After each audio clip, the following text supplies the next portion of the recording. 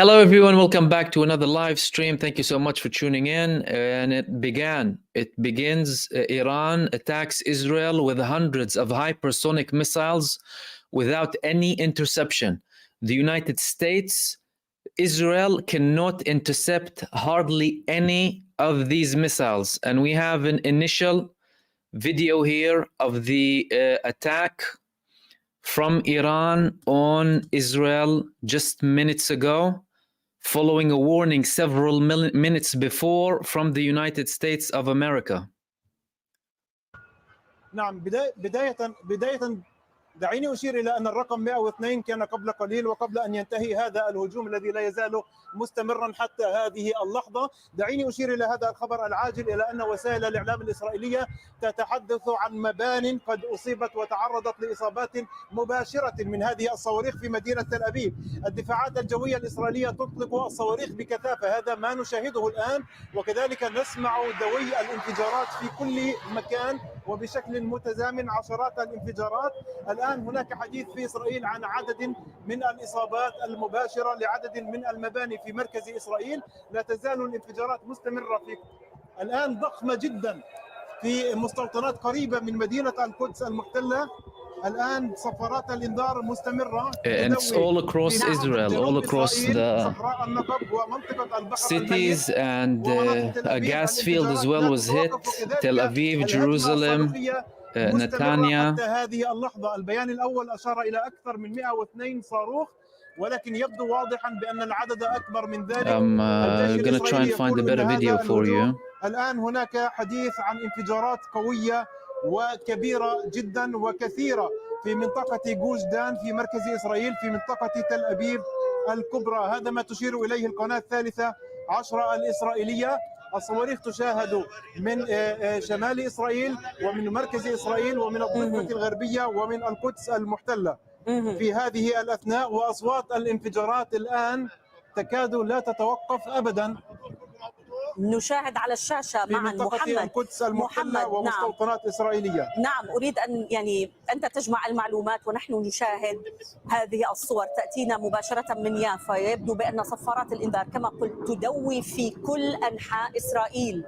الإجراءات الآن كما نشاهدها في يافا، وكان هناك عملية في يافا. يبدو بأن الجميع هو يحتمي، الجميع يلتجئ، ونشاهد الصور من تل أبيب لسقوط أيضا عشرات الصواريخ من نتانيا وإطلاقات للدفاعات الصاروخية. يبدو بأن هناك صاروخ في الهواء، ومن إيلات أيضا. كل ذلك يأتي خلال هذه الساعة التي شهدت فيها أيضا تل أبيب في منطقة يافا تحديدا سيارات الإسعاف التي نشاهدها. هذه كانت من أجل Okay, let me share another video with you as well. So let me just brief you on exactly what's happening so far. Let me just shut this for a bit.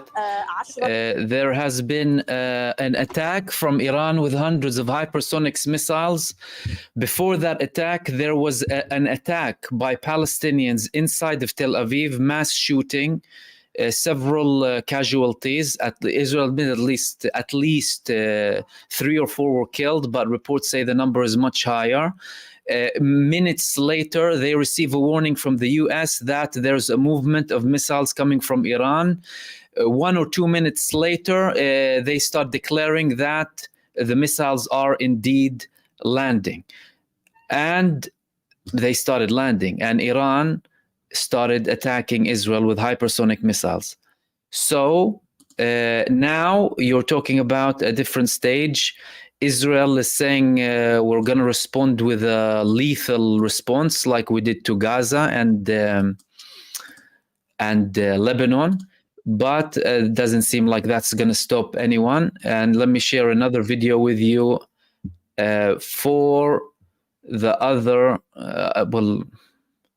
kind of other angles of the attack.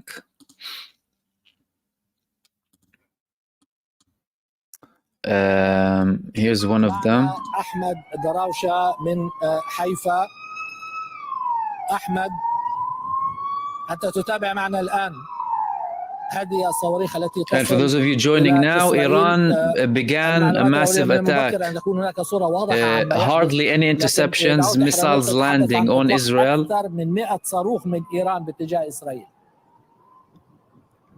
Hypersonics, at least 120 أكثر من 100 صاروخ، عن 100 صاروخ وصاروخين أطلقا من إيران خلال الدقائق الأخيرة في طريقهما إلى إسرائيل. نرى الآن عشرات الصواريخ، لا نعرف إن كانت صواريخ إيرانية أو صواريخ and they're not being intercepted, most of them. الصواريخ نرى من فوقنا الآن في مدينة حيفا تتجه باتجاه الجنوب. Look at that. Look at the number. ضخمة. And this is Hezbollah. Looks like they're attacking simultaneously. These are from the north. الآن اعتراض صاروخ على ما يبدو. لقينا صاروخا يتفجر في الهواء. ترى خالد كيف تتفجر الصواريخ؟ يبدو أنه يجري اعتراضها. صافرات الإنذار دوت في مختلف البلاد، في مئات المواقع في البلاد خلال الدقائق الأخيرة. No. Anyone saying Western mainstream media is like listening to someone worse than Satan.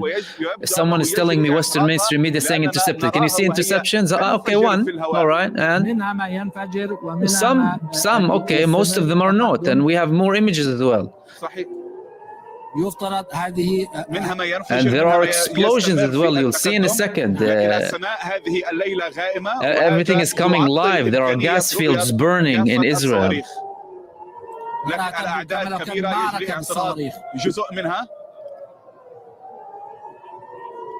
السماء عامرة بالصواريخ، عشرات الصواريخ، لا يمكن تمييز ما هو اعتراضي منها وما هو صاروخ إيراني. جزء يجري اعتراضه وجزء آخر يستمر باتجاه مناطق These are some of the landings. وصافرات الإنذار لا تزال مستمرة وتدوي في مئات المواقع في إسرائيل وليس في عشرات المواقع. تقريبا صافرات الإنذار تدوي في كل البلاد، تحديدا في منطقة المركز، تحديدا في منطقة القدس. Let's repeat that for 1 second. في مئات المواقع في إسرائيل. The US did not take anything down. Look at this. And Israel, look, that's landing in Tel Aviv. Look at that. Look at that. Look at that. Look at that. All of these are Iranian missiles directly from Iran. Look at that. It's raining missiles, hypersonic missiles on Israel from Iran directly. دفعة جديدة من الصواريخ نراها الآن في سماء تل أبيب، في سماء حيفا، وتتجه باتجاه الجنوب. وصافرات الإنذار لا تزال تدوي في مئات المواقع في إسرائيل. تقديرات إسرائيلية بأن عدد الصواريخ هو كبير. الآن نيويورك تايمز تتحدث عن 120 صاروخا أطلقت من إيران باتجاه إسرائيل. هذه المرة الصواريخ أسرع. لم تتمكن إسرائيل، الجبهة الداخلية في إسرائيل، من إبلاغ الإسرائيليين بلحظة بدء الهجوم. ما أن انطلقت الصواريخ حتى وصلت إلى إسرائيل، لأن إيران استخدمت صواريخ سريعة يبدو أنها صواريخ فرد. Okay, let me share another video with you here. I have several videos to share with you. And one of them is from the launching from Iran. We had people sharing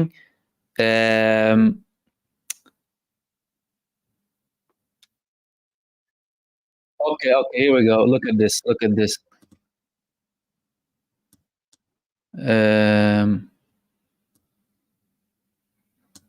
Just 1 second.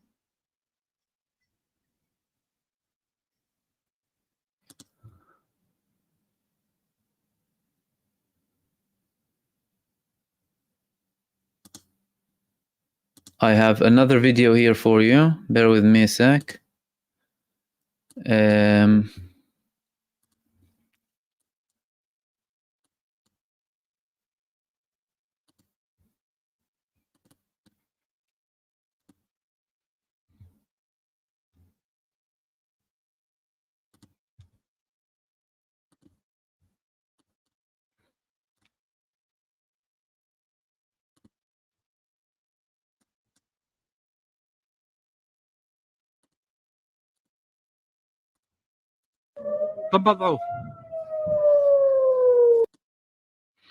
So 1 second.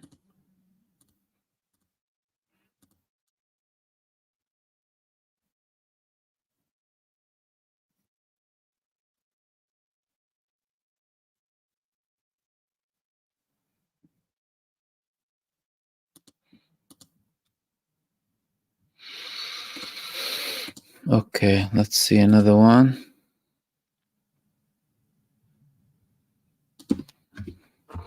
There have been confirmed, some people recorded the launches from Iran, and here we go. This is the one that I wanted to share with you. The hypersonics being launched from Iran.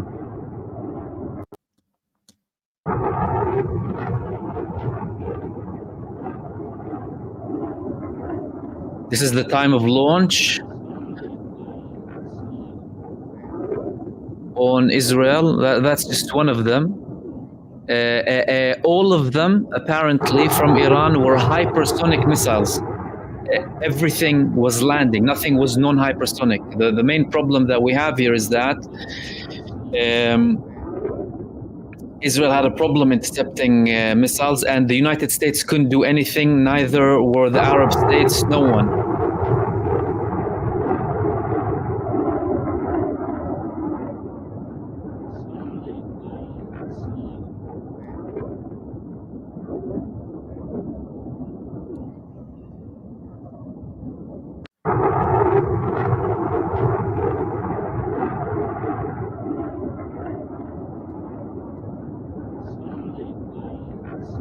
And I'm gonna try and find another video for you here, and we'll go through the live videos too.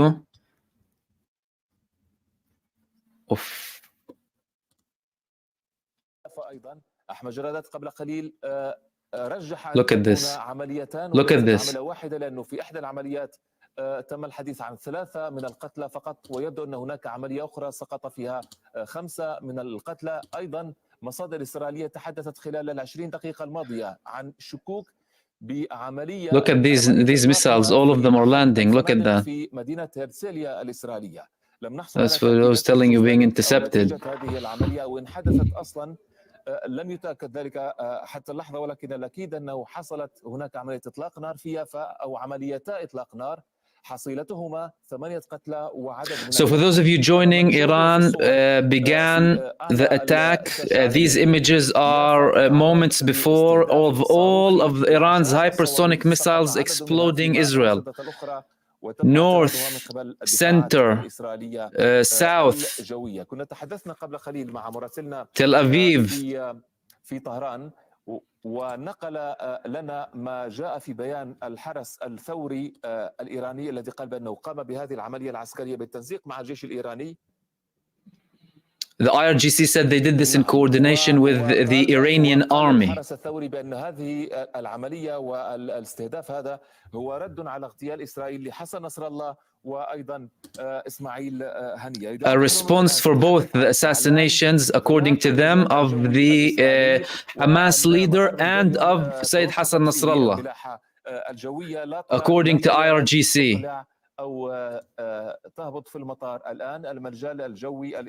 So we have a very quick response coming from Iran. I mean, we were talking about the potential of, things taking time, but what's interesting about what's happening, ladies and gentlemen, is the fact that this attack came extremely quick, and the United States hardly gave Israel any notice. I was literally looking at the news 5 minutes after the US said we are noticing a movement of missiles, a shift, a deployment. The missiles started bombarding Israel. So clearly you're talking about ultra hypersonic missiles that they're landing on Israel.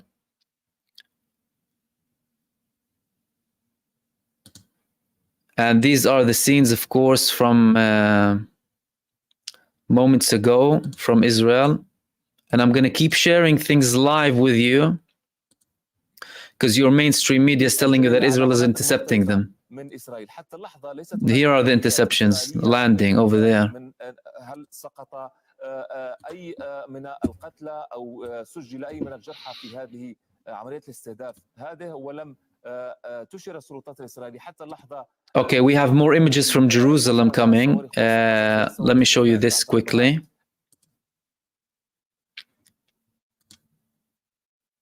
These are coming from Jerusalem.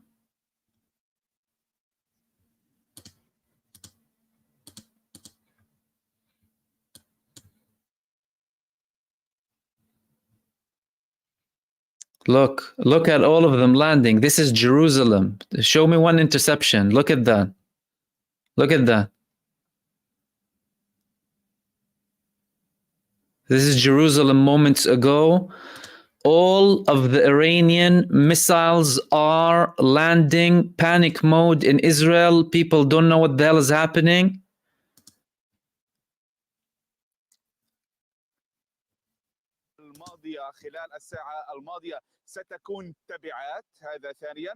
Here's the trash can talking, Hagari, the compulsive liar.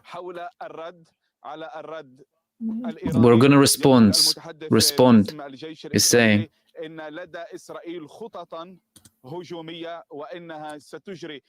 Israel has attack plans, according to him. And he's trying to reassure people. يقول المتحدث باسم الجيش الإسرائيلي إن إسرائيل في معركة متعددة الجبهات. It's a multi-front attack, he's saying. الصاروخ كان أوسع من ناحية الصواريخ من الهجوم السابق وإنه بناء عليه جرى بناء المنظومة الدفاعية. Well, he's saying that the defense mechanisms and defense systems were built upon intercepting such an attack. We're not seeing anything. They will continue to defend the people. We're seeing your defense. Clearly, you have no answer to the hypersonic missiles coming from Iran. And the US couldn't do anything as well.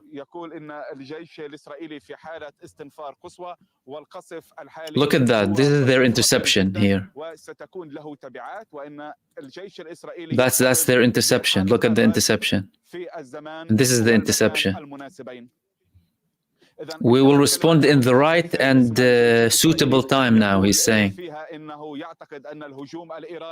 Look at that. This is South Israel. So Iran attacked all parts of Israel. Look at that. Look at these landings. And the IRGC said, they said that these are massive explosions. Israel is on highest alert to attack and defend. بحق الرد في الزمان والمكان المناسبين وأنها ستجري خلال الفترة المقبلة مشاورات أمنية وبناء على هذه المشاورات سيتقرر على الهجوم الإيراني. And this is Tel Aviv here, by the way. And this is the scene. سترد على هذا الهجوم الإيراني لكنه لم يحدد متى ولم يحدد كيف وتهرب سؤال هل إسرائيل قادرة على شن هجوم داخل الأراضي. And he was asked if Israel is able to carry out an attack inside Iran, and he did not continue responding to questions. Look at this. And by the way, for those of you joining, this is Tel Aviv, Yafo area, because moments before the beginning of Iran's attack, Palestinian fighters were in Tel Aviv, and they killed and wounded dozens of people with gunshots. And immediately after that, we started to have the Iranian attack coming from all across, really, going on down on multiple parts of Israel. We previously showed some of the... okay, let me show you another video here.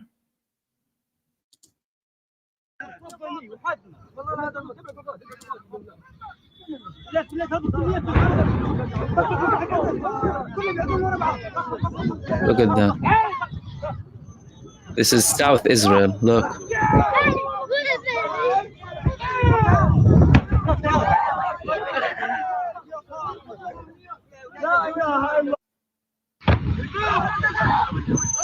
This is South Israel. All of the missiles are landing. Okay.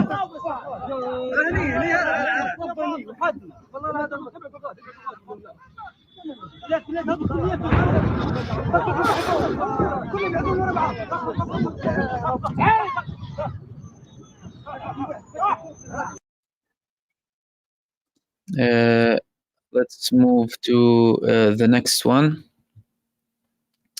This is again live coverage from South Israel again. Apparently this is Nevatim base, but we had also civilian locations. Apparently explosions next to Tel Aviv University.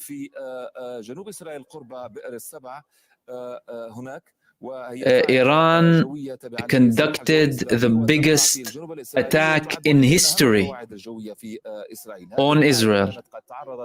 And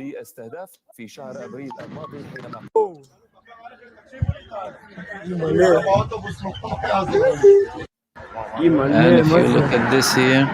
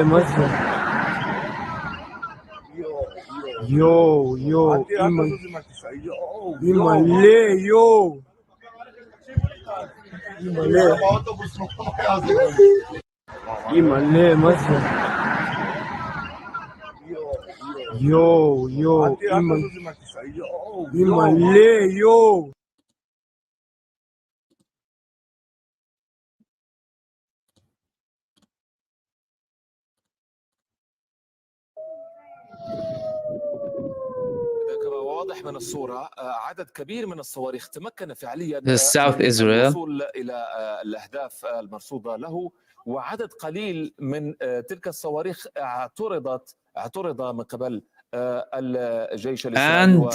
And this is a very okay. الإسرائيلية كل ما نشاهده الآن في هذا. This is what I'm going to show you, a very important video here, and this is Israel's gas platforms off the shores of Haifa have been attacked by Iran as well, and they are in flames.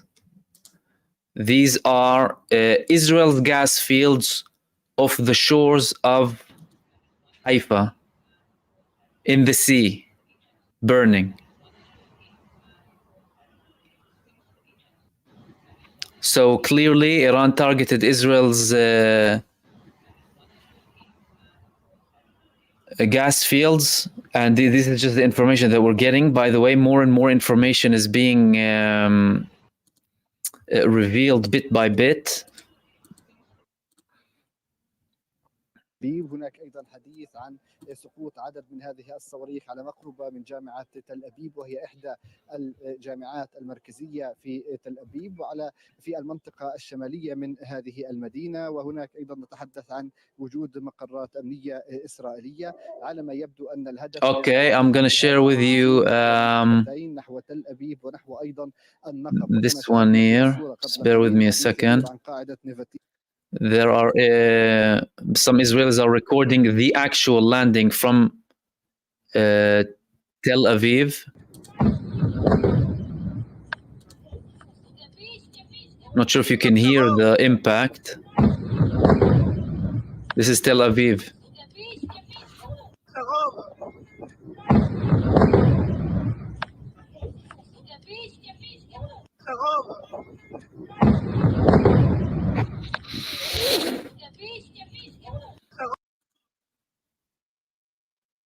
الماضي، ولكن على ما يبدو أن عددا من هذه الصواريخ سقط بالفعل في داخل مواقع عسكرية إسرائيلية. إلى الآن لم تنشر إسرائيل أي بيان رسمي يتحدث فيها عن تفاصيل المناطق التي سقطت فيها الصواريخ. وأيضا يتم تداول إسرائيليا مقطع فيديو لسقوط عدد من الصواريخ. More videos are coming through here. I'm not sure if I shared this one already.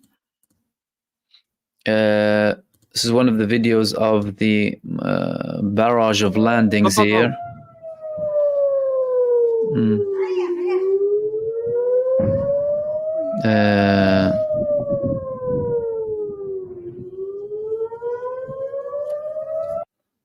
تفضلوا.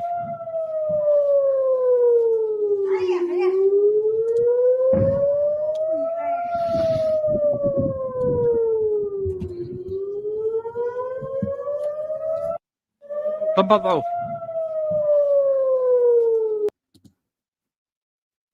من إطلاق النار نحو محطة القطار، ومن ثم انتقلا إلى مكان آخر قبل أن تقول الشرطة الإسرائيلية بأنها قامت بتصفية المنفذين دون إعطاء تفاصيل إضافية. Israel is now admitting, by the way, that Israel is admitting that in the previous attack that happened by Palestinians before the Iranian attack began, and it looked like they were simultaneous, 8 Israelis have been killed. Israel admitted that 8 have been killed so far. So we're talking about an increase in the number of casualties. Israel declares the complete closure of its airspace. And everything's shut.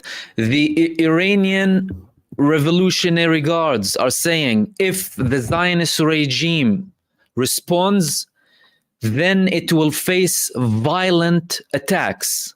Again, the IRGC, this is a response for the assassination of the martyr Ismail Haniyeh and the martyr Sayyid Hassan Nasrallah and the martyr Brigadier General Abbas Nilforoshian. We attacked the center of the occupied territories. And if Israel responds to this attack, we will attack them violently. So if this is not violently to Iran, we don't know what's violently. This is an unprecedented attack that is really unseen before. Unseen.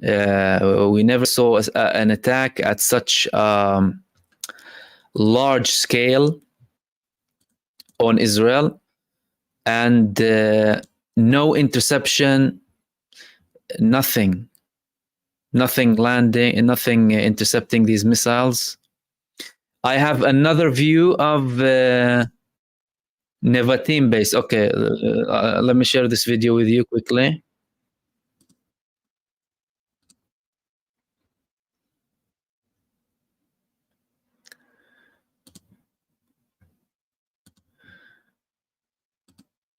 This here.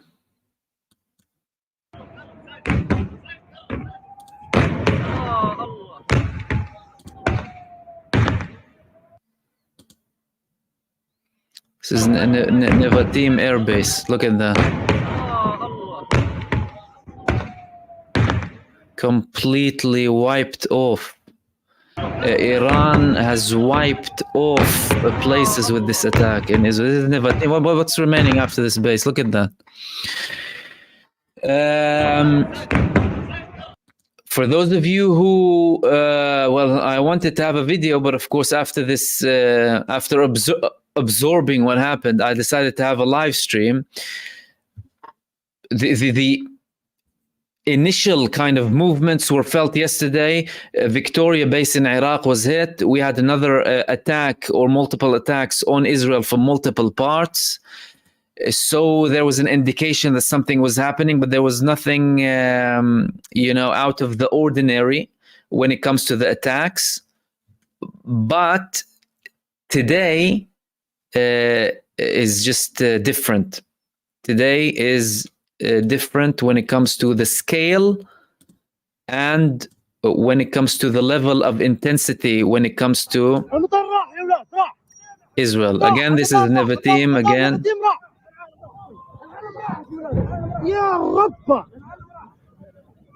Look at that. يا اولاد مطربت امراه يا ربه يا الله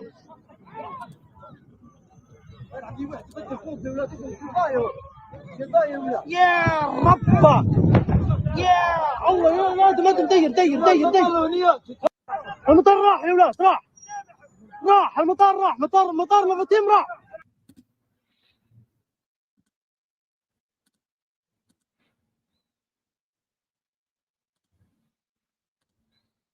لأول مرة الآن وصلتنا للتو. واضح أنه عشرات الصواريخ أستطيع أن أقول التي وصلت إلى الأرض وانفجرت. نشاهد الواحد تلو آخر يسقط، يعني أكثر من 10 أو 12 صاروخا أو أكثر حتى من ذلك. صواريخ عديدة تتساقط تباعا في يافا، وحتى المتحدثون الذين ربما هم صوروا المقطع يتحدثون عن أحد المطارات هناك ربما استهدف، على الأقل هذا ما يتوقعوه في كلامهم. إذا صور وصلتنا للتو، عشرات الصواريخ في تلك الموجة من القصف الإيراني بصواريخ عديدة. تحدثت إسرائيل عن أكثر من 200 صاروخ تم استخدامها في هذه الهجمة الصاروخية. ما نشاهده الآن هو صور من مدينة يافا بالقرب من تل أبيب لسقوط عشرات الصواريخ على الأراضي هناك في يافا. طبعا هذا كله يتزامن مع استهداف مناطق أخرى في إسرائيل. تل أبيب تعرضت مناطق مختلفة فيها للقصف. أحمد دراوشة زميلنا قبل قليل مراسلنا تحدث أنه أيضا النقب، وأحمد جرادات أيضا أكد ذلك، النقب، منطقة النقب أيضا تعرضت للقصف. أحمد دراوشة في حيفا أكد لنا أنه حيفا أيضا سمعت فيها صفارات الإنذار، مما يعني أنها تعرضت لمحاولة قصف أو حدث قصف هناك. أصبع الجليل والجليل الأعلى أيضا رصد فيه سقوط صواريخ أو استهدافه من قبل الصواريخ الإيرانية. إذن موجتا القصف الإيراني على إسرائيل طاولت مناطق مختلفة من إسرائيل، والصور تؤكد أن عددا كبيرا من هذه الصواريخ قد سقط بالفعل ولم ترصده وتعترضه الدفاعات ومنظومات الدفاع الصاروخي الإسرائيلية. فيها وآلياتها. دوت صفارات الإنذار في المطلة نحو 20 مرة منذ منتصف الليلة الماضية، وهذا دليل على أن هنالك استهداف من لبنان من المقاومة. Let's see if we have more images coming of people sharing stuff. Although to be fair, this couldn't be hidden. اندلاع حرائق وصواريخ أطلقت من لبنان باتجاه مواقع استخباراتية وعسكرية في مزارع شبعة اللبنانية المحتلة. وبالتالي الذي شهدناه هنا على هذه الحدود العمليات اليومية نعم، لكن واضح أن المقاومة في لبنان وحزب الله يستهدف أيضا القوات المتحشدة والآليات الموجودة في إطار هذه العملية البرية التي تدعي. I wanted to share something with you which is interesting here. لتدمير أو تستهدف إلى تدمير البنى التحتية التي تزعم بأنها. And thank you by the way for everyone sending super. Sorry if I'm unable to see all of them. Just checking وأن هذا الاستهداف وهذه العملية what we have here in terms of updates لسكان الشمال وتدمير البنى التحتية وإبطال سيناريو أو احتمال. So some people were bad-mouthing Iran all the way, right? And now we have apology forms on social media. People are publishing Islamic Republic of Iran apology form to Sayyid Ali Khamenei. From date, you write your name and date. Reason for behavior: media convinced me he was a weak leader. I overlooked how he defeated America and Israel-backed Salafis. I didn't know that Iran beat Saddam with old weapons just after the revolution when the world powers backed him. I was skeptical of Sayyid. Geopolitics and history are too much for my low IQ. Mercury was in retrograde. I will hereby start respecting Islamic Republic of Iran and will never make fun of its leader, Sayyid Ali Khamenei, again. Your apology needs to be as loud as your disrespect was. I think many people owe Iran an apology now. And we were speaking about this bad-mouthing people trying to undermine, but This man is called Hussein Makki, who posted this on X, an apology form. If any of you were also doubting Iran, I suggest you go to X, fill up the apology form, and please send it to the Supreme Leader of Iran, in case any of you had the audacity or whatever to criticize them. And now it's a theater. They sold the resistance. They traded the traitors. They sold us. Clearly, now we're seeing what's happening.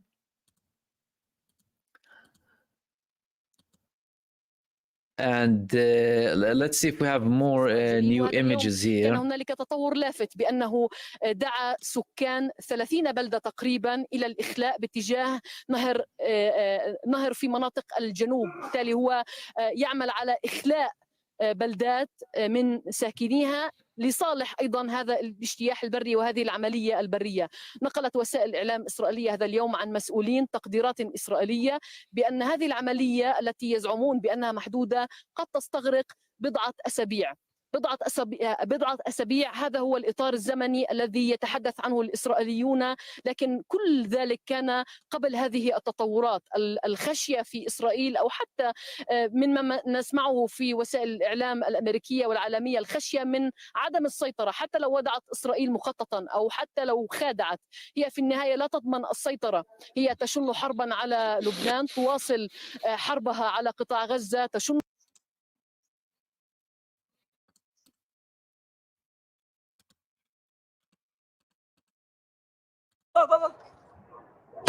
مطار. دخل لا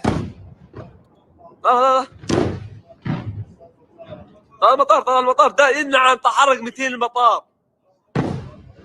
يا رب الله، يا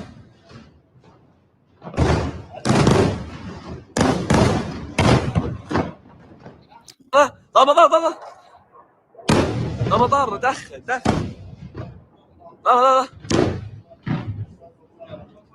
لا المطار ده يمنع عن تحرك 200 المطار. يا رب الله، يا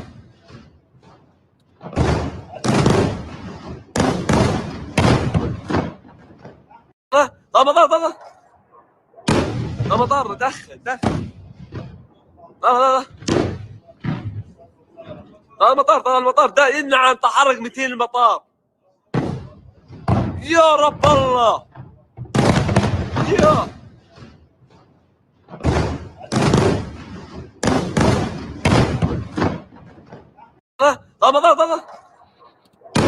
مطار. دخل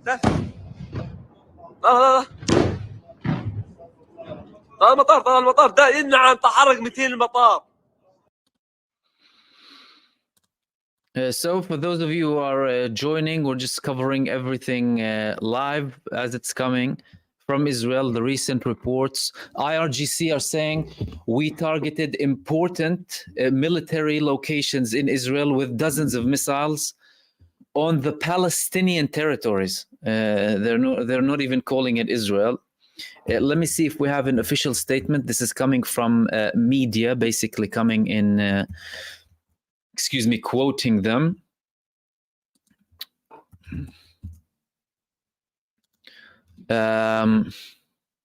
Yes, it's the IRGC who actually launched the missiles. Iran's IRGC, that's officially from Iran, said that it has started hitting important military targets with dozens of missiles. Previously, the Israeli army claimed that Iran had begun launching missiles at occupied Palestine. They're calling it occupied Palestine. And video footages from different cities across Iran, like capital Tehran, show a barrage of missiles were fired against the Zionist entity. Tehran, Isfahan, Tabriz, Shiraz, Khurramabad, Arak, etc. across Iran have witnessed missile launches in the sky. In a statement, the IRGC said moments ago that the missile attack was a retaliation for different assassinations carried out by the Zionist enemy and the crimes in Palestine and in Lebanon. In response to the martyrdom of Ismail Haniyeh, Hassan Nasrallah, and IRGC commander Abbas Nil Furushan, we targeted the heart of the occupied territories, the IRGC said in a statement. Iran's IRGC warned the Israeli regime of more severe Iranian retaliation in case it responds to the attack. Quote, the great Islamic nation of the noble and martyr-loving nation of Iran, moments before and after a period of self-restraint against the violation of sovereignty of the Islamic Republic of Iran and the assassination of Dr. Ismail Haniyeh by the Zionist regime, and against the country's right to legitimate self-defense against the United Nations Charter and intensification of the evils of regime with the support of the United States in the massacre in Lebanon and Gaza, and the martyrdom of the great Mujahid, the leader of the axis of resistance, and the proud Secretary General of Hezbollah, Sayyid Hassan Nasrallah, and the martyrdom of commander and advisor of IRGC in Lebanon, IRGC Major General Abbas Nil Furushan. The IRGC Air Force launched dozens of ballistic missiles to target important military and security targets in the heart of the occupied territories, the details of which will be recalled later, end quote. The statement said, it is noted that this operation was carried out with the approval of the Supreme National Security Council and notification of the General Staff of Armed Forces and the support of the Islamic Republic of Iran Army and the Ministry of Defense. Quote, it is being warned that if the Zionist regime reacts militarily to this operation, which is in accordance with the legal rights of the country and international laws, it will face further crushing and destructive attacks, end quote. This is the statement from the IRGC, the full statement coming from the IRGC. So the main headlines confirming its retaliation against the massacres in Palestine and Lebanon, a direct retaliation against the assassination of Ismail Haniyeh and Sayyid Hassan Nasrallah, and it's in accordance with international law. If Israel responds, it will face a crushing defeat. Israel, in the meantime, they're saying we're going to respond. I mean, some ministers in the Netanyahu government, they're saying we're going to give them a lethal blow. However, Daniel Hagari, the spokesperson, he was a little bit more, he was a bit more reserved when it comes to some of the quotes he was trying to say. He's saying we're going to have, talks. He seemed a bit scared.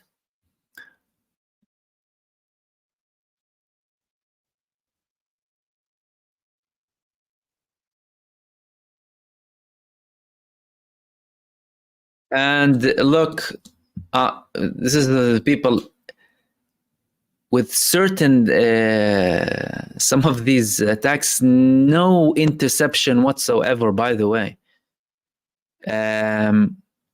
So if you look at this here,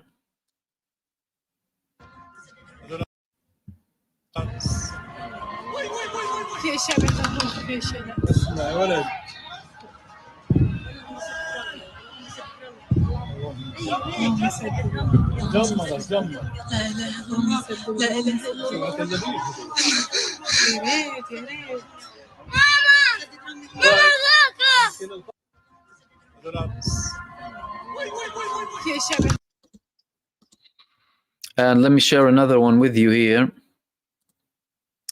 More and more people are sharing more videos, and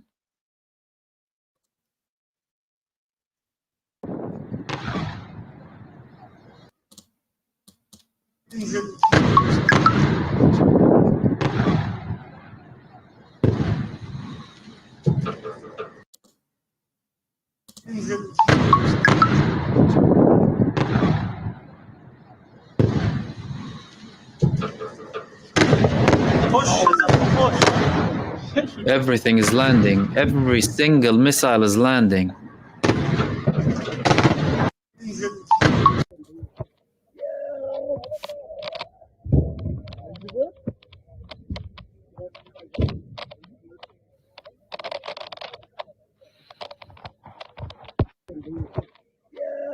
يملي مثلا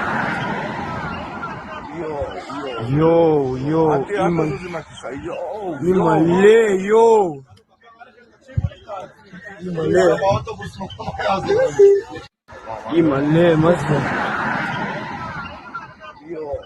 يو يملي مثلا يو يملي يو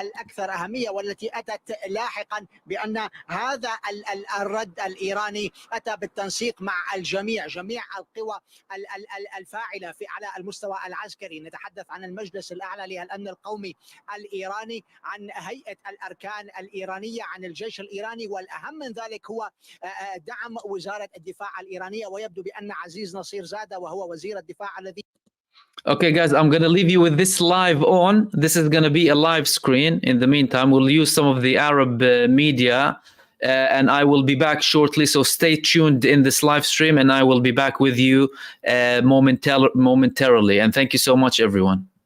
Don't go anywhere.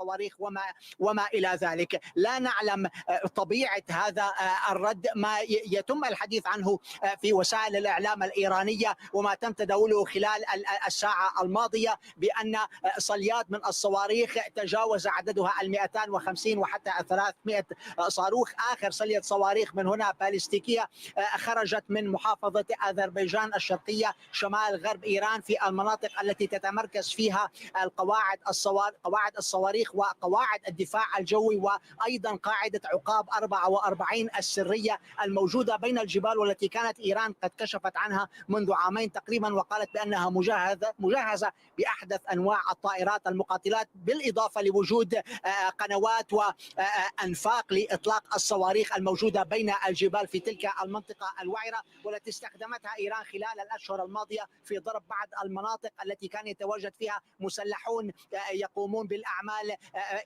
أو النفوذ إلى داخل الأراضي الإيرانية للقيام بأعمال مختلفة في المناطق.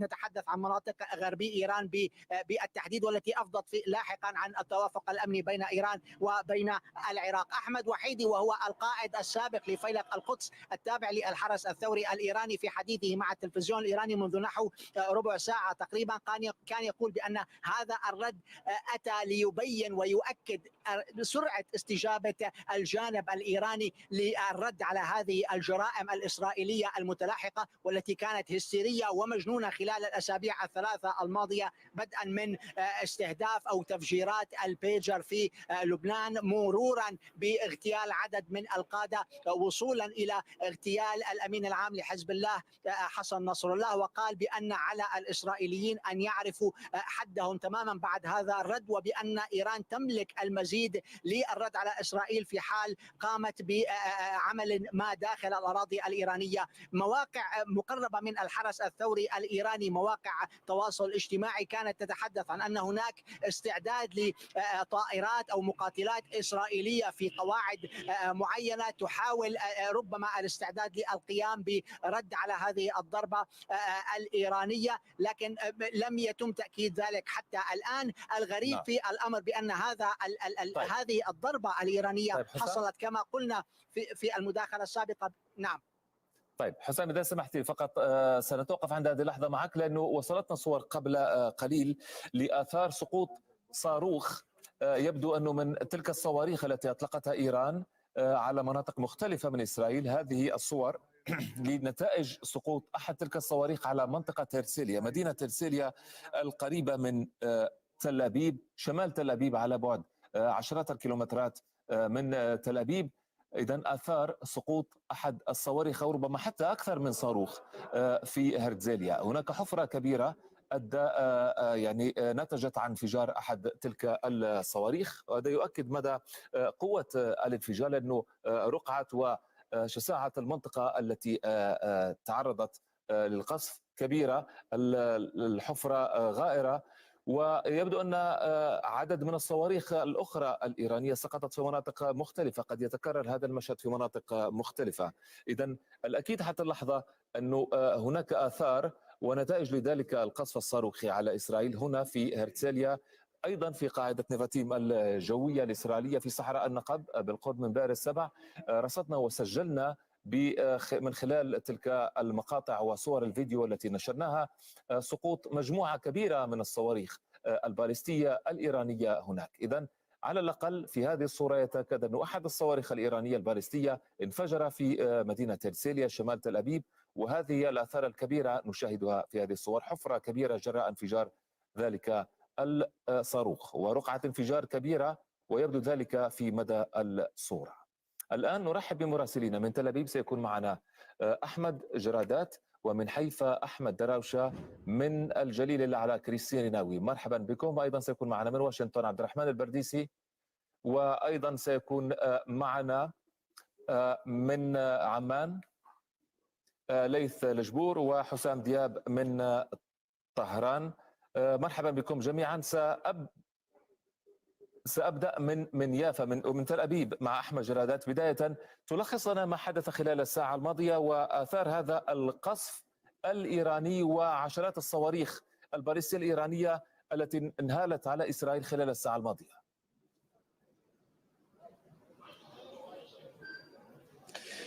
نعم، تركيز الهجوم الإيراني على ما يبدو كان موجها نحو تل أبيب ونحو النقب. في تل أبيب وفي يافا سمعنا انفجار أو 10 انفجارات على الأقل بعد سقوط هذه الصواريخ. شاهدنا صواريخ وهي متجهة إلى الأرض بعد فشل منظومة الدفاعات الجوية الإسرائيلية في اعتراضها، وعادة منظومة حيتس 3 هي المسؤولة عن اعتراض الصواريخ البالستية، إضافة إلى الحديث عن انفجار أو سقوط صاروخ أحد الصواريخ سقط في منطقة جليلوت في هرتسيليا. وفي هذه المنطقة تقع مقرات أمنية إسرائيلية. كان حزب الله قد أعلن صباح هذا اليوم أو ظهر هذا اليوم عن استهداف هذه المنطقة واستهداف مقر جهاز الموساد الإسرائيلي، ولكن من الصور الأولية التي تظهر من ذلك المكان هناك حفرة عميقة بسبب انفجار هذا الصاروخ، إضافة إلى الصواريخ التي سقطت في منطقة النقب تحديدا على مقربة من قاعدة عسكرية إسرائيلية وفقا لما هو متداول. إلى الآن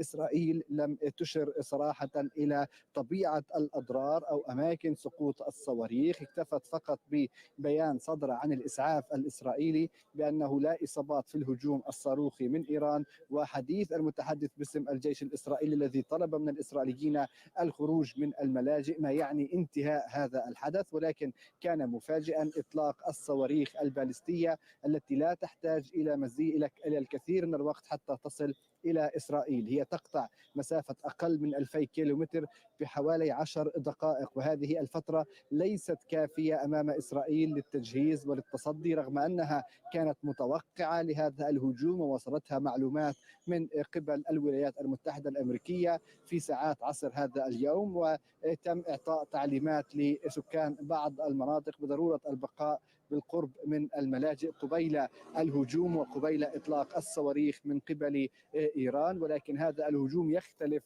عن الهجوم الذي كان في أبريل نيسان الماضي من ناحية عدم إطلاق مسيرات، وهي التي سمحت لإسرائيل للاستعداد لهذا الهجوم كونها بحاجة للوصول ما بين 7 وحتى 10 ساعات. أيضا عدم يعني لم نشاهد هذا المشهد، مشهد انتظار الصواريخ وانتظار المسيرات الذي استمر لساعات. كان هجوما مفاجئا سريعا، خلال دقائق وصلت هذه الصواريخ وسمعنا أصوات الانفجارات في تل أبيب ويافا. نرجح بسقوط 10 قذائف صاروخية، هذا بناء على الأصوات التي سمعناها لهذه الصواريخ، كون أن منظومة حيتس عادة ما تعترض الصواريخ خارج الغلاف الجوي، فعادة لا يسمع صوت الاعتراض على عكس القبة الحديدية المخصصة لاعتراض الصواريخ قصيرة المدى. الأصوات التي كنا نسمعها هي أصوات لسقوط هذه الصواريخ. هناك تقديرات بسقوط في هرتسيليا، تقديرات بسقوط أيضا صواريخ في منطقة المركز وهي المنطقة تل أبيب الكبرى. هناك أضرار لأحد المطاعم بحسب معلومات أولية بفعل سقوط شظايا أو ربما سقوط صاروخ على مقربة من هذا المطعم، وعليه نتحدث عن أضرار وعن سقوط لهذه الصواريخ. بخصوص قاعدة نفاتيم في بئر السبع، هذه ثاني مرة تستهدفها إيران. في نيسان الماضي استهدفتها، واستعرض المتحدث باسم الجيش الإسرائيلي صورا قال بأنها صورة لحفرة صغيرة في مدرج الطائرات ولم تؤثر على عمل هذه القاعدة. هذه إحدى القواعد المركزية التابعة لسلاح الجو الإسرائيلي، وهي أيضا من القواعد التي تتواجد فيها طائرة جناح صهيون، وهي الطائرة المخصصة لرئيس الوزراء الإسرائيلي والذي غادر عليها إلى الولايات المتحدة إلى نيويورك، وهدد إيران من الأمم المتحدة بالرد وبمنع حصولها على السلاح النووي. وكان خطاب فيه تهديد ووعيد حتى قبل اغتيال الأمين العام لحزب الله حسن نصر الله. في الهجوم في نيسان الماضي نقلت إسرائيل هذه الطائرة قبل ساعات قليلة من تنفيذ الهجوم الإيراني. الآن المشهد هو مشهد انتظار وترقب للتهديدات الإسرائيلية وطبيعة الرد الذي تهدد بتنفيذه. شكرا لك أحمد جرادات من تل أبيب. نرحب أيضا بمحمد شبارو زميلنا مراسلنا في بيروت الذي انضم إلى شبكة مراسلين، ولكن سنتوجه مباشرة إلى حيفا وأحمد دراوشة هناك. أحمد، حيفا كانت أيضا في مدى الصواريخ البالستية الإيرانية وسمع دوي صفارات الإنذار هناك كثيرا في حيفا. بدر، أشير بداية إلى أننا ننتظر أمرين. الأمر الأول هو إعلان الجيش الإسرائيلي عن نتائج هذا الهجوم، خصوصا مقاطع الفيديو التي تنتشر بشكل واسع جدا، ليس مقطع فيديو ولا مقطعين، إنما أكثر من مناطق مختلفة من زوايا مختلفة تشير أو يشير من يتحدث فيها إلى تعرض قاعدة نفاتيم العسكرية إلى رشقات صاروخية إلى عدد كبير نسبيا من الصواريخ. حتى الآن لم يعلق الجيش الإسرائيلي على هذا الأمر، وننتظر على المدى الأبعد رد الجيش الإسرائيلي على هذا الهجوم، خصوصا أن المتحدث باسم الجيش الإسرائيلي أكد أن هناك تبعات لهذا الهجوم الإيراني. واستبقت إسرائيل هذا الرد بالتسريب إلى وسائل إعلام إسرائيلية أنها مررت رسائل إلى إيران عبر دول غربية تشير إلى أنها سترد على أي هجوم إيراني باستهداف منشآت استراتيجية داخل الأراضي الإيرانية، منها منشآت نفطية ومنها كذلك منشآت نووية. بالتالي على المدى القصير وعلى المدى الأبعد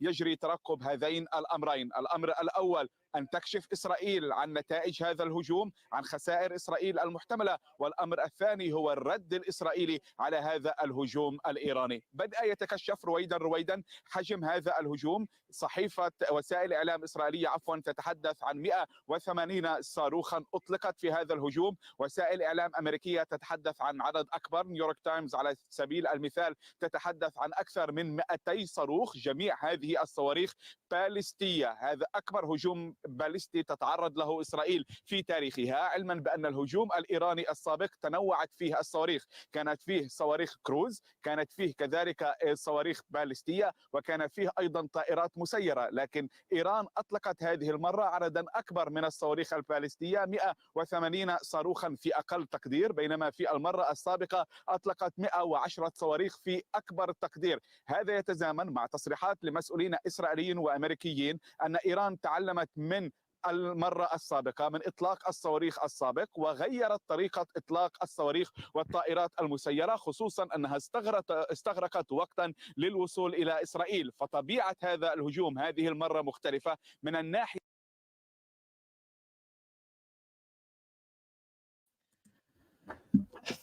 Thank you for waiting, guys. I'm back here. And we'll continue updating you with what's happening. Clearly here we have images of some of the impacts in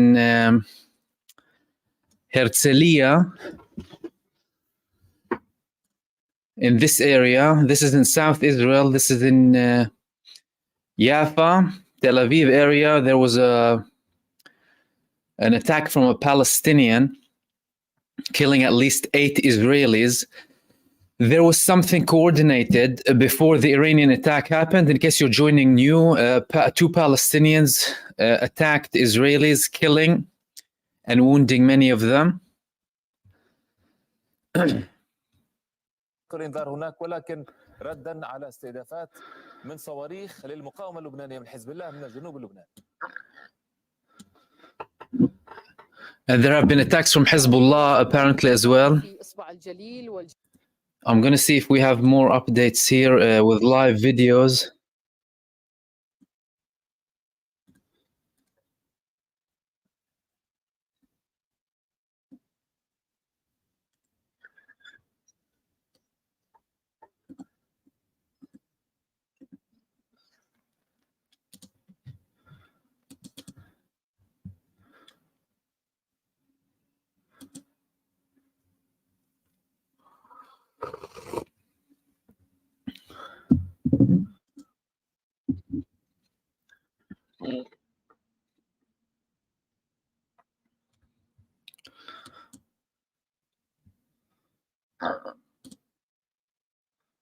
Some of the Gazans are celebrating.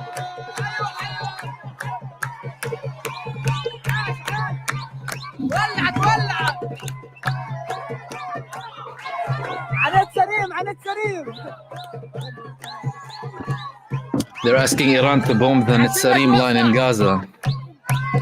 The guy's called Aboudi.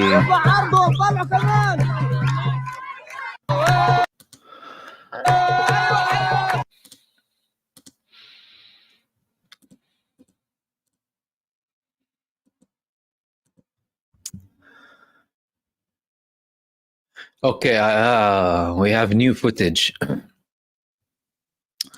Okay, we have new footage of the impacts. Here we go.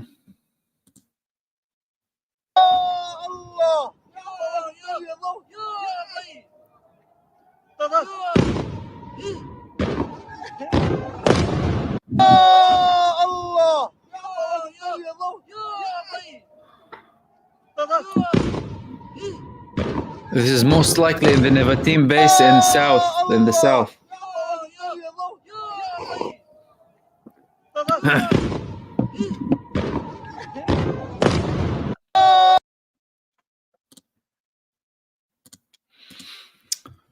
And let's see what else the Israelis are saying now. If you have any statements. A declaration of war, they're saying. Iran attacks and hundreds of missiles in Israel decided they will respond. Israel decided it will respond. A declaration of war. That's what Ma'ariv are saying. 181 missiles have been launched tonight, Tuesday, on Israel, from Iran towards Israel, following heavy warnings that were heard during the day. Well, they're saying heavy warnings during the day. We heard the Americans warning them like 5-10 minutes before. And then after that, we had the two Palestinians carrying out this attack in Tel Aviv. And after that, the Iranian attack started, and it was like a matter of a few minutes. Like Israel said, the attack started from Iran. Moments later, the missiles have landed. So you're talking about a very quick response, very quick missiles. At least Mach 10 or 12, no less quick than the Yemeni missiles.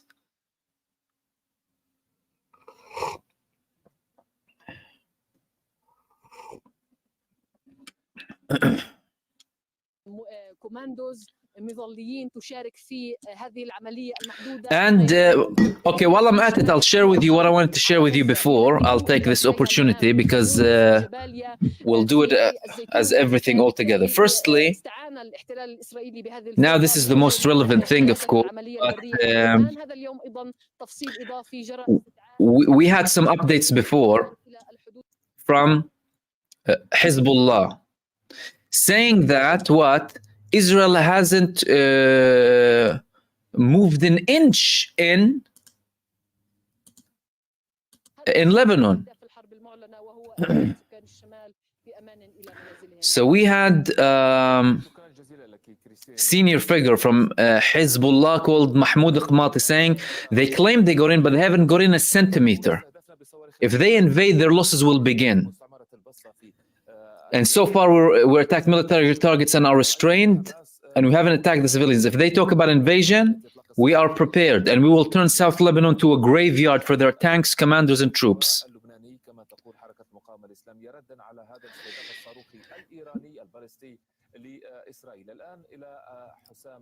We also had a confirmation that Hezbollah launched 32 Katyusha missiles at the soldier gatherings preparing to invade Lebanon with direct hits. And before the Iranian attack, Hezbollah attacked the Galilot base with Fadi 4 missiles. And this base that includes the Mossad HQ, Amman, and 8,200 unit in the Tel Aviv outskirts. Look at this crater here. This is from the Iranian missile.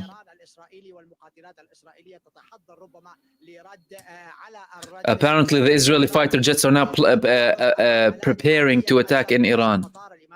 بحسب المدير التنفيذي للمطار لن يتم السماح لأي طائرة بالإقلاع، والطائرات التي سيتم القلق أو التي يشعر من خلالها إدارة المطار بالقلق تجاهها سيتم إعادتها للمبدأ أي للمطار ذاته. هذا المطار بطبيعة الحال محاط بأنظمة دفاع جوي مهمة، وهو موجود في موقع حساس جدا بالنسبة لطهران، ومحاط كما قلنا بأنظمة دفاع جوي وبقواعد أيضا. لا أحد يعلم أين توجد هذه القواعد بالتحديد، ولكن خلال رحلاتنا وتجولنا هنا في طهران عندما كنا نمر بالقرب من المطار كنا نجد تواجد عسكري بأشكال مختلفة بين الحين والآخر. يبدو بأن إيران تتحضر لعمل ما من قبل الجانب الإسرائيلي، لكن وبحسب البيان أتى بأن أي رد إسرائيلي على هذا. Okay, we have some images of Palestinians from the West Bank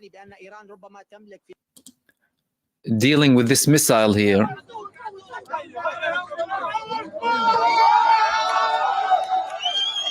This is in the West Bank.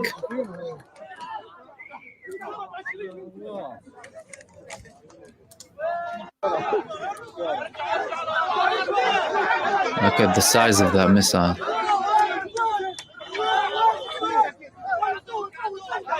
Yeah, this is in the West Bank.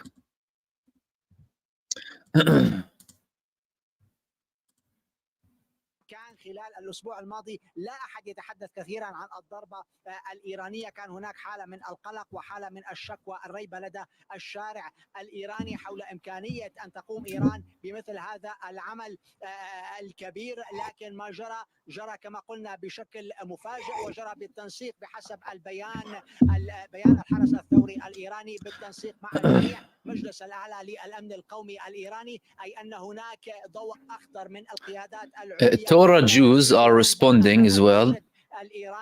This is what they said.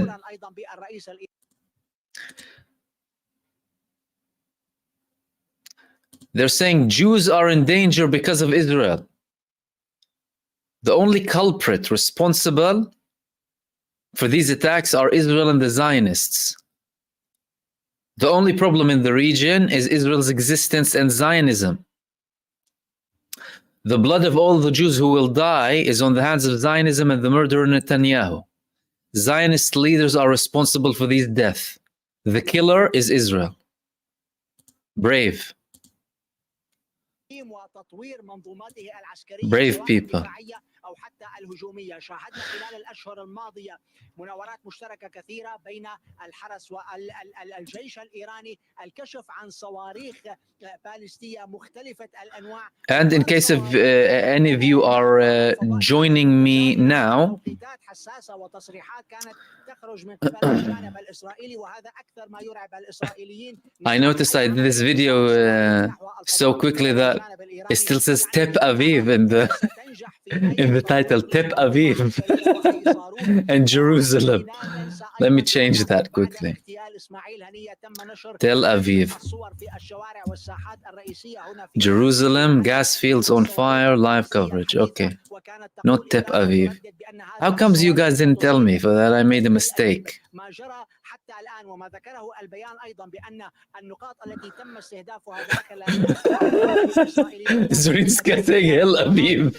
Zrinka. نقاط أمنية واستخباراتية. لا نعلم حتى الآن طبيعة هذا الرد الإيراني، ما الذي قام به على الأرض بطبيعة الحال، حجم التخريب وحجم الدمار الذي حققه في هذه النقاط التي تم استهدافها. لكن البيان كان Let's see some of your comments here so you can be in the live with me as well.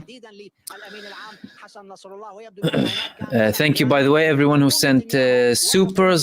Let me thank you live. I'm sorry if I'm unable to highlight your comment now because we're way in, but I can see it from the original video. Great True 204 and Mary Fuller. More Judgment and Tlakali, welcome to membership. Isa Al-Kubi, Daniela Modis Cutter, Bibi Baby, Sean Hurl, La Mayoria Global, Abdullahi Gutali, Stephen Burrows. Stephen Burrows saying after a terrible 2 weeks, this is heartening. This is heartening. One should never cheerlead for war, but this is just Viva la Resistance. Be a Man and Marvin Vergus and Hanan Y. You're welcome. He said thank you. And the Virus 455 and Ralph HUW. Thank you all.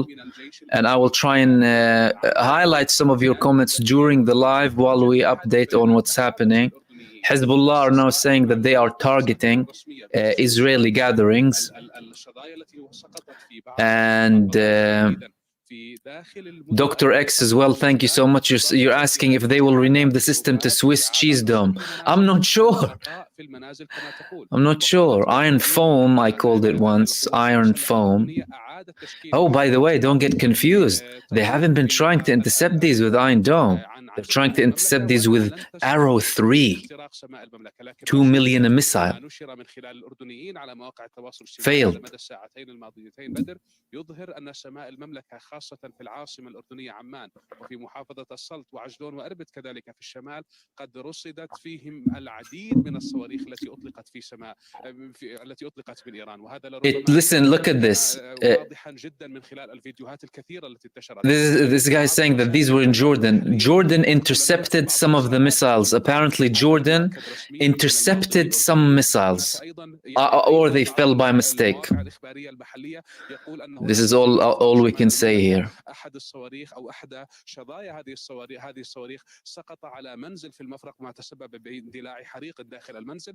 هذا أيضا لم تؤكده المصادر الرسمية. إذا هذه And to our Saipo as well, thank you so much. في 5 محافظات تقريبا عددها بالمئات وكان واضحا جدا أن الأردن قد اتخذ قرارا لإغلاق مجاله الجوي مؤقتا أمام حركة الطيران وهذا ما أعلنت عنه هيئة الطيران المدني وكان قد أكد الجيش الأردني حول هذه الصواريخ الإيرانية أنه وضع كافة التشكيلات كافة الوحدات العسكرية على أهبة الاستعداد. And let's see some of the responses coming out from الذي خرج من القوات المسلحة. شكرا جزيلا لك لتجبور من عمان إلى Israeli officials. The US said before, by the way, when they warned Israel, Iran is at a state of readiness to conduct an attack within 12 to 24 hours. It happened minutes after they said that. Minutes after. So Iran were successful in keeping it secret. Iran managed to keep this attack secret up until the last second because it was very shocking and overwhelming to Israel. They did not expect it so quickly. إلى أنها تستهدف شخص أو محاولة لاغتيال شخصية ما وريثما يعلن حزب الله إن كان تم استهداف أي من عناصره في هذه الغارة. كان هناك أجواء بدر من الفرح، أجواء من إطلاق النار في الهواء، أيضا إطلاق مفرقعات من قبل. And in case some of you are joining now, I'll share some of the initial videos with you. about the unprecedented Iranian attack on Israel with hypersonic missiles, with barely any missile being intercepted. An unprecedented attack coming from Iran on Israel, gas fields, Tel Aviv, Jerusalem, the south, Nevatim, the north.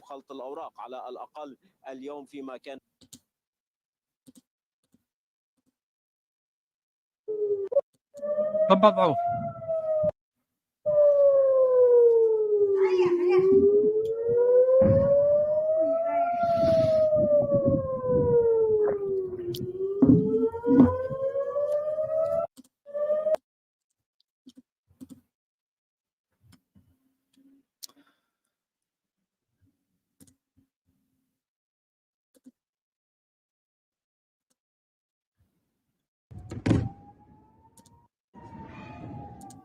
يا ابوي وصلنا الطلق.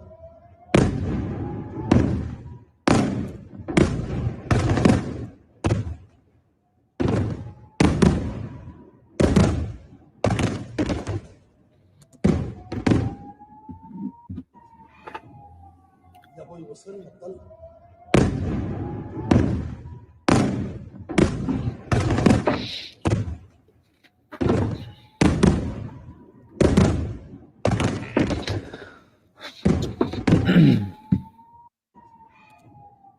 يا ابوي وصلنا الطلق.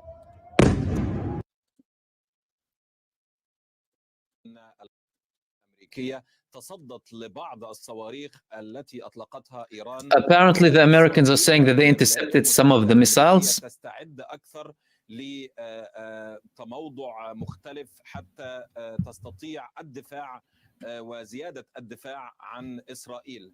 الولايات المتحدة الأمريكية بالنسبة للمصادر الرسمية الرئيس الأمريكي جو بايدن. And this just shows you the level, by the way, of missiles here. Look at this. Look at the number of missiles, of hypersonic missiles.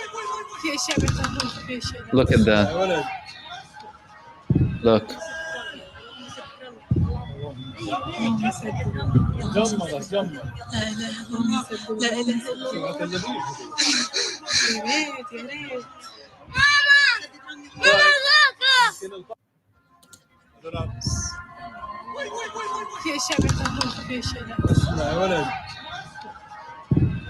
Look at the levels of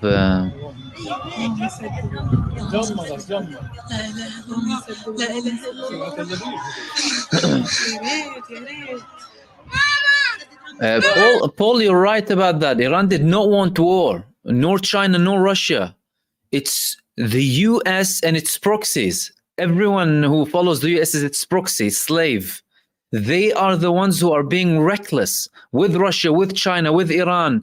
1 year of genocide supporting. They're trying to practice restraint as much as possible. And they reached a level where, well, you can't really continue that way. They had many opportunities to reach a resolution, reach a ceasefire 3 times. Netanyahu constantly refuses. They had an offer on the table from Joe Biden to have a peace process with all of the Arab states, including Saudi Arabia, with a security agreement and countries recognizing Israel. He refused. Then he assassinated Haniya, the negotiator, who had a diplomatic immunity. He assassinated Sayyid Hassan Nasrallah. People don't understand the weight of Nasrallah. And after the assassination of Nasrallah, things changed. Sayyid Hassan Nasrallah was a religious figure, was a spiritual figure, was a figure of unity between the Lebanese people, was a figure of bringing people together, a forgiving person, a very humane approach towards everyone. Hassan Nasrallah believed in a one-state democratic solution in Palestine. Do you know that? Where Israelis and Palestinians can live. If you don't believe me, go and listen to his interview with Julian Assange from 2012, I think. So they go in and they are reckless, they're terrorists, they're barbaric, And what do they expect? What do they expect? People to remain silent? Do you want people to die in silence? Right?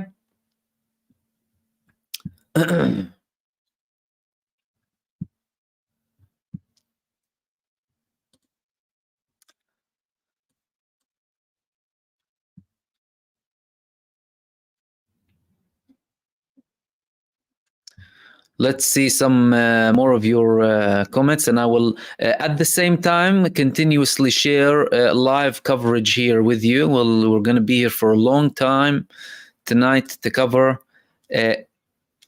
everything that's happening.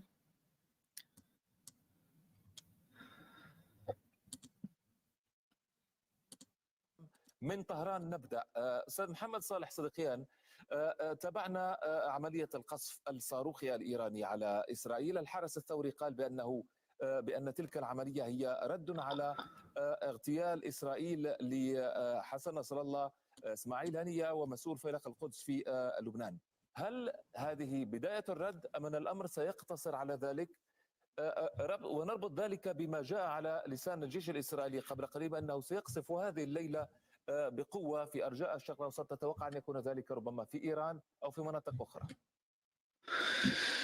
And if anyone, by the way, has any kind of comments or questions or anything, you can participate. If you put like a red flag or something next to it so I can address it quickly. I will be addressing your comments, highlighting some of them while we're in this live stream as well.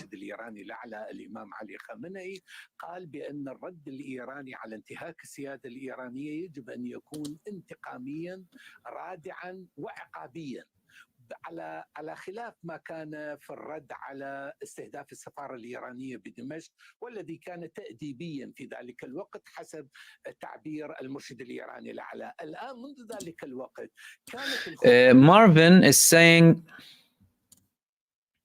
I was surprised of the Iran attack. BRICS conference coming up. Didn't think Iran would do an attack until the conference. Your thoughts? Well, listen, as I just said, the assassination of the martyr Sayyid Hassan Nasrallah has crossed all red lines. He was important to the Lebanese, he was important to Muslims, he was important to the free people of the world. He was a spiritual man of a different character, really. And Iran, although they have many calculations, they also know that people demand a response, a significant response after such barbaric terrorism coming from Israel and the United States. So that decision clearly from an Iranian perspective could wait no longer. People were protesting in Iran. And again, yesterday, we were weighing the calls for and calls not to attack when it comes to Iran. We were weighing both arguments. Clearly, Iran followed the path of no, we will be attacking them and we will be attacking them imminently, regardless of what anyone does. But clearly there was some sort of coordination because we had this attack in Tel Aviv moments before Iran attacked. And then the missiles reached pretty quickly. That was from Marvin Vergas. And thank you everyone for joining in for a live stream. Caroline, is this World War III? It depends if the United States wants to turn it into World War III. That is the short and straight answer. If the United States wants to use this as an excuse to go on a World War III, they can. If not, they'll tell the Israelis to shut up and contain it. They killed Nasrallah with the Americans. Iran had to respond. Take it as a response, contain it, and then continue. Because despite all of the talk about Iran, Israel operating, against American will and all of that is theater. Israel and the US go hand in hand, and it really depends on what the US wants to turn it into. أثبت بأن أي رد إسرائيلي فسوف يكون الرد الإيراني عنيف جدا وساحق، وبالتالي يبدو بأن هناك إصرار إيراني على مواجهة الفعل الإسرائيلي. Dr. X, thank you, and everyone else sent supers. You said Brazilian president said they should invest in negotiating instead of killing. Yeah, but they're always used to killing these people. Always used to killing. أنا أعتقد من خلال المعلومات المتوفرة حاليا بأن هناك رغبة إيرانية في التصدي، هناك استجابة للدعوات التي توجهها كل الأوساط الإيرانية الأكاديمية والسياسية والدينية والفعاليات الاقتصادية، وبالتالي أنا أعتقد بأن هناك تصميم إيراني حازم على الرد على الكيان الإسرائيلي، على أي رد محتمل يمكن أن يواجه إيران، والإيرانيون يتحدثون عن رد قوي جدا. Yeah, someone's asking me to translate. I'm going to translate whatever is relevant. They're talking about the prospect of an Iranian response, and after if Israel attacks, Israel said they will be responding. Iran said if they respond, we will respond to that response with a violent response. And I'll highlight anything relevant for you. يدخل في إطار التوقعات والاستعدادات الإسرائيلية. أقصد هل الأمور تحت السيطرة إسرائيليا الآن أم أن الأمر And we'll try and check everything coming from multiple media sources. ردود الفعل الأولية في إسرائيل مباشرة بعد أن تبين حجم الصواريخ التي أطلقت باتجاه الأراضي الإسرائيلية، كان الادعاء واضح أنه على إسرائيل أو يجب أن ترد بشكل قوي وحازم على هذا الهجوم، وفعلا على ما يبدو القرار متخذ واتخذ فعليا، والجيش الإسرائيلي أعلن قبل قليل أنه سيرد. الجديد هو حجم عمليا الصواريخ ونوعها ووصول قسم منها على ما يبدو إلى الأهداف. And these here are celebrations from Iraq.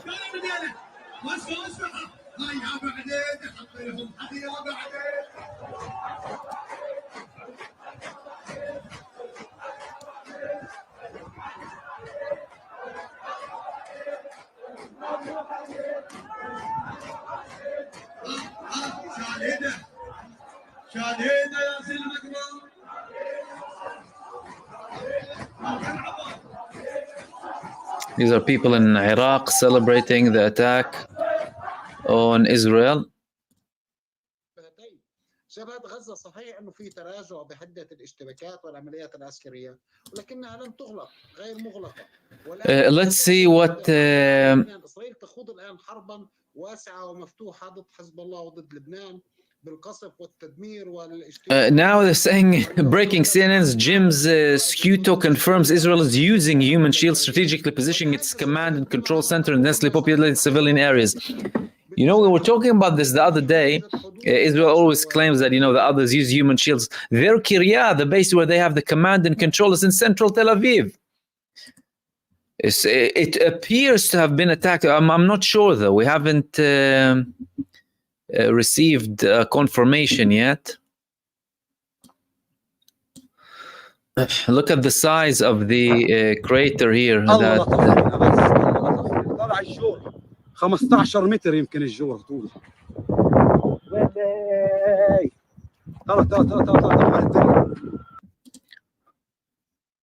المنظومة الدفاعية الصاروخية الإسرائيلية كثيرا ما تتباهى إسرائيل بقوة منظومتها الدفاعية، القبة الحديدية، المنظومات الأخرى، ولكن شاهدنا اليوم بما لا يبقي مجال للشك بأنه عدد من And this is part of the attack. For those of you who have missed it.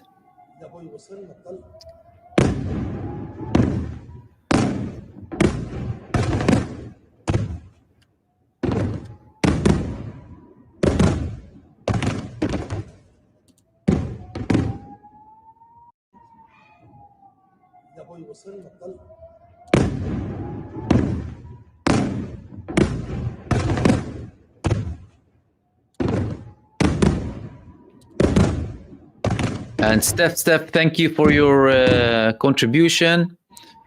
And Fahmi, welcome to membership. Again, if you're joining now, we're having a live coverage of everything that's happening now following the unprecedented attack from Iran on Israel. هذا عمليا اعلان حرب ضد اسرائيل. واسرائيل سترد على ذلك وفق التصريحات الاسرائيليه، كيف ستتطور الامور بعد ذلك؟ يعني هذا يتعلق بالعديد من المتغيرات، ماذا سيحصل في الساحه اللبنانيه؟ هل حزب الله سيكون له ردود في الايام القادمه على الاغتيالات والدمار؟ يعني ما حصل في الضاحيه او على ارض الواقع حزب الله كان يخشى هذا الهجوم على الضاحيه الجنوبيه وعلى المدنيين والقرى في الجنوب، اسرائيل قامت بذلك. الآن يعني متوقع أن يكون شيء ما أيضا من اتجاه حزب الله للداخل الإسرائيلي. طيب الجانب العسكري من الموضوع. Someone is asking for slow mode here. Yeah, let me just try and sort that out. Slow mode. I've never done slow mode before. Let's see if we... أي صواريخ معادية لا تستطيع أن تصل إلى الأراضي إلى إسرائيل. Slow mode. Okay. 10 seconds. Let's try that. See how that works. من عمان. شاهدنا إذن فريق قاصد كيف أنه عدد من تلك الصواريخ البالستية قد وصل فعلا. إذن التساؤل الكبير الآن، هل إسرائيل قادرة دفاعيا على التصدي لها؟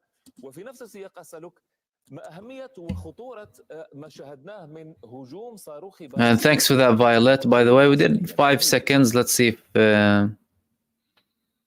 if this works properly. أولا من حيث نجاعة الدفاع الجوي الإسرائيلي، حقيقة إسرائيل تمتلك منظومة دفاع جوي متعددة المستويات ومن أحدث المستويات في العالم بكل معنى الكلمة. قد يكون الأس 400 أو ال 500 عند الروس هو أكثر تقدما، لكن تمتلك إسرائيل مستوى متقدم. المشكلة ليس فقط في إسرائيل وفي الغرب كله. Swatros is asking if there are any civilian casualties. I'm sure Israel would, hide the numbers. I heard that 3 were wounded. But again, that's Israel for you. They probably don't want to get people in panic mode. Don't forget that at least 8 were killed moments before Iran started the attack in the heart of Tel Aviv. تشرح لنا فقط سيد الفريق الصواريخ الصوتية ماذا يعني ذلك حتى نفهم لغير يعني الملمين بالشؤون العسكرية. الصوتية هي السريعة جدا التي سرعتها. Let's see if the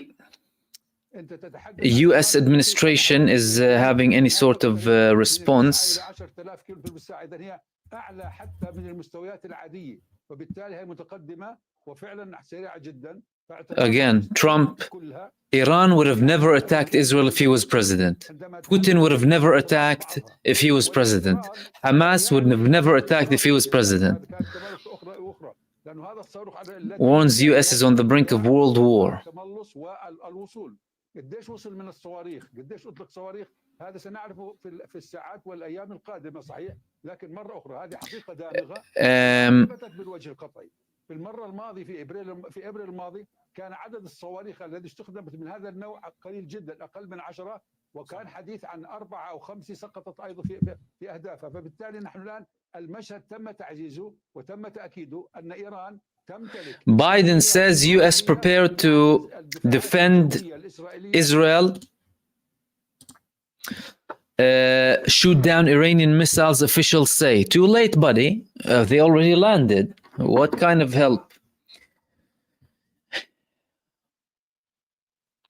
President Joe Biden and Vice President Kamala Harris were monitoring the Iranian attack against Israel from the White House Situation Room and receiving regular updates from their national security team, officials said Tuesday. The president directed the U.S. military to aid Israel's defense against Iranian attacks to help shoot down missiles targeting Israel, they said. No confirmation that they will help them attack. Earlier, before the strike began, Biden posted on X that the U.S. was ready to help Israel defend against Iranian missile attacks. He also said that the U.S. was ready to protect American personnel in the region. Also, before the missile attack started, the Pentagon said Secretary of Defense Lloyd Austin spoke with Israeli Minister of Defense Yoav Gallant to discuss the threat of an imminent Iranian attack against Israel. A spokesman said they spoke about severe consequences in the event Iran chooses to launch a direct military attack against Israel. Well, they have already. Is that still valid? on one of the first reactions from congressional lawmaker came from South Carolina GOP Senator Lindsey Graham. Oh, Lindsey Graham. It's a breaking point, he's saying. I would urge Biden to coordinate an overwhelming response with Israel, starting with Iran's ability to refine oil. Look how arrogant these people are. Hit and hit hard. Your little puppet state has been conducting a genocide for the past year. Hit and hit hard. See the arrogant approach of the United States and this constant escalation. Escalation after escalation. These people. Funky is saying divine justice. Thank you for your super. Egbertina, thank you as well. And Quarkos Alba as well. All of you, thank you so much for your supers. Let's see if you have any more participation here. Like I said before, we're taking live comments and questions as well, alongside the live coverage of the Iranian attack on Israel, with over 100 at least. Israel saying approximately 200 missiles on Israel, most of them landing, hypersonic missiles. The United States failing to intercept these missiles as well.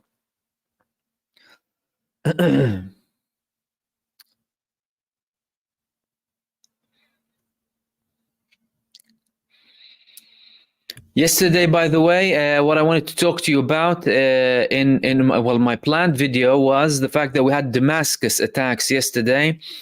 The Israeli embassy was attacked in India, and Yahya Sari', the spokesperson for Ansarullah in Yemen, saying we attacked Haifa and Eilat with four drones on Eilat and a Haifa drone on Haifa. And now he's saying we will continue until the promised victory is achieved. Yahya Sari', the Ansarullah military spokesperson in Yemen, used to always say we will continue our attacks until the aggression on Gaza stops and Israel lifts the siege. Now, yesterday we heard for the first time that he is saying we will continue up until the promised victory is achieved. Is this a new threat or a new level?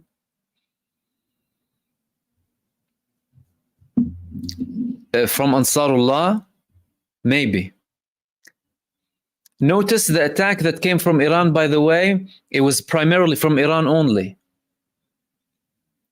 We saw attacks coming from Hezbollah, but not at a very, very high level. Jimmy Eyes is saying, Mahmoud brother, Iran has Russia radar systems. Do you believe when Israel attacks, they will take down the fighter jets that Zayus will use? So far, Iran hasn't been clear about whether they have the S-300s and 400s or not. We saw Ilyushins going there. They might have them, they might not have them. If they have them, but we do know that they received advanced radar systems. If they would use the radar systems, by the way, once they've used the radar systems, they make them detectable.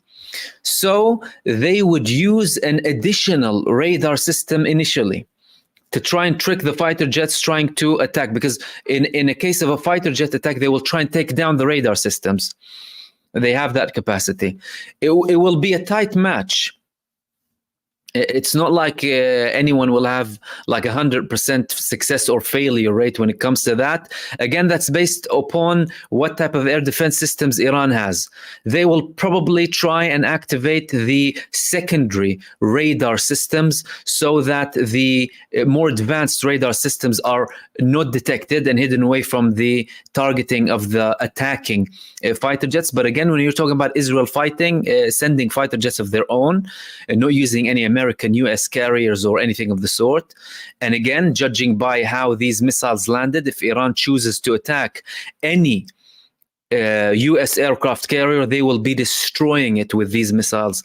If they send hypersonic missiles on any US carrier with this capacity, I'm telling you from now, these aircraft carriers will be sinking. So I'm not sure if the United States would want to participate in an attack. So far, they haven't confirmed that they will participate in an attack. We have only defense talk. And today was a massive failure when it comes to defense, because everything that Iran has sent was a hypersonic, to my knowledge. So, and again, the hypersonics were the ones that landed initially, by the way. They did this massive drone attack, some ballistics, but the hypersonics landed in April. And now everything appeared to be hypersonic, probably some ballistics too. So it will be tight, and it would depend on what type of air defense systems they have. We do know that they definitely have advanced radars, but there was no confirmation whether they received the more advanced air defense systems or not.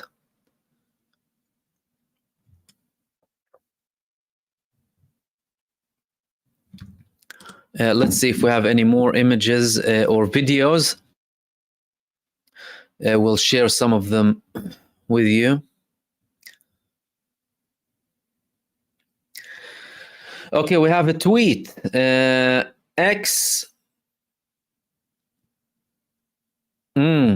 The supreme leader of Iran, Sayyid Ali Khamenei, is saying in Hebrew, God willing, the blows of the resistance fronts will turn more powerful and painful on the rotten body, on the rotten, fading body of the Zionist entity.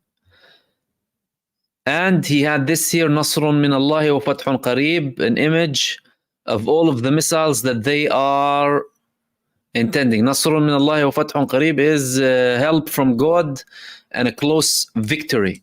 That's from the supreme leader of Iran. Clearly, Iran is not playing.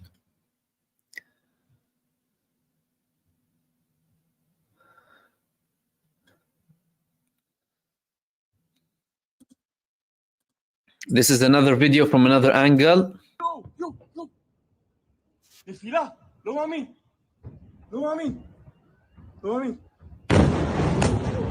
It landed, I cannot believe it.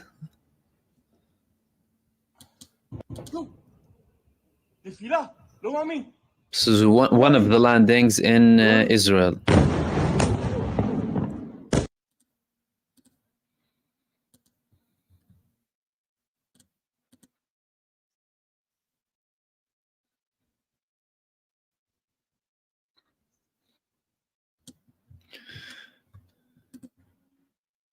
حسن نصر الله، فإن نتنياهو كان يصعد في هذا السلم من الأنشطة، حيث كان يصمم لهذا النوع من التصعيد، كما لو أنه سوف يرى أي الخطوات تشعل أكثر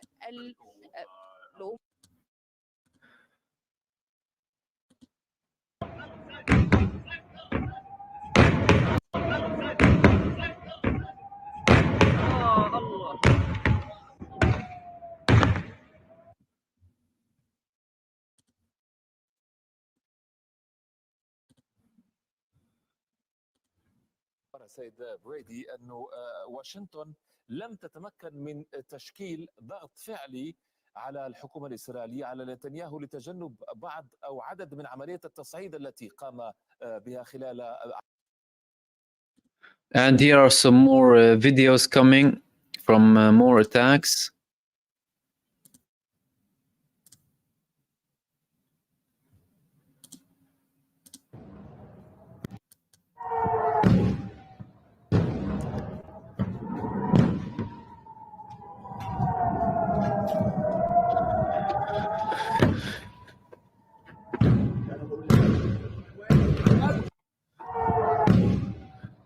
All of them are landing in Israel.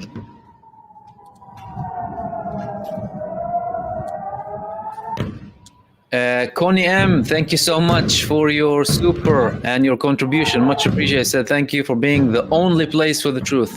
I'm very, very glad to hear that. Thank you so much. And I hope I always deliver to you guys and bring you as accurate information as I possibly can.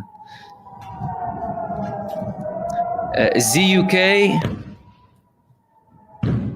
and also Nadia as Al Arab Jill said thank you for your invaluable reports from Canada. Much appreciated. Thank you so much. And where were we? I think we had a question from ZUK.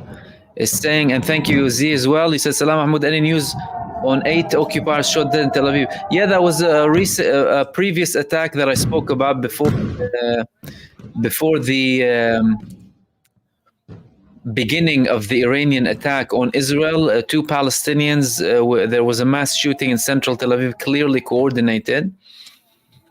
There was something definitely coordinated. Israel admitted at least 10 died.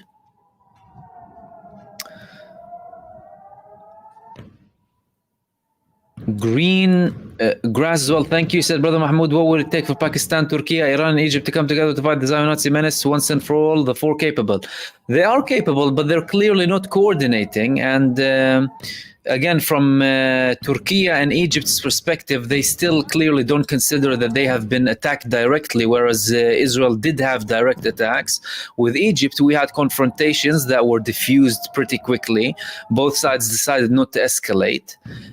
But there is no alliance firm enough for them to conduct this mass operation together. Egypt and Turkey, they have a strategic council together, but not with Iran. And clearly, Iran is doing it on its own. People need to understand that Iran here is on its own. You have all of the Arab countries sitting there criticizing them, mocking them. We had this massive propaganda campaign that many Arab states and people were participating in this hypocrisy festival, criticizing Iran 24/7. They sold Nasrallah, they this, they that, they want to attack, it's all theater. Well, you're seeing these missiles. That's from Iran, that's not coming from any other Arab state. And Daphne Parkin, thank you so much as well.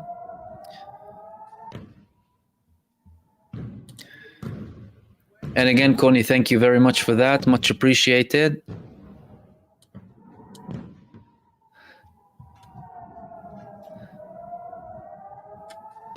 Let's see what else we have in terms of participation. And apologies. I mean, we have it on slow mode, 5 seconds here, but I will try and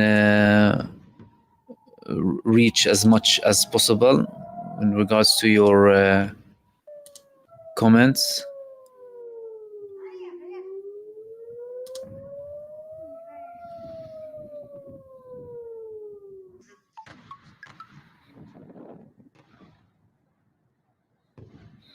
I have more images here from the Neva team coming. Just 1 second.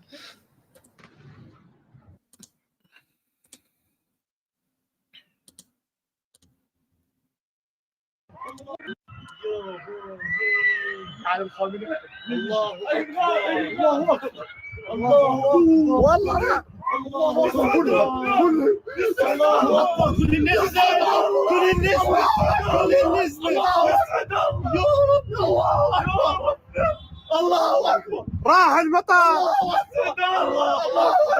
لبيك يا حسين لبيك يا رسول الله لبيك يا نصر الله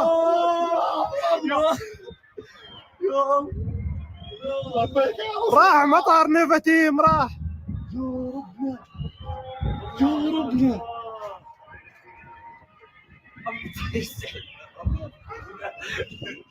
This is the Nevatim base, by the way, in South Israel, one of the main bases that Israel conducts its mass terror and mass genocide from. This air force has been a main air force where Israel, air base of the IDF, where Israel conducts its genocide against the Palestinian people from.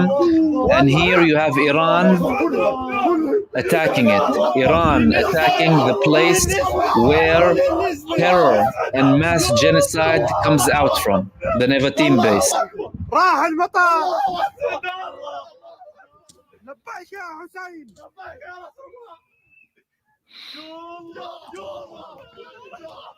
لبيك يا نصر الله بدوره قال مجلس الأمن القومي في البيت الأبيض أن الرئيس جو بايدن أمر الجيش الأمريكي بمساعدة إسرائيل في مواجهة الهجمات الإيرانية وإسقاط الصواريخ التي تستهدفها. وقال شون سافيت المتحدث باسم مجلس Yeah, they're saying here that again the United States saying that they will defend. هاريس تبع الهجوم الإيراني من غرفة العمليات في البيت الأبيض ويتلقيان تحديثات بانتظام.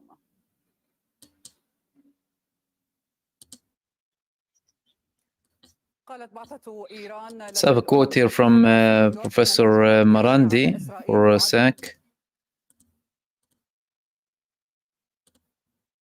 The United States does not want anyone to be able to defend themselves against this Israeli regime. The Americans are helping, and the Europeans, your government, is helping in this genocide in Gaza. And Hezbollah played their heroic role of trying to draw away the Israeli army from Gaza, just like Ansarullah in Yemen. These are the heroes, and the Western governments, they are the terrorists, because they are helping this genocide. All of these, I was 1,000 meters away from those bunker busters. 83, they say they were. Hundreds of people were slaughtered. I know a husband and wife that I think died. I think they lived in those buildings. The United States does not want anyone to be able to defend themselves against this.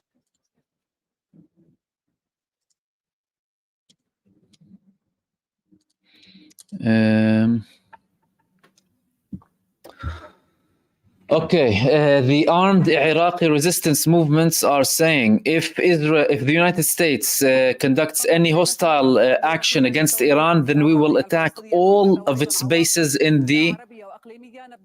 on Iraqi territories. وأيضا من حيفا أحمد دراوشة، ومن واشنطن أحمد خير الدين، وأيضا من طهران حسام دياب، كما ينضم إلينا من بيروت محمد شبارو، وأيضا من بغداد مراسلنا تحسين طه.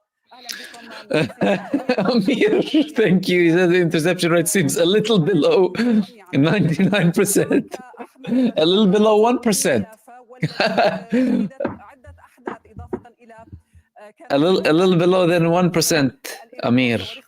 أيضا كان هناك حدث آخر فيها أدى إلى سقوط قتلى إسرائيليين.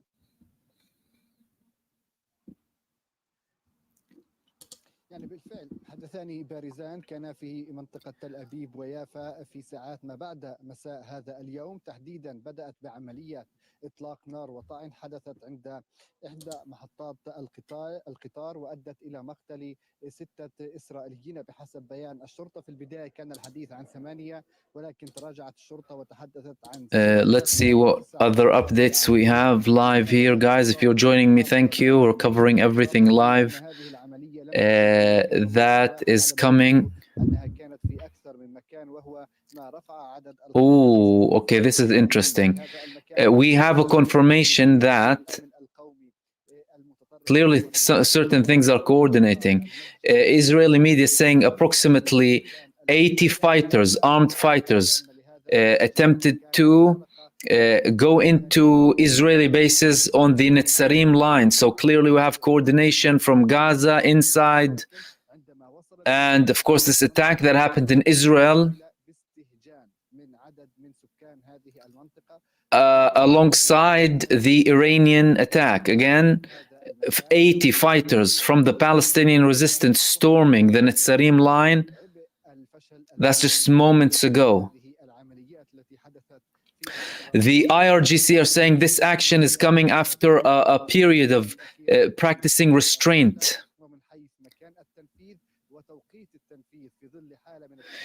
Jordan confirms, NBC based on Jordanian and American officials, Jordan allowed the Americans to use its airspace to take down American missiles. So Jordan indeed participated in defending Israel again.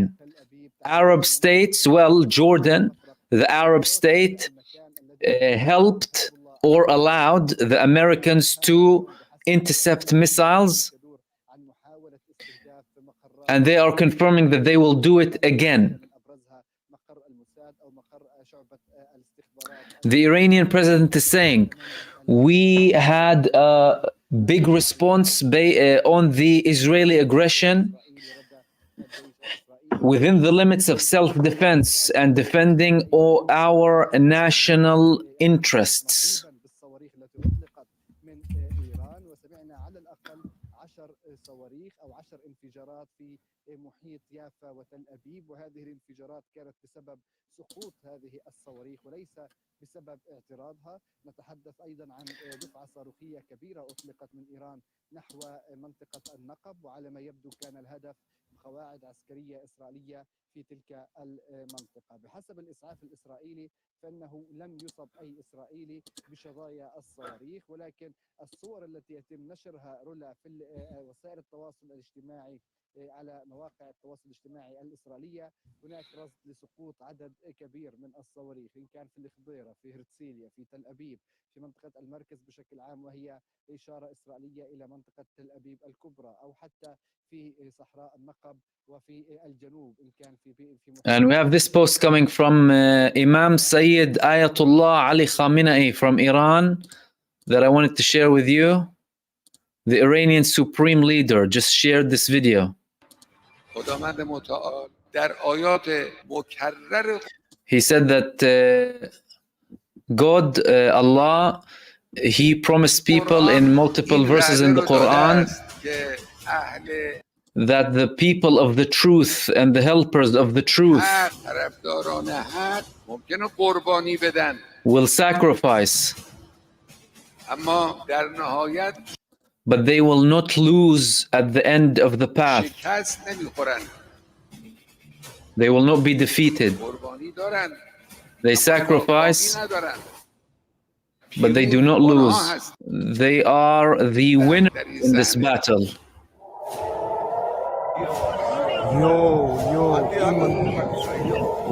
That is from Sayyid Ayatollah Ali Khamenei, the Supreme Leader of Iran. He just posted this video saying that the believers, they have sacrifices, but as promised in the Quran, they will emerge victorious. And he published images and videos of him with the martyrs Nasrallah and Haniya and Qasim Soleimani.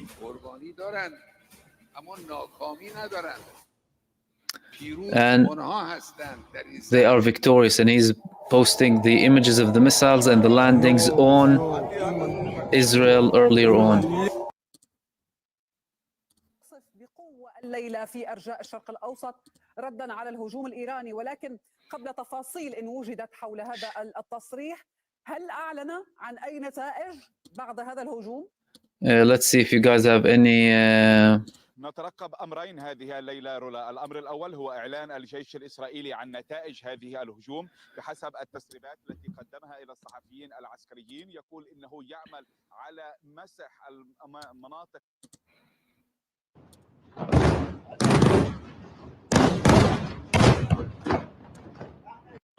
المطار دخل المطار،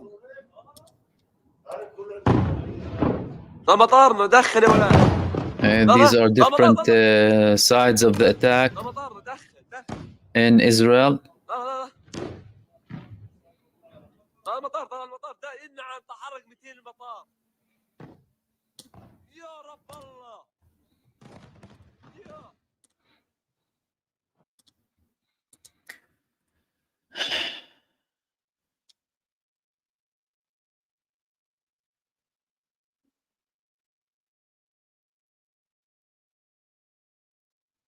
And thank you everyone sending supers.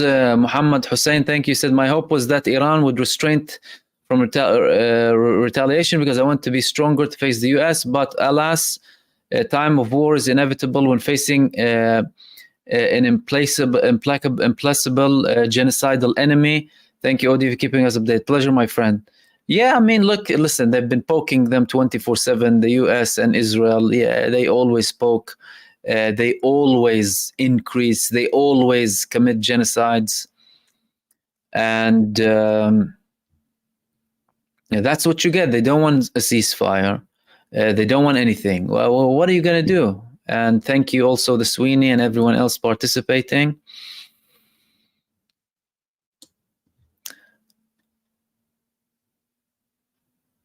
Israel threatened Iran. You're next. What's Iran supposed to do? Exactly. I mean, that's when we spoke about the scenarios yesterday, the second scenario that I was talking about was, well, if Iran does not attack, then perhaps the war will be in the streets of Tehran, right?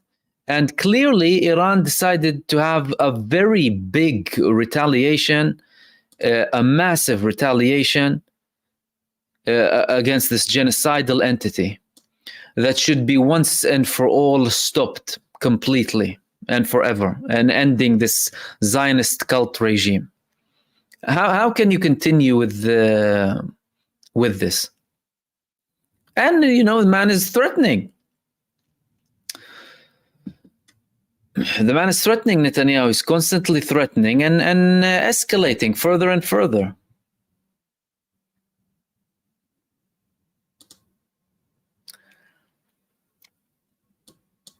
And again, these are images from the attack of Iran. I'll constantly share some of the videos that are coming up.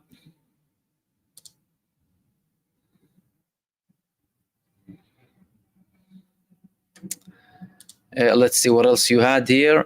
I will be taking comments and questions so long as we are on this live stream.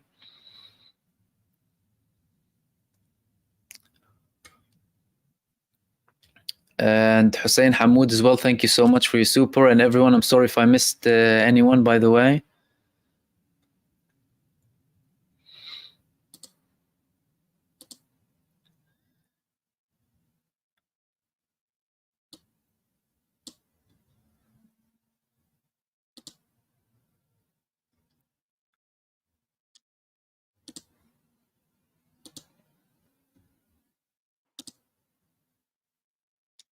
هناك شيء غريب في الأمر بطبيعة الحال رولا.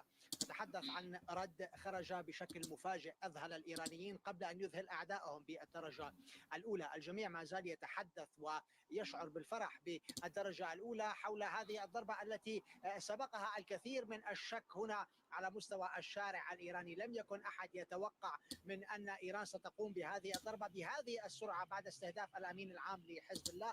أيضا كان هناك كلام لنتنياهو. Man is saying here that Iranians were surprised as well before the enemies of Iran, who did not anticipate for it to be such a quick response so quickly after the assassination of Sayyid Hassan Nasrallah. And here we have the celebrations on the Iranian streets,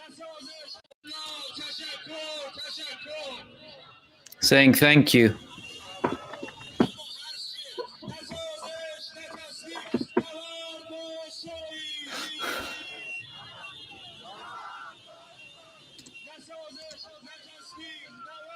This is from Iran.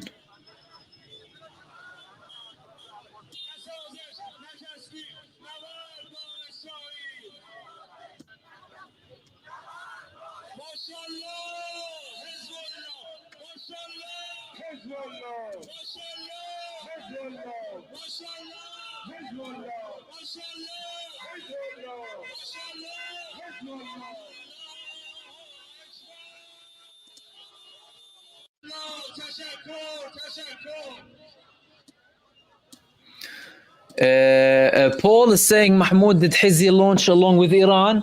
Suspected, not confirmed. There were missiles viewed from the north. Let me see if Hezbollah actually confirmed or not. But we saw missiles going from the north to the south. Could have been potentially from Hezbollah. But again, I haven't seen...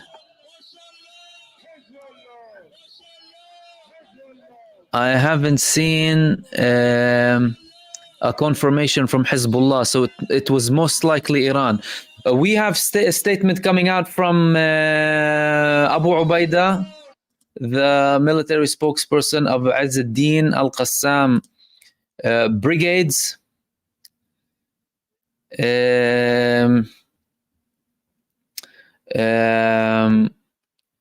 We celebrate or congratulate the Iranian response that covered the whole geography of occupied Palestine. The Iranian response is a massive, large strike to the criminal occupation that thought that it's recklessness and aggression in the region and the aggression on its people can go without punishment. This is an exceptional day in the history of the battle, where the fires of the nation's resistors met in the skies of Palestine, and Tel Aviv has been hit with the strikes of the strugglers or mujahideen from Yemen and Lebanon and Palestine and Iran. That was from Abu Ubaidah. Congratulating the attack, celebrating the attack that Iran carried out on Israel. Likewise with the resistance committee in Palestine. Again, congratulating Iran on the attack, on deep attack on the Zionist entity as a response for the assassination of the two great leaders, Ismail Haniyeh and Sayyid Nasrallah, and the aggression on Lebanon and the massacres in Gaza. Hamas, they call all countries and nations and parties and all forces of the nation, Arab Islamic nation, to stand in one line and confront the Zionist crimes and the Zionist project, the aggressive expansionist Zionist project that is targeting everyone. We are proud in our brothers, that's Hamas. We are proud of our brothers in the Islamic Republic of Iran, and we appreciate their standing up against the bullying of Zionism, of the loose Zionism. This honorable Iranian response is a strong message to the Zionist entity and its fascist government, and to deter them and stop their terrorism. So we have multiple responses coming in, and also Ansarullah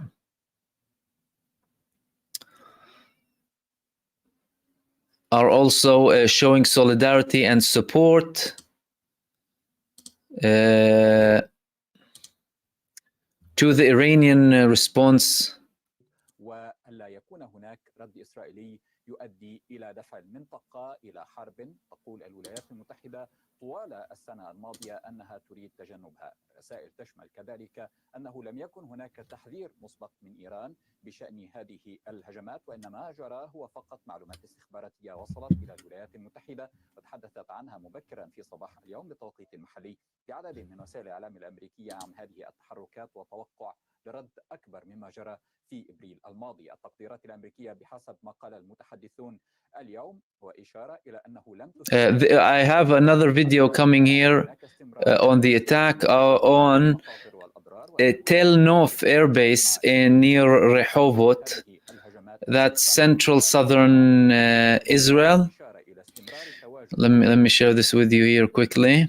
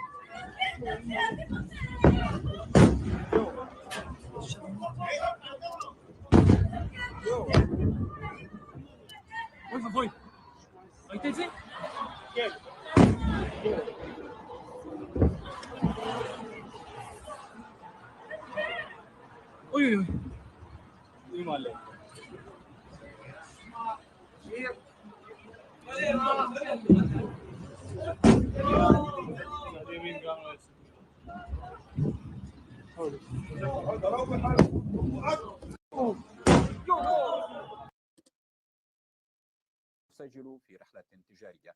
الآن ننتظر خلال الساعات المقبلة.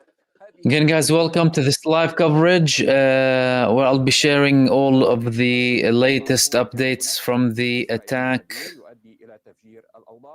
on Israel from Iran.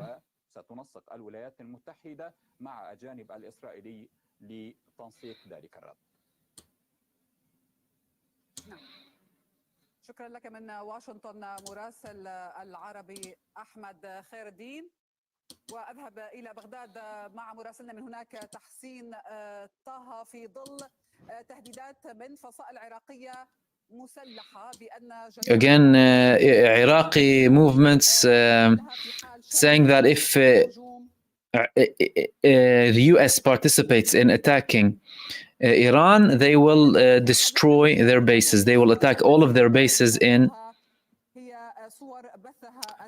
Iraq, potentially in Syria as well.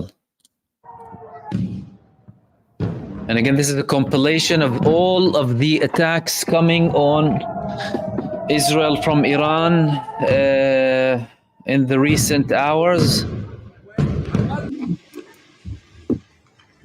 Why, yo! Why?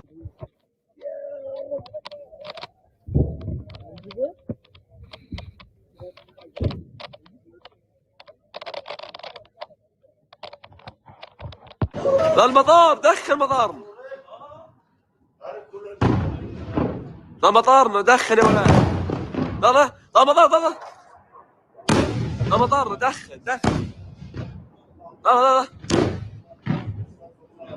المطار ده نعم تحرك 200 المطار يا رب الله يا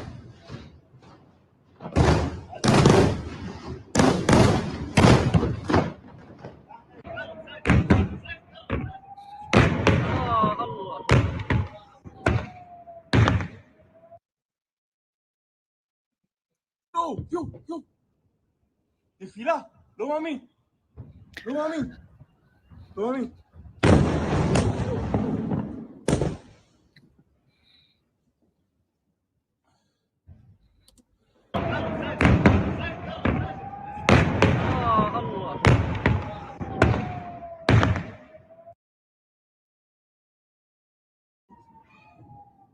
يا ابوي وصلنا الطلق.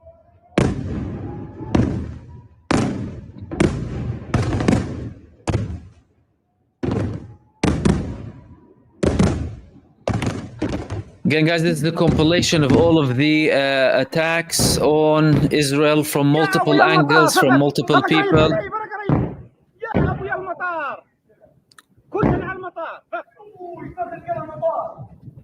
Thank you everyone who is sending supers, and for all of your comments. We'll try and take as much comments as possible through the live stream as well. يا ابو كلنا على المطار اقسم بالله يا ابو مختارهن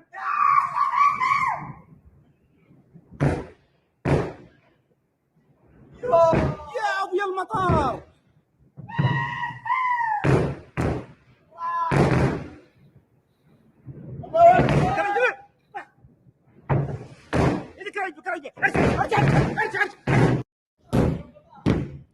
يا ابو يا المطار فقط قريب يا ابو يا المطار كلنا على المطار يا ابو يا المطار يا فقط قريب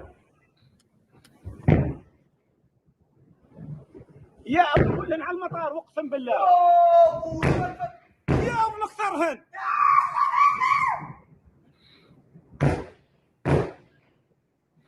يا ابو يا المطار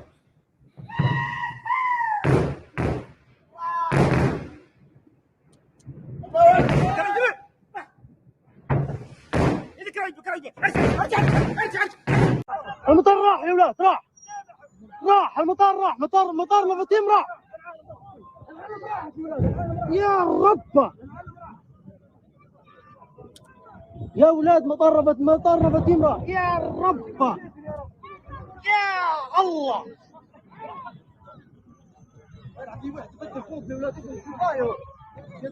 يا ربا يا الله يا ما دير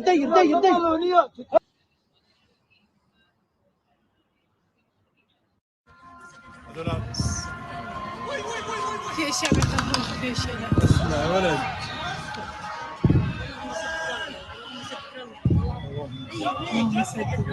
جمر لا اله الا الله لا اله الا الله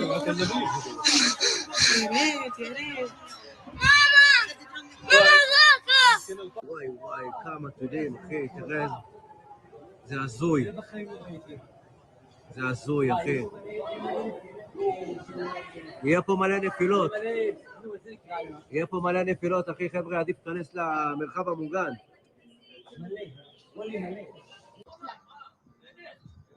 רמד מקלט משנה.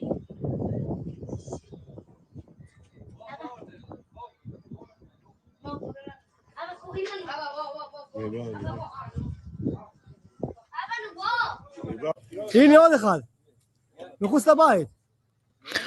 No, it's shot AOI and Jordanian airspace is shot. הנה עוד אחד.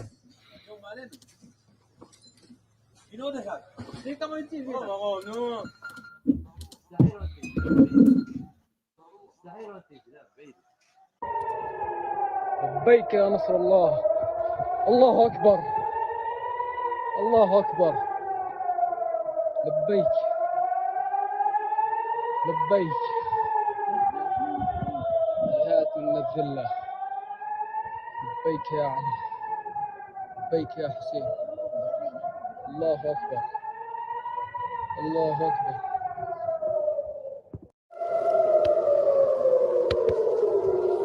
يا وغدي كما كدبامين.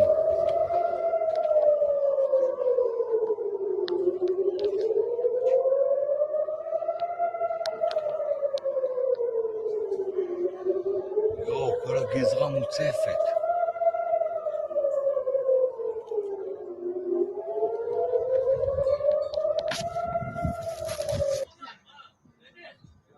רמד מקלט משנה.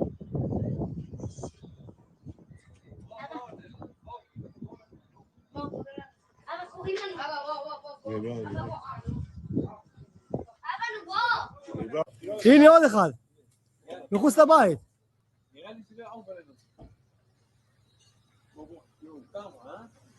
הנה עוד אחד למעלה, הנה עוד אחד.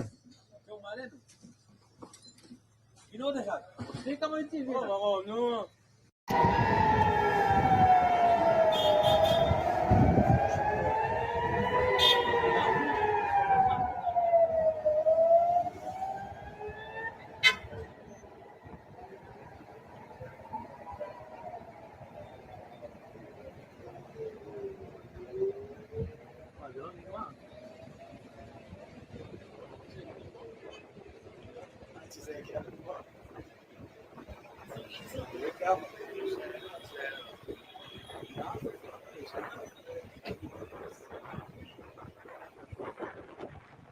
וואי, כמה תודים, אחי, תראה, זה הזוי. זה הזוי, אחי. יהיה פה מלא נפילות. יהיה פה מלא נפילות, אחי, חבר'ה, עדיף להיכנס למרחב המוגן.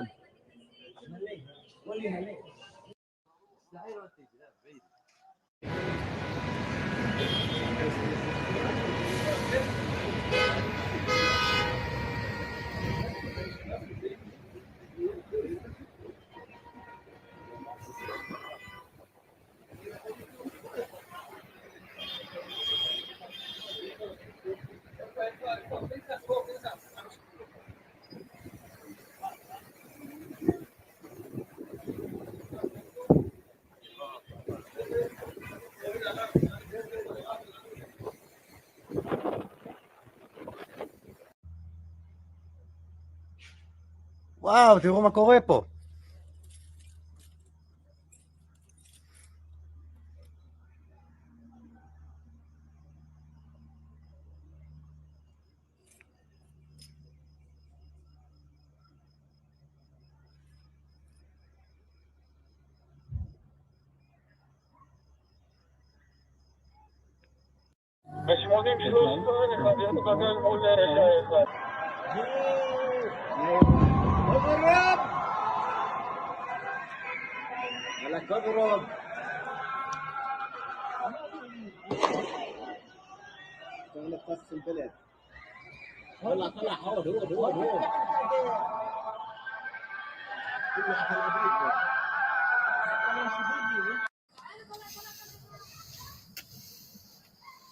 حرب العادة حرب فيش انتهاء.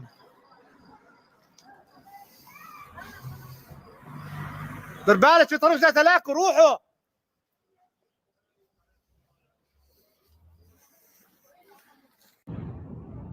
Oh god. Okay guys, we got to get off the roof. These are coming down right next to us here. They're coming down. One just about. We got to go inside. So they have taken cover. There is a lot coming in over Haifa right now. And what we weren't understanding was whether or not the Iron Dome, if there's an Arrow 3 system that's taken this out, what's happening. But right now, nothing's hitting the ground. But there's so much of it. Wait, that might change. We have some kind of contact there. I don't know, Nate. But I know that you have the ability to tell us what's going on from even Tel Aviv. Because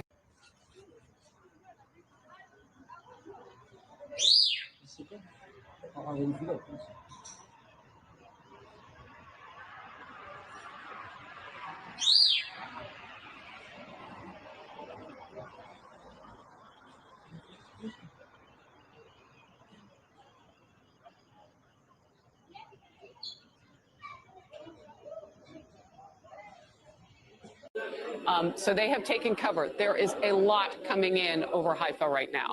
And what we weren't understanding was whether or not the Iron Dome, if there's an Arrow 3 system that's taken this out, what's happening. But right now, nothing's hitting the ground. But there's so much of it. Wait, that might change. We have some kind of contact there. I don't know, Nate. But I know that you have the ability to tell us what's going on from even Tel Aviv. Because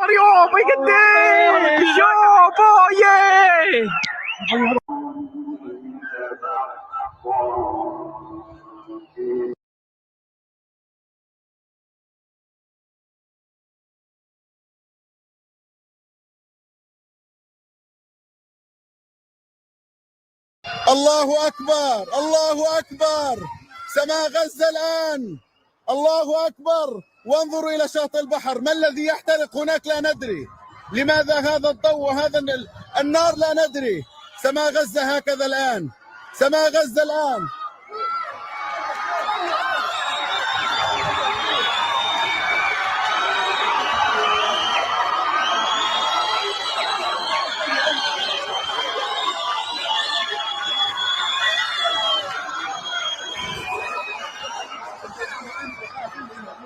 الله أكبر هذا هو البحر يحترق لا ندري الله أكبر آلاف الحناجر التي بكت كثيرا الآن تعلو بالصراخ والتكبير الله أكبر الله أكبر الله أكبر الله أكبر لا نعرف شيء لكن نعرف أن هناك ما يسقط عليهم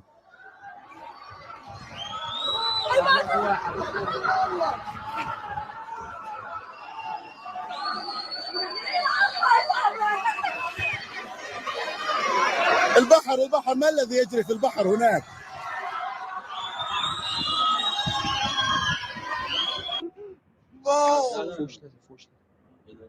یکیشون بره اونجا اون پشت اون رفت تو آسان اوج گرفت دونه اوج میگیرن نه نیاکان دونه اوج میگیرن چیه یا موشک یا دارن میرن کجا رو بزنن یکیشون رفت صداها رو بشنو تازه دارن دوباره میندازن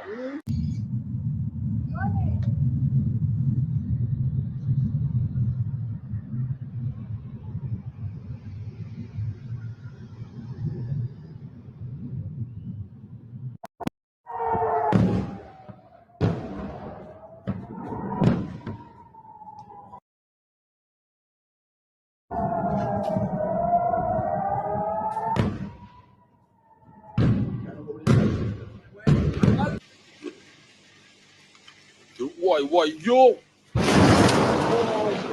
واي واي.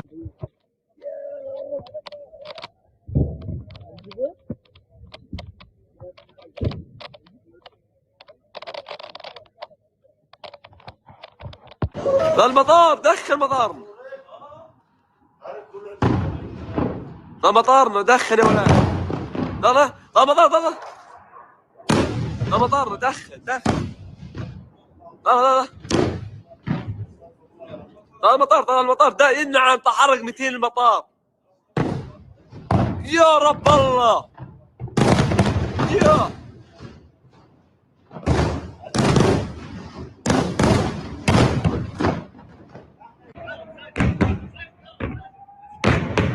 الله.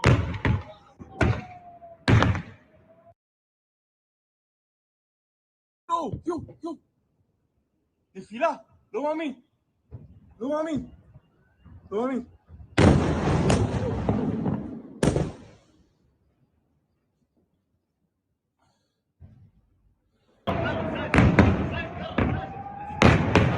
الله.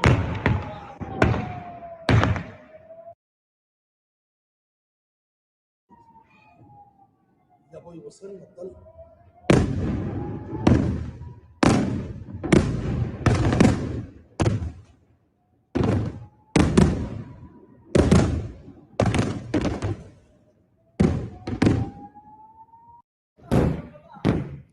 يا ابويا المطار فقط قريب انا قريب يا ابويا المطار كلنا على المطار ابوي فقط كده المطار يا ابويا المطار يا فقط قريب يا ابوي كلنا على المطار اقسم بالله يا ابو نختارهن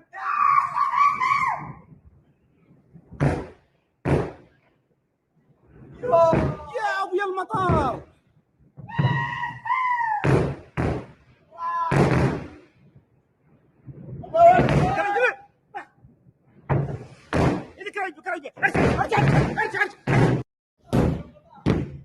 يا ابويا المطار فقط قريب انا قريب يا ابويا المطار كلنا على المطار ابوي فقط كده المطار يا ابويا المطار يا فقط قريب يا ابو كلنا على المطار اقسم بالله يا ابو نختارهن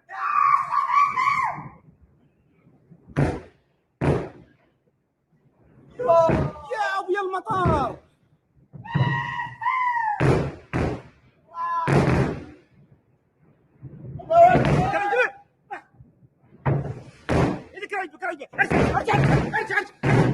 المطار راح يا ولاد راح المطار راح مطار مفاتيم راح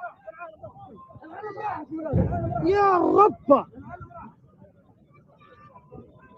يا ولاد مطار مفاتيم راح يا رب يا الله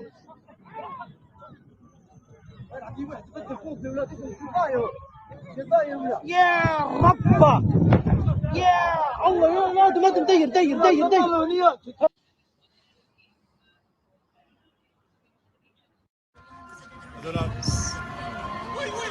في اشياء بتروح في اشياء. اسمع يا ولد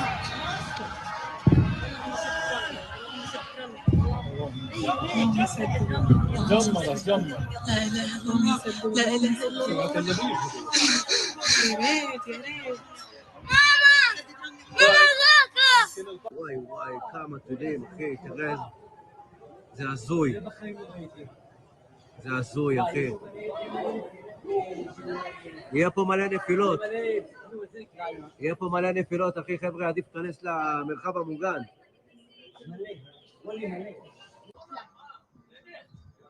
רמד מקלט משנה.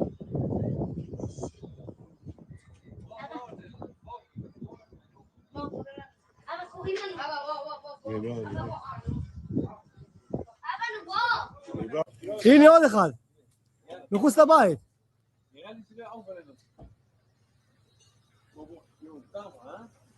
הנה עוד אחד למעלה, תראה. הנה עוד אחד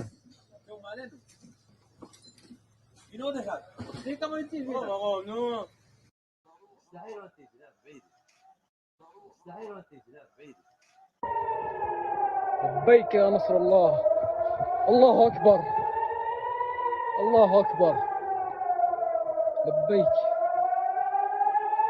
لبيك. جهات من الذلة. لبيك يا علي. لبيك يا حسين.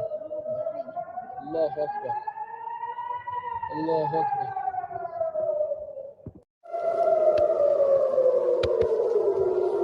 يا وغدي كما كدبانين.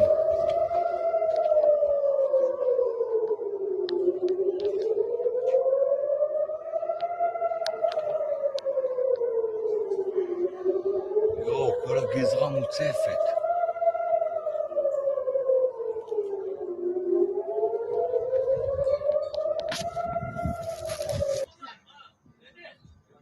ממ"ד מקלט ממשלתי.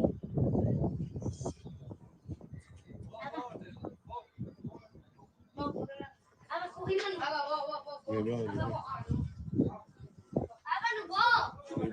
הנה עוד אחד. מחוץ לבית.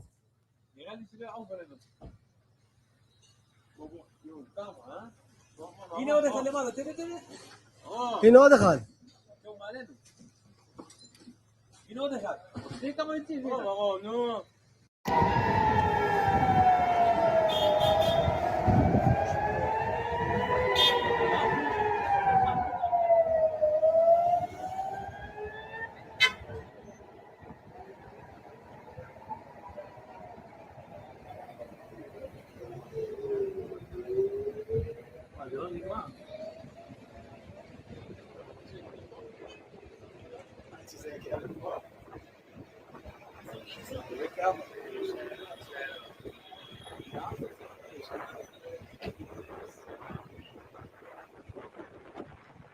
וואי וואי, כמה תודים, אחי, תראה, זה הזוי. זה הזוי, אחי. יהיה פה מלא נפילות. יהיה פה מלא נפילות, אחי, חבר'ה, עדיף להיכנס למרחב המוגן.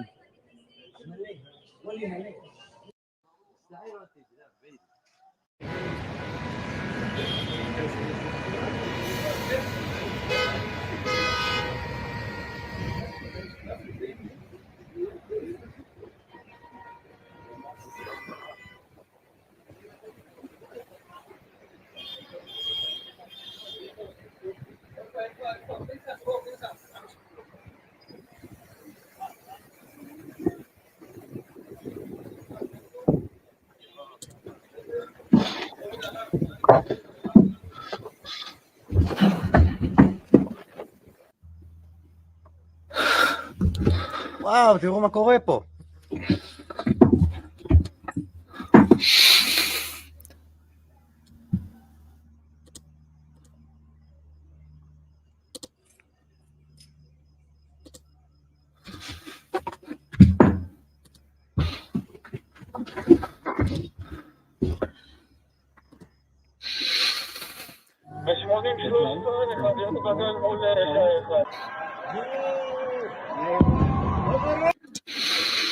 Welcome back, guys. Thank you for tuning in for another live stream. We'll be covering everything tonight.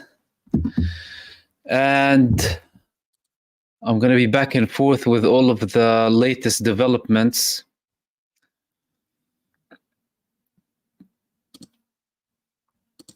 That are coming from Israel,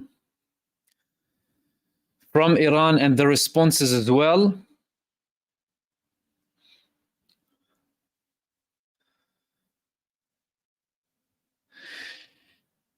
Israel is saying that the decision will be taken tonight about the nature to respond to Iran. The Israeli Broadcasting Authority is saying the nature of the response when it comes to the decision will be taken tonight.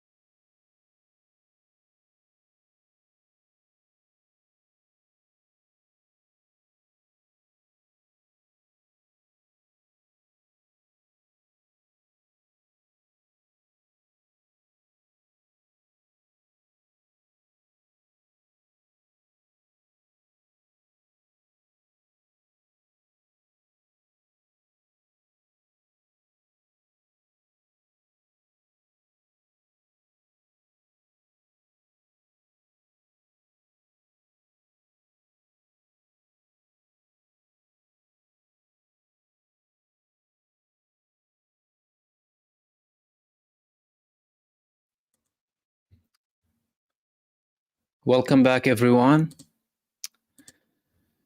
So the latest thing that I said that I was talking about is the fact that Israeli Broadcasting Authority is saying the nature of the response will be decided tonight, meaning a decision has been made to respond. How, we still don't know. Okay, the IDF Chief of Staff is saying we will choose when to respond. That's in line with what Hagari said before. We will decide how and when we will respond.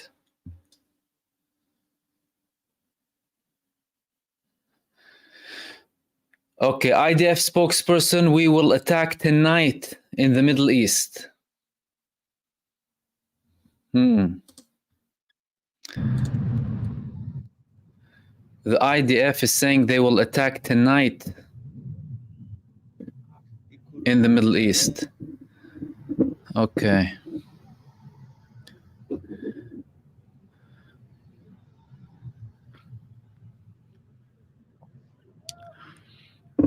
Let's see if we have any more details about that, because they haven't elaborated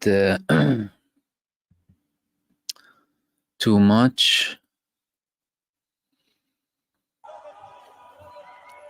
Hagari also said that we have prepared plans.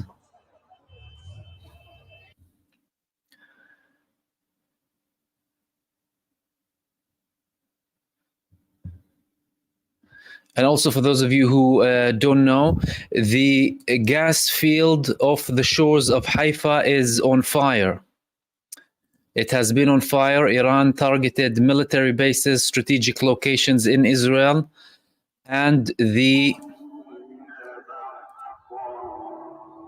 gas field in Haifa.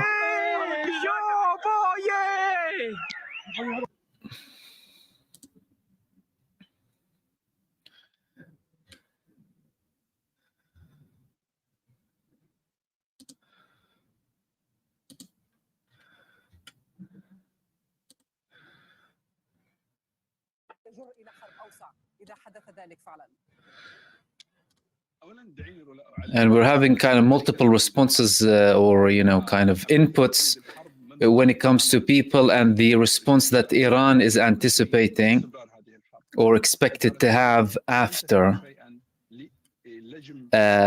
Israel response, because Israel is saying that it's imminent, that they will be responding. والآن وجرح أكثر من 120,000 فلسطيني. الآن في لبنان أكثر من حوالي 1.5 مليون مهجر وحوالي أكثر من 2,000 إلى 3,000. أعتذر لمقاطعتك، أرجو أن تبقى معنا دكتور. مضطرين أن نذهب إلى هرسليا مع أحمد جردات هناك مراسلنا، وهناك يعني أحد مواقع سقوط الصواريخ الإيرانية. تفضل أحمد. This is in Herzliya, where one of the missiles landed. Look at the crater, it's left. الصواريخ التي أطلقت من إيران، كما نشاهد حفرة كبيرة أحدثها هذا الصاروخ الذي سقط في هذه المنطقة في شمال تل أبيب، محدثا أيضا. Electricity is off in Be'er Sabah, Beersheba, and settlements close to Jerusalem. From the missiles, reports are saying, based on the main electricity officials and bodies in charge in Israel,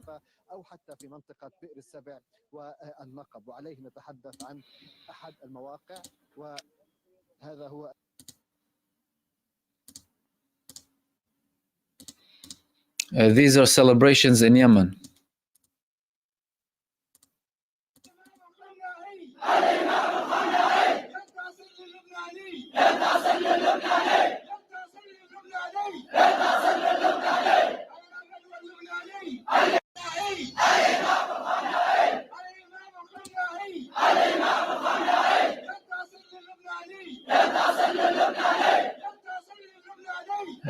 Saying the Khamenei be victorious and help the Lebanese, basically. in support with to Iran and its attack on Israel with over 180 missiles. Israel is saying some of them were ballistic, some of them were hypersonic. They all appeared to be hypersonic. هناك على مستوى التفكير الاستراتيجي هناك 3 أنواع من أهداف تفكر فيها إسرائيل. أهداف تتعلق بالهيبة الإيرانية، هيبة الدولة. أهداف تتعلق بزيادة أزمتها الاقتصادية، وأهداف تتعلق بالبعد العسكري والنووي.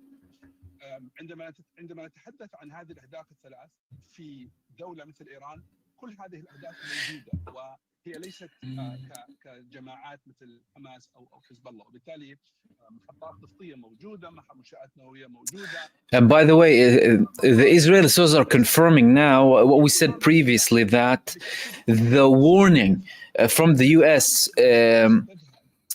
to Israel that Iran will be attacking came only moments before it happened. They said within 12 to 24 hours there will be an attack from Iran. Let's see if we have, if we have comments, what comments we have. And thank everyone for your participation in our ongoing coverage tonight for the attacks on Israel. And I'm sorry if I missed some of your supers here. Gone Cold, welcome to membership. Supporter, 1984 Sarajevo. Dr. X. Jen Sutton. Grateful for you, Jen. And Judy Cook and Amanda, thank you so much for your memberships.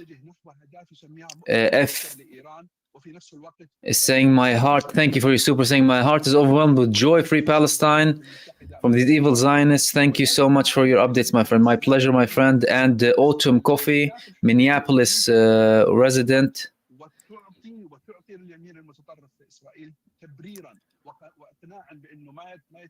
Minneapolis, you're asking about the coordinated attack in Gaza. We had a report coming from Israel saying that there was an attack not long ago, about 80 fighters storming the Netzarim line where Israel has a base.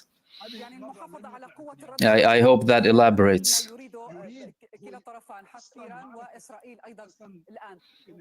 And Justin as well, thank you for your super and for your contribution, your input, much appreciated. And Rian Brink as well, and Biber Nahi, Johan Patry, Hussein Mahmoud, the Sweeney, and everyone else. I hope I mentioned all of you before.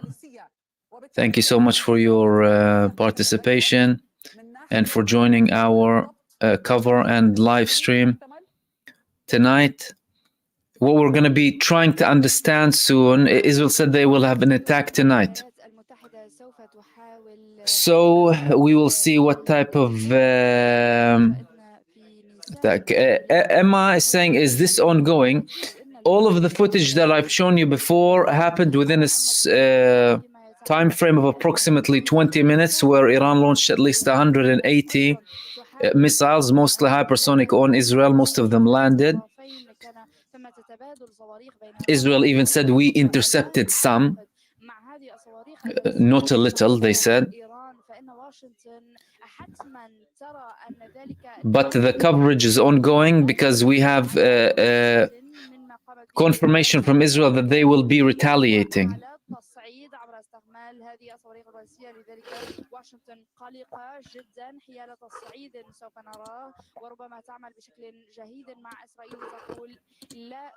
David, I still don't have more updates with regards to that, but clearly things are happening there. Let's check some Palestinian sources.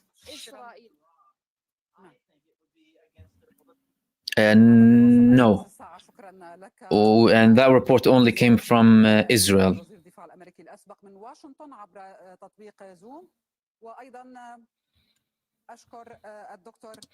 And let's share some of the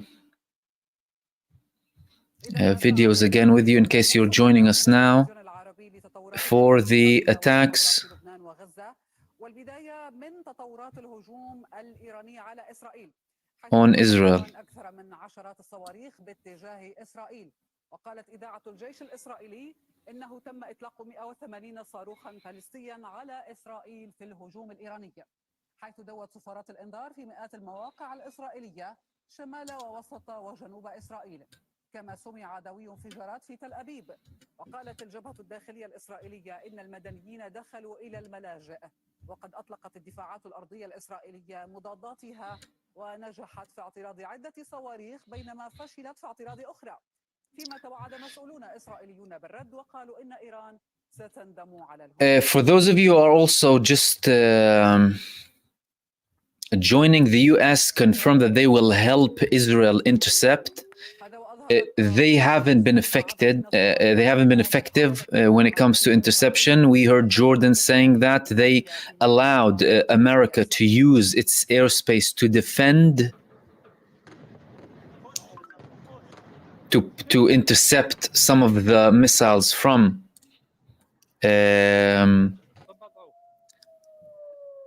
Jordan. So using Jordanian airspace.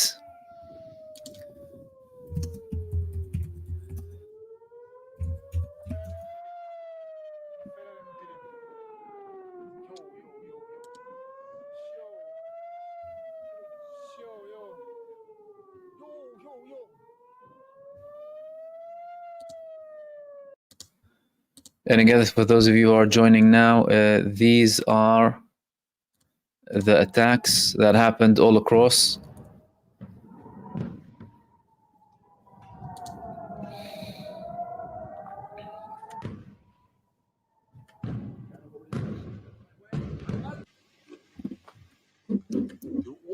Yo.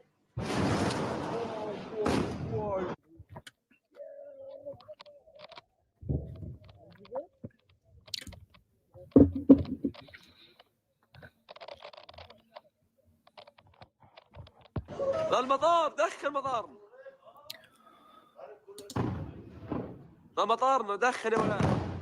ده مطار ده مطارنا دخل. ده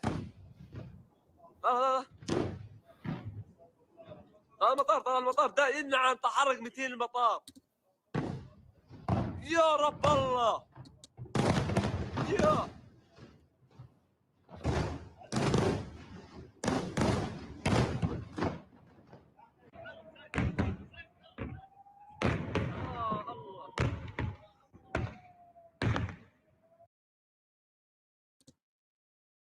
Yo. Desfila. Lo mami.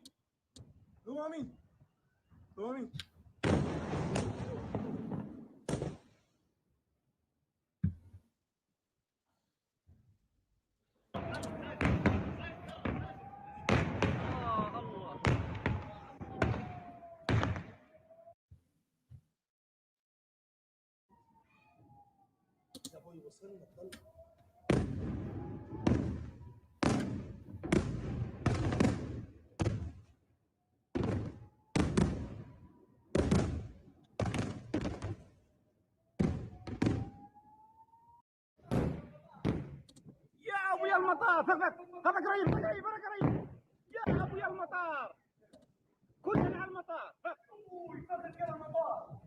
يا ابويا المطار يا فقط قريب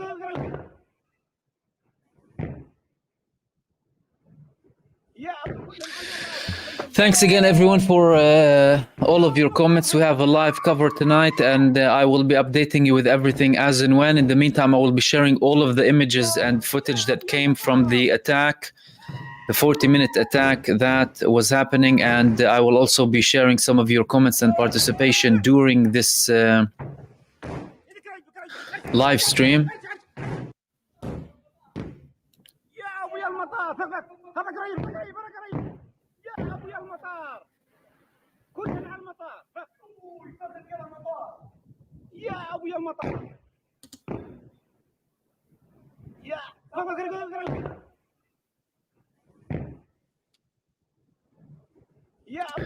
Unknown, yes, they had 4 attacks on Israel yesterday, on Tel Aviv and on Eilat. with drones and with ballistic missiles. Taidan, all of that is across Israel, central Israel, south, and parts more towards the north.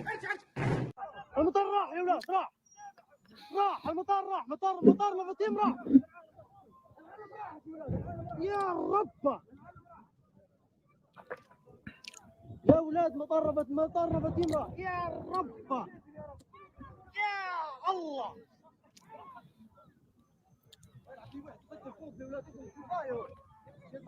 يا رب يا الله يا ولاد ما دير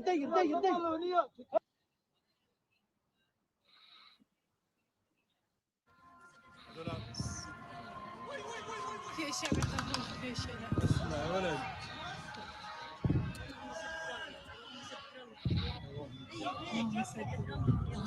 جمر لا اله الا الله لا اله الا الله يا ريت يا ريت וואי וואי כמה תודים אחי תראה זה הזוי זה הזוי אחי יהיה פה מלא נפילות אחי חבר'ה עדיף להיכנס למרחב המוגן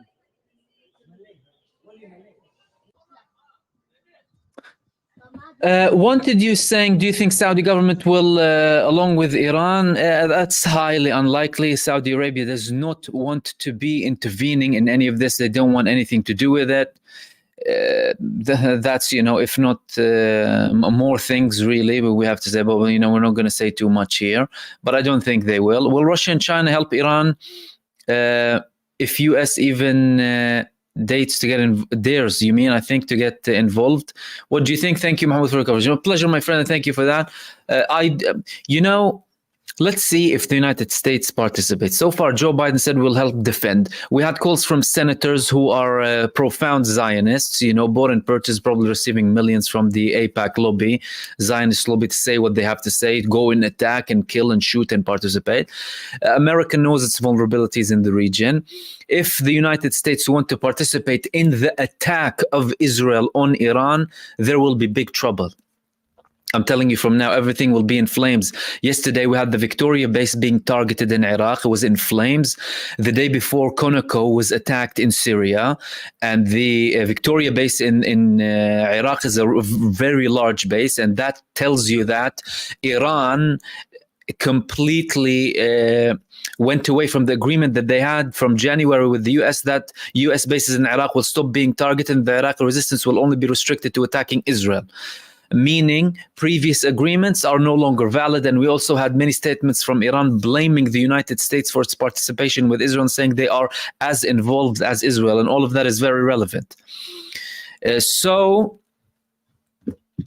if they want, and there could be a participation, we will see something escalating, and China will not be, Russia will not be sitting back. Neither will China. The Russian involvement will be more visible, the Chinese involvement less so. You will hear more about North Korean potential interference or support, because the North Korea represents like China's axe across the world. China doesn't want to be deemed as a country that gets involved in these things. Even when it comes to Russia and Ukraine, I mean, there are confirmations that they've been supporting Russia, but that's something that they constantly deny. However, Iran will be too much. It'll be too much for them. And again, it depends on what type of attack we're talking about. Is it going to be an ongoing thing? Is it going to be under threat? It would be too much risk here. And you're talking about the area with most oil reserves in the world. It's going to be something that's troublesome for the whole world. All for the sake of a genocidal entity, all for the sake of a racist state committing a genocide against people, and because the United States does not want to stop them. And they have no one to blame but themselves.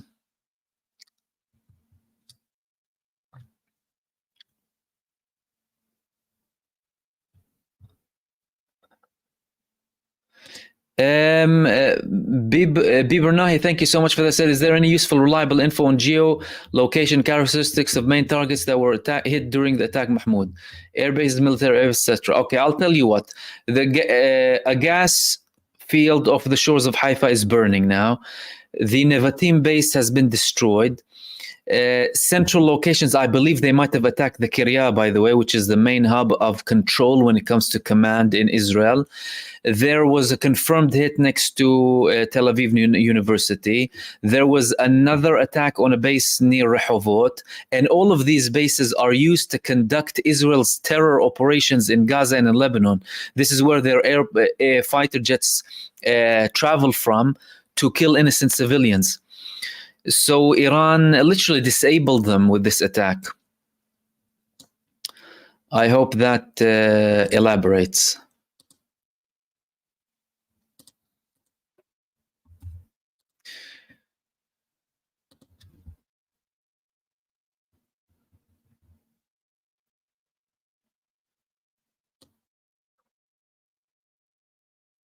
Whoopsie daisy, we have Netanyahu running. Netanyahu's running, ladies and gentlemen. Look at him running. Look at him running and hiding. Oh, Bibi's running. Bibi's running to hide.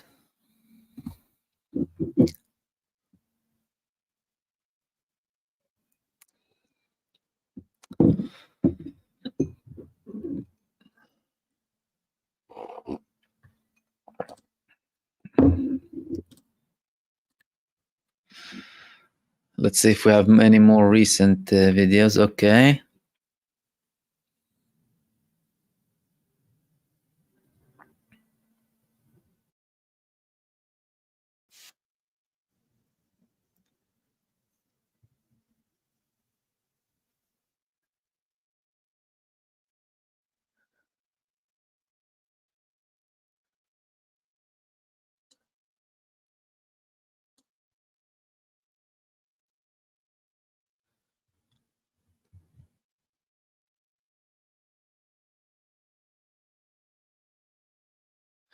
And in case some of you haven't seen the actual... what? Oh my goodness, we have a report that the Israeli Defense Minister Yoav Gallant has been killed, but no confirmation yet. We have a report that Yoav Gallant has been killed. But again, don't take this as a confirmation. This is only one report from one source coming from Iran.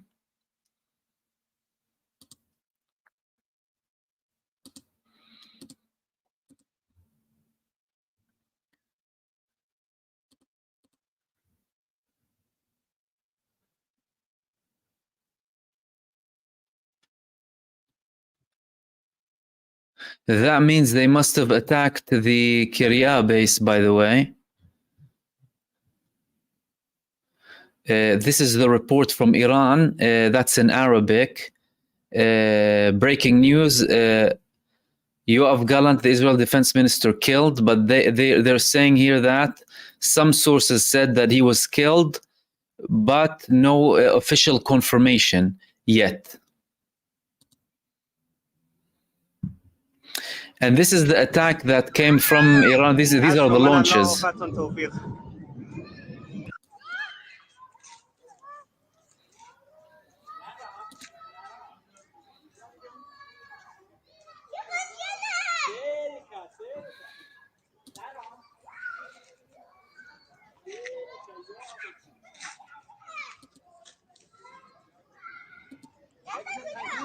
These are the moments the hypersonic missiles were launched from Iran on Israel.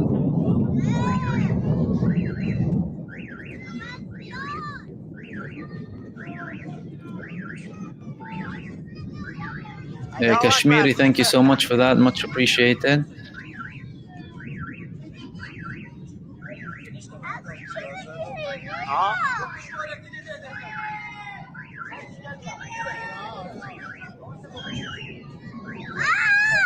حسب من الله وفتح توفيق.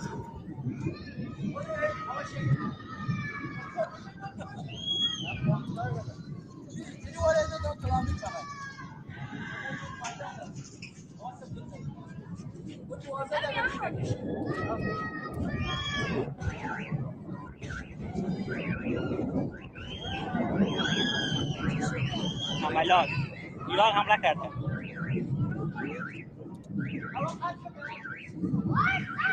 ایران حمله کرده. And these are the attacks that happened during the time of Israel's attack. We need this confirmation to see if we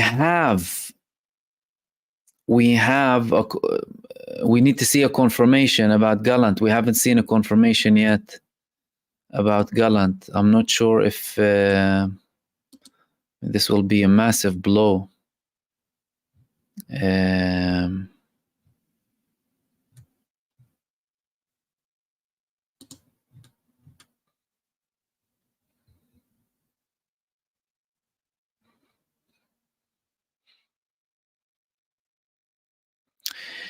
Confirmation from Iran, the Iranian hypersonic and ballistic missile attack completely destroyed the Mossad base in Israel. They completely destroyed it. And we also now have videos coming out from the destroyed Israeli bases. These are Israel's bases following the attacks coming just now from Israel.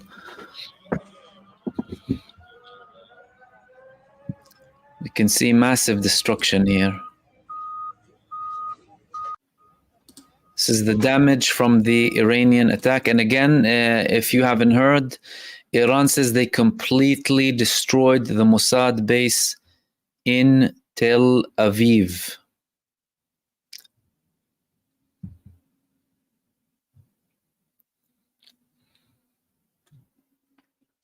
Laura Felciani is saying the Italian media reports that all Iranian missiles have been intercepted. Really? By US air defense? Really? What is this video that I'm showing you here? Here you go. To show, see what's been intercepted and what hasn't been intercepted. This is coming from Israel. Where is it coming from? They want to try and hide and cover up. This was a shocking strike coming from Israel, by the way. From Iran, excuse me. Let me just try and activate that other video here.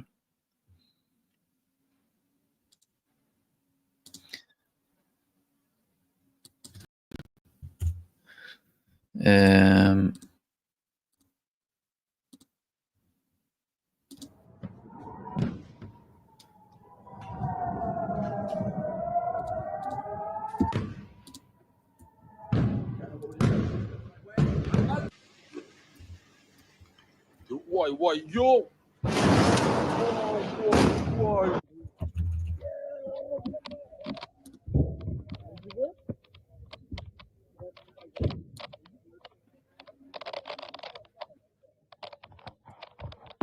لا المطار دخل مطارنا لا مطارنا دخل يا ولاد لا مطار لا مطارنا دخل لا المطار ده يمنع عن تحرك 200 المطار يا رب الله يا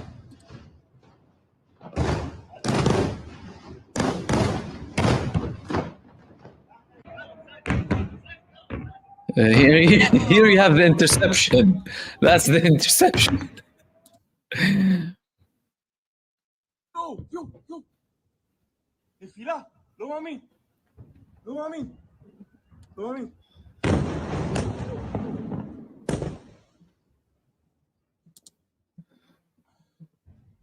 Thank you, Insubordinate Academic. Thank you so much for that.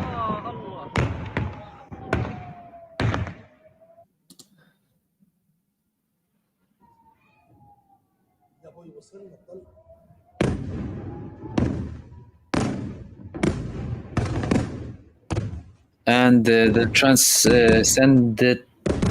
transcendental man, thank you. Why does that video of Netanyahu look like a body double? No angles, he has just ears and gray hair. Could he have been killed? I don't know. Well, if we have reports that Gallant has been killed, we'll see.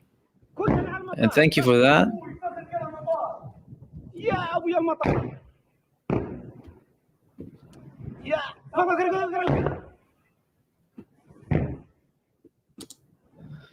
Tommy, Mahmoud, do you think Iran has the capacity to thwart the extreme response that Israel is sure to launch? We will see about that. We will see what they're capable of in terms of defense, and we will see what type of attack Israel will be trying to carry out.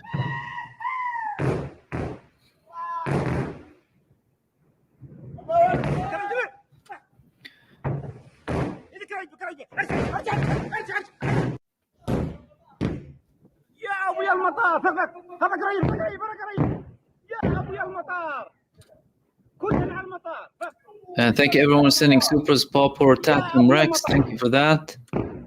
And everyone else, apologies if I missed some of them.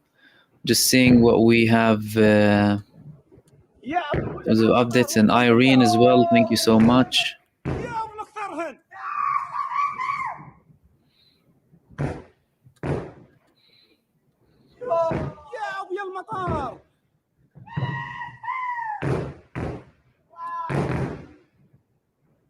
And Pam, thank you. And everyone else participating, thank you very much. And thank you for everyone sending supers. Turk, brother, my brother, thank you so much for that. Love the new profile photo. يا اولاد مطربت يمرأ يا رب يا الله. Okay.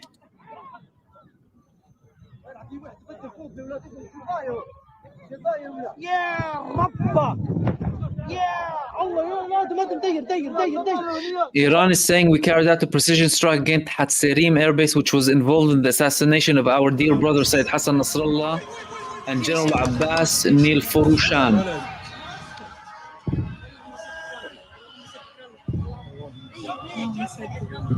And Palestinians are taking selfies with the missiles next to the West Bank.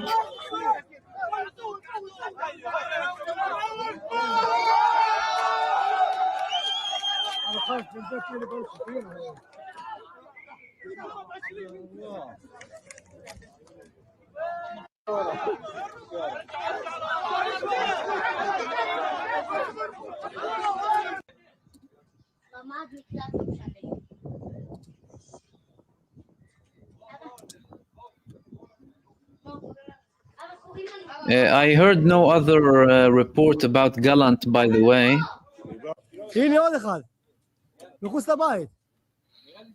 But we need to see if we have any confirmations coming from Israel. For those of you just joining us, we had a report, but again, that's not confirmed. That Gallant was killed, but again, not confirmed. So don't take it as a confirmation. Gallant's the Israeli defense minister. الله أكبر الله أكبر لبيك لبيك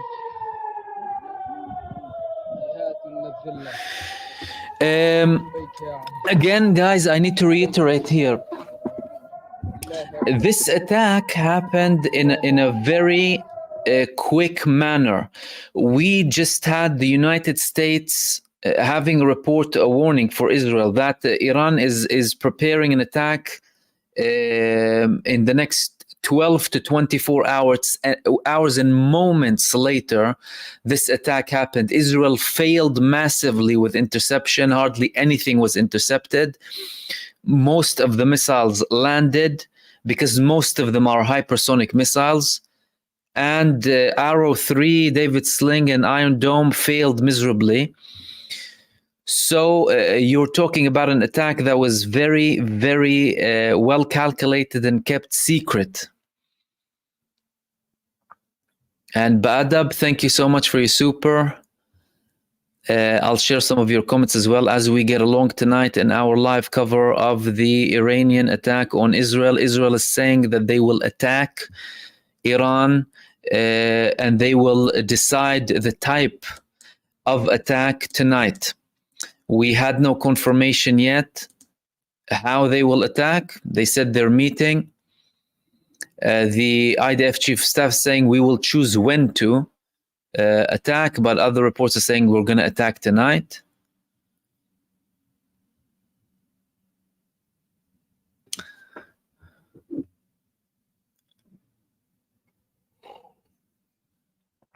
Israel reports that the Pentagon claims Iran did not update us before the attack, and the damage to Israel is minimal. Are they trying to contain it, the Americans? Are they trying to contain it?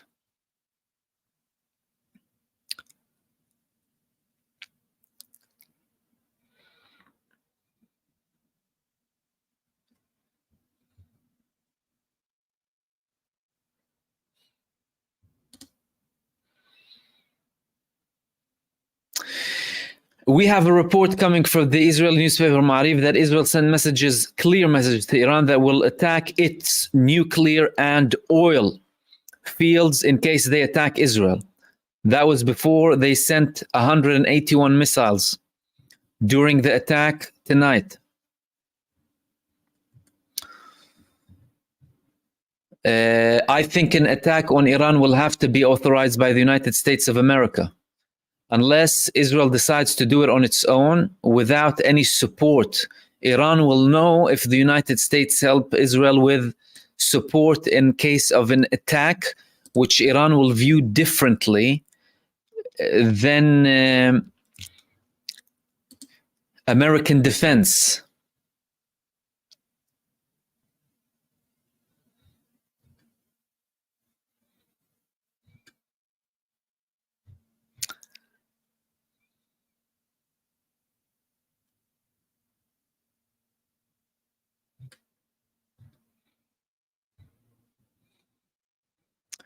A Jordanian guy, apparently, we have a report that he was killed after Jordan intercepted the missile for the sake of Israel. Look at what these people do.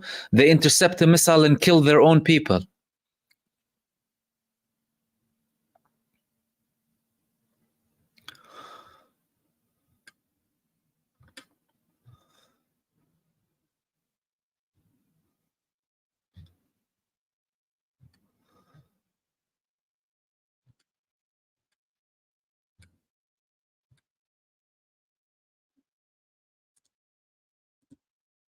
Next to us here. They're coming down. One just about. We got to go inside. So they have taken cover. There is a lot coming in. Multiple injuries were recorded in Jordan after the Jordanians allowed the Americans to intercept Iranian missiles, which were intercepted over civilian areas in several regions of Jordan. This is what we were talking about in the previous attack. It's like, Jordan, you're saying you're protecting the Jordanian people. You hurt them and you clearly killed some people. These images are now coming from Jordan. As you can see here, this is one of the missiles that was intercepted in Jordan. And this is the damage to a Jordanian house. Jordan intercepted missiles to help Israel. And they killed and wounded Jordanians. So the Jordanians prefer that the Jordanian government prefers Jordanian to be hit and not Israel. Or Israeli bases where the missiles were heading, actually.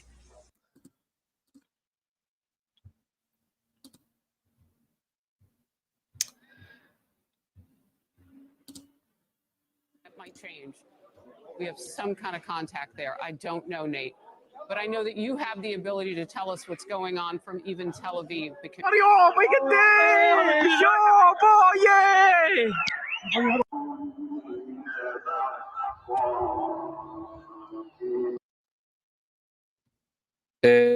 Urgent news coming. The destruction of 20 F-35 fighter jets due to the Iranian attack on Israel. This is coming from Iran in Arabic page on X.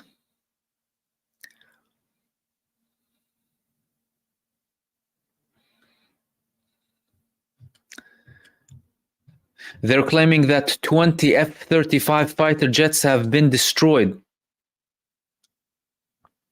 Someone is saying a second wave. We don't have a second wave. We don't have a second wave yet. I think Iran has preparations. They said if Israel attacks, we will attack them violently, hinting that this attack was somewhat not violent. The biggest attack on Israel in its history. We will see. لا نعرف شيء لكن نعرف أن هناك ما يسقط عليهم.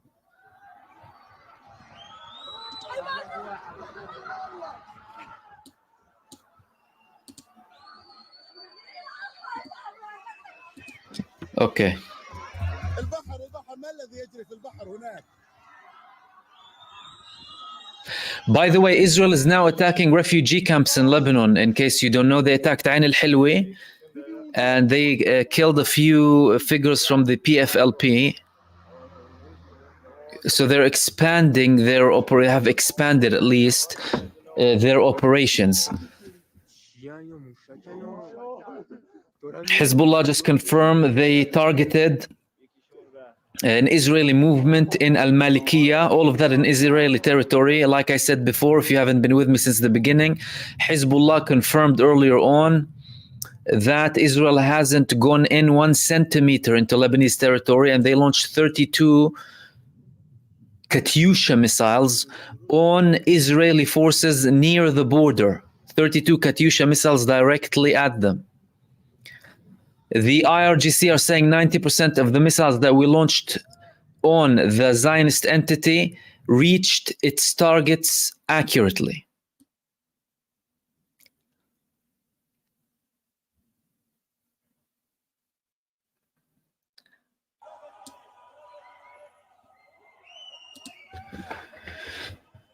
Thank you everyone for your participation, and thanks for everyone sending supers. Let's see if we have any more questions or comments. Thank you for joining me in this live stream. We'll be here for live coverage throughout the night, following the unprecedented Iranian attack on Israel.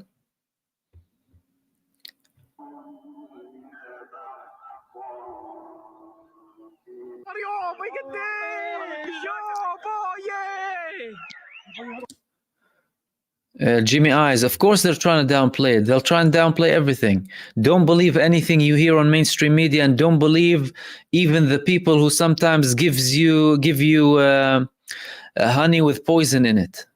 And Wally, thank you so much for your super. Much appreciated.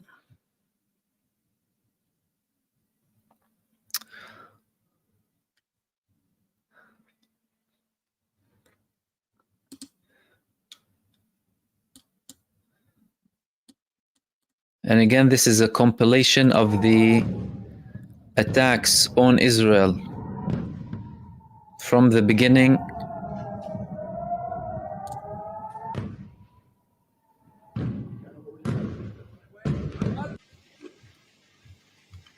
Why, yo!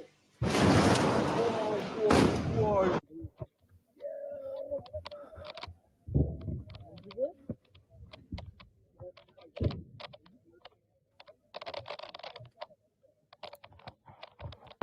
المطار دخل مطارنا. مطارنا دخل يا ولاد. If the region falls into war, we will go more severely for the next waves, Iran's defense minister says. يا رب الله. يا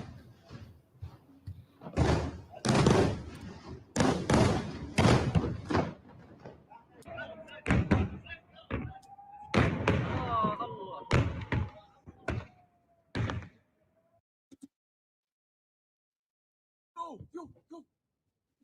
Desfila. Lo mami.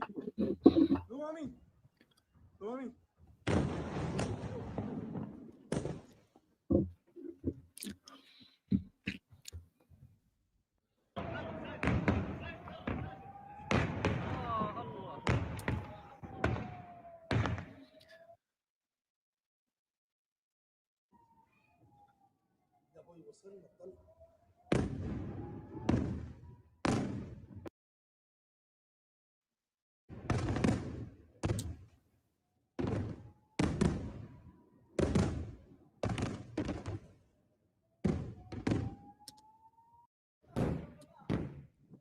ابويا المطار فقط قريب قريب انا قريب. يا ابويا المطار كلنا على المطار يا ابويا المطار يا فقط قريب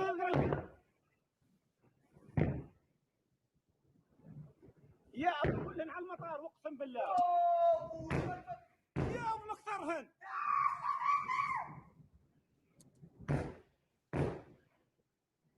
يا ابويا المطار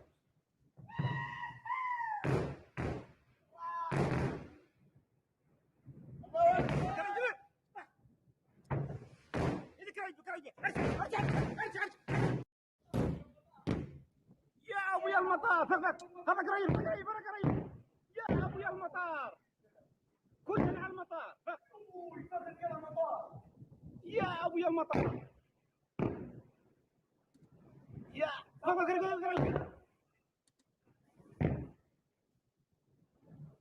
يا ابو كلنا على المطار اقسم بالله يا ابو مختارهن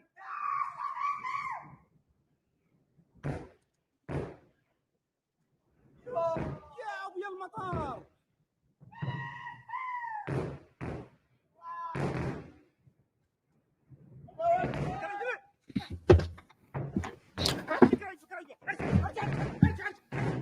المطار راح يا ولاد راح المطار راح مطار مفاتيم راح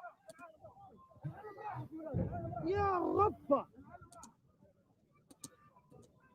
يا ولاد مطار مفاتيم راح يا رب يا الله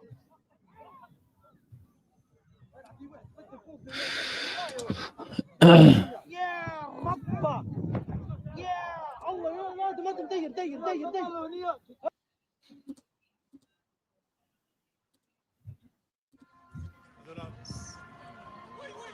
في اشياء بتقول في اشياء يا ولد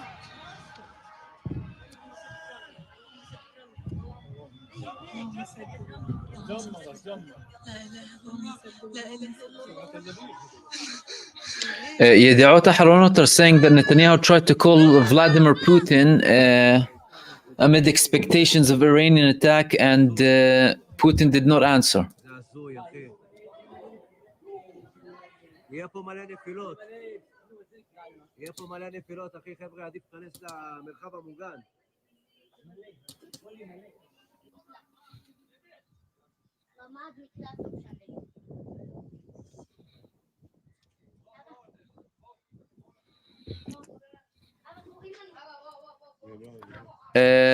Jerry saying Mossad complex in Tel Aviv hit by Iranian missile. Yes, Iran confirmed that they completely destroyed it.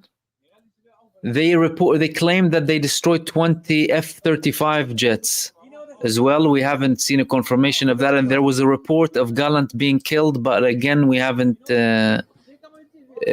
seen any confirmation as such. So, but of course, I'm just telling you the reports here. لبيك يا نصر الله الله أكبر الله أكبر. Okay, Netanyahu has a speech. Let me read it out for you. Benjamin Netanyahu. Okay.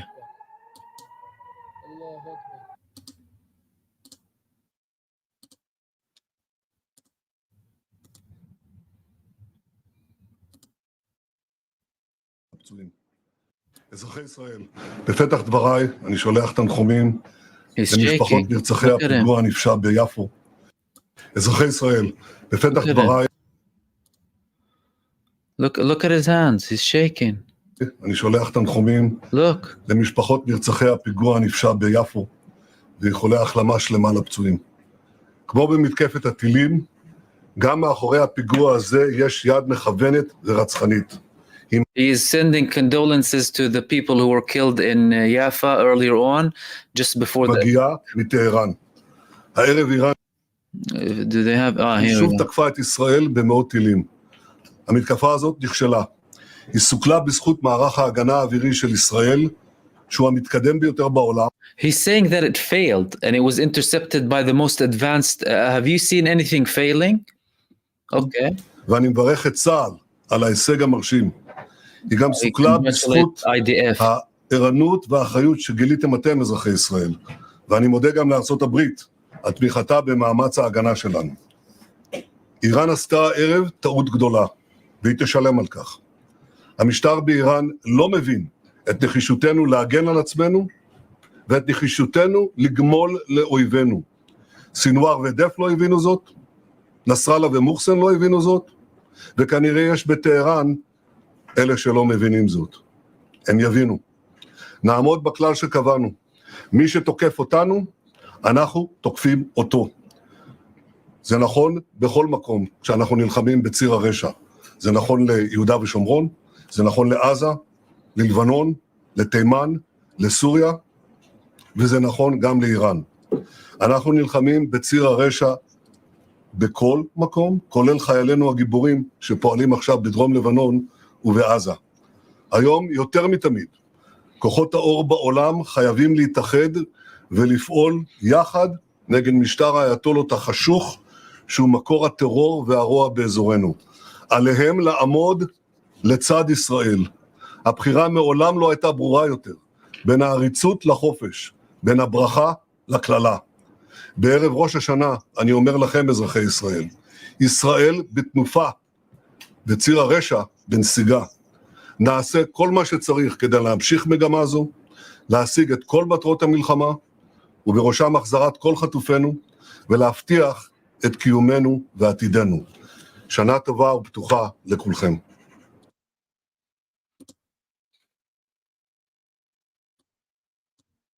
אזרחי ישראל, בפתח... Look at his hands again.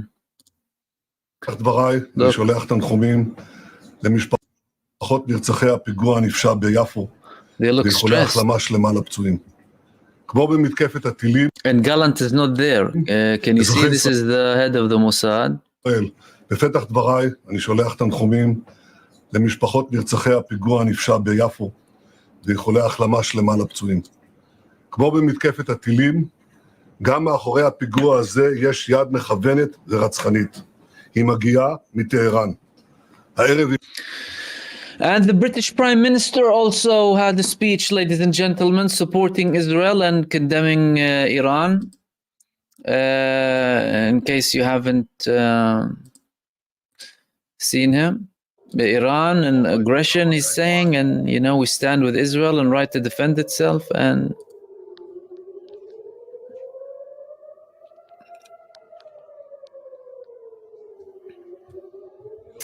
thank you everyone sending supers, much appreciated.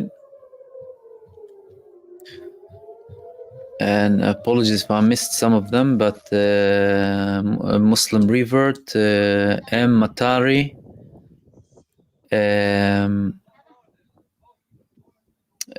Matari saying Israel has been trying to justify all-out war with Iran and potentially demonstrate their nuclear powers, effectively putting their neighbors to check. Their eyes orchestrating everything. And Brian Rome and 1984 Sarajevo, China and Russia promised Lebanon their full support days ago unconditionally. There will be a final battle between the superpowers over the Middle East. We'll see about that. I mean, the US and Israel and its Western backers, the genocide supporters. Now Keir Starmer as well, he's clarifying his support for the genocidal entity again. The same man who justified the starvation of the children of Gaza and justified the blockade on the civilians of Gaza in the beginning of the war. They're showing support for Israel.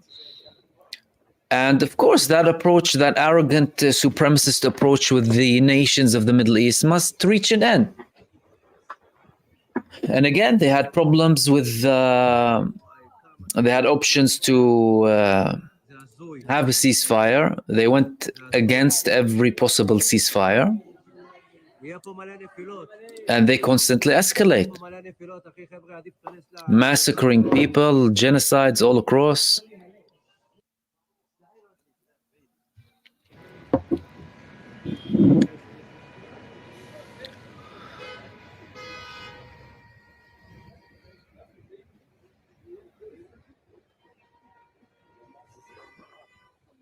And let's see if we have more responses coming in.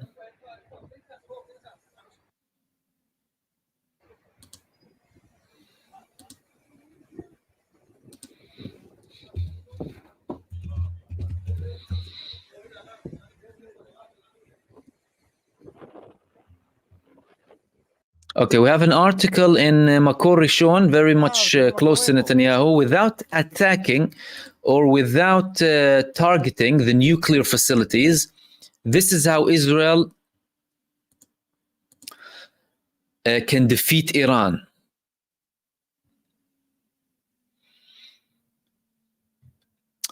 They're kind of just starting to try and legitimize an attack on Iran without attacking their nuclear facilities.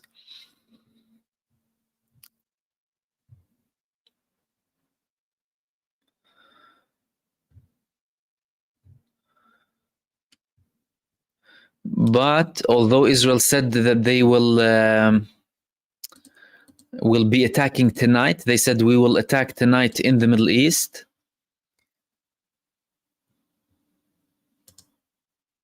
We haven't had a confirmation where or how.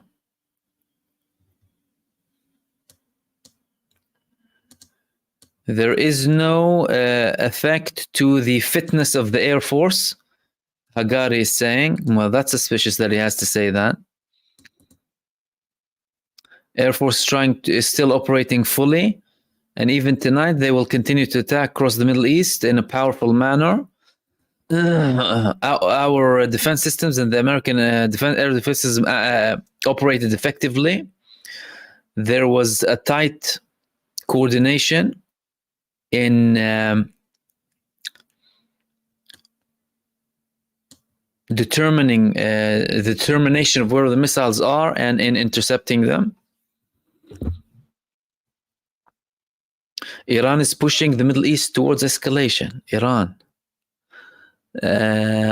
We will attack in the time and place that we will decide based on the instructions of the political level. There will be repercussions, and we will do what it takes to defend the people of Israel. You'll do what it takes to bring more destruction on the people of Israel, more like. All that they're doing is bringing more destruction.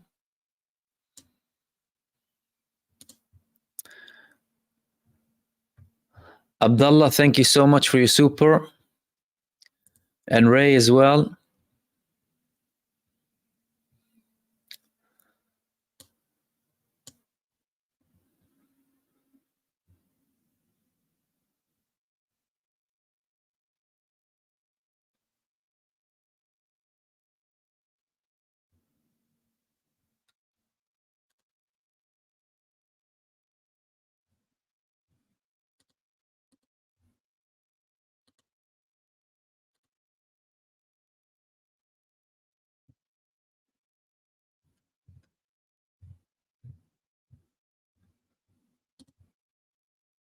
وانظروا إلى شاطئ البحر ما الذي يحصل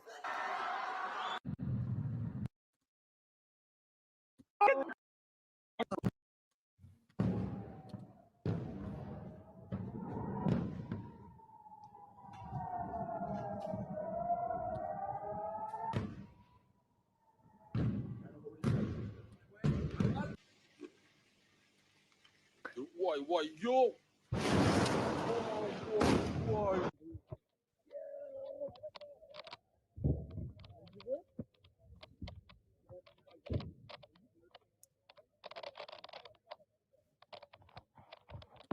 المطار دخل المطار.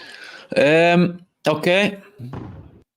Brigadier General Nasir Zada from Iran. In this operation, a variety of our missiles were used. Our targets were only military and intelligence related, and they were completely legitimate. If the Zionist regime responds, it will receive a harsher response. This operation was merely a reciprocal action. But if they respond, we will begin the next wave. Merely a reciprocal action. That's what Iran is saying. Brigadier General Nasir Zada elaborating on the response that Iran had today. Munir Zaman Khan, thank you very much. And Ryan, 78, thank you very much for your super, much appreciated.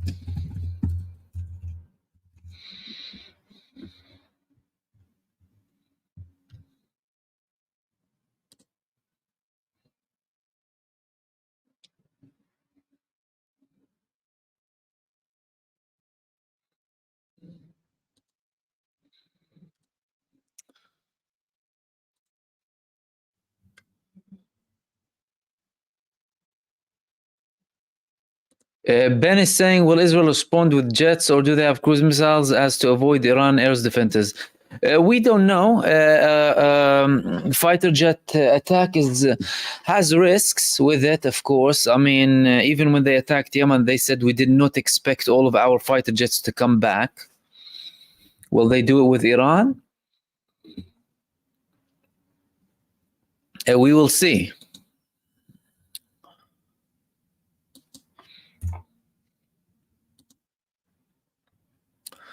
This is Keir Starmer's statement, in case anyone is interested. Good evening. In the last few hours, the Iranian regime has launched over 200 ballistic missiles at civilian targets in Israel. It's too soon to assess the impact fully, but I utterly condemn this attempt by the Iranian regime to harm innocent Israelis, to escalate this incredibly dangerous situation and push the region ever closer to the brink. It cannot be tolerated. We stand with Israel and we recognize her right to self-defense in the face of this aggression. Iran must stop these attacks, together with its proxies like Hezbollah. Iran has menaced the Middle East for far too long. Chaos and destruction brought not just to Israel, but to the people they live amongst in Lebanon and beyond. Make no mistake, Britain stands full square against such violence. We support Israel's reasonable demand for the security of its people. I've spoken today to Prime Minister Netanyahu, the King of Jordan, President Macron, and Chancellor Scholz. In the last week, I've also spoken to other leaders, including Prime Minister McCarthy of Lebanon, President Abbas, the leader of the Palestinian Authority, to try to find the space for a political solution to the conflicts in Lebanon and Gaza.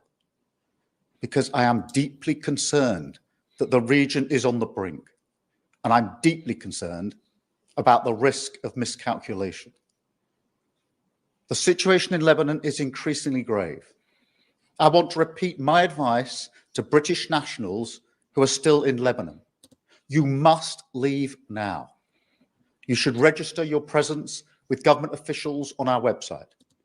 We have a chartered flight and we're doing everything we can to get people out. But the situation is extremely volatile. So if you have the means to leave, the time is now. Do not wait. I'll now take questions. Thank you, Prime Minister. First of all, is the UK prepared to use British military capabilities to help Israel defend itself against Iran, and has that already happened this evening? this, as you'll appreciate, is an evolving situation. But what I will say is that we stand with Israel and her right to self-defense, and any relevant updates will be provided in due course. And on that phone call with Benjamin Netanyahu this evening, you and other world leaders have been calling for a ceasefire, for de-escalation in the region. It doesn't seem that those calls are being heard. Can you give us any more detail on what you said tonight to him? Well, I won't go into the full details, but in all of the calls I've been making with world leaders, I have expressed my concern that the region is on the brink and there's a high risk of miscalculation, and therefore we have to find a route to de-escalate on all fronts. And in the end, the only solution here is a political solution. So my calls have been about the importance of creating the space and the conditions for that de-escalation and to find that political route forward. With Prime Minister Netanyahu, I also was able to make the case for a ceasefire in Gaza, and importantly, to repeat that the hostages must be released unconditionally and immediately, because we must never lose sight of the hostages who've been held for such a long time now. Thank you. So what is your message to Israel now? Are you again calling for restraint? Because they would argue that didn't deter a second attack. Well, my message very clearly tonight is to condemn this attack by Iran, to recognize in clear terms Israel's right to security and to defend herself. And I say that in absolutely clear terms. Obviously, I think all parties are concerned to ensure this doesn't spiral into a much bigger conflict. But on the principle of Israel's right to self-defense, I've been very, very clear. Thank you very much. That was the British Prime Minister for you, Kid Starver, again, saying that Israel has a right to defend herself. Israel has a right to defend herself. I think a lot of you were very expressive with the comment section. But yeah, Israel has a right to defend herself, according to Keir Starmer. Let's see if we have any more responses coming from the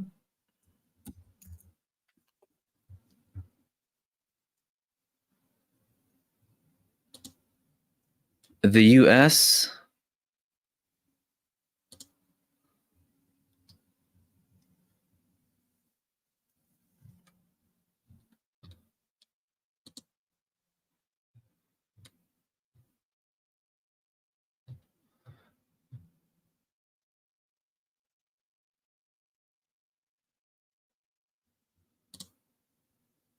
Let me take some of your questions as well while we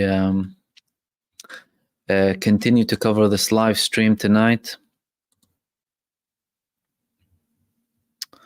Okay, many of you are still talking about Starmer.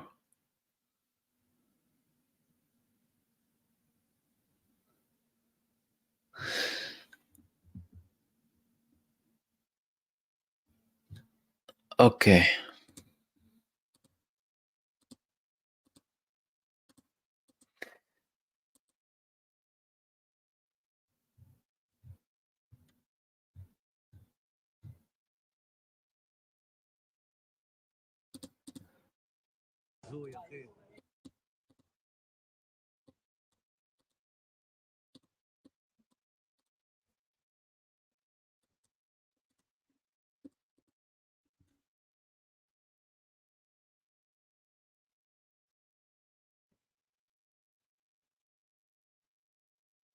U.S. National Security Advisor Jake Sullivan says that Iran will face severe consequences for its Operation Truthful Promise 2. We have made clear that there will be consequences, severe consequences for this attack, and we will work with Israel to make that case. Let's see if he said Anything else?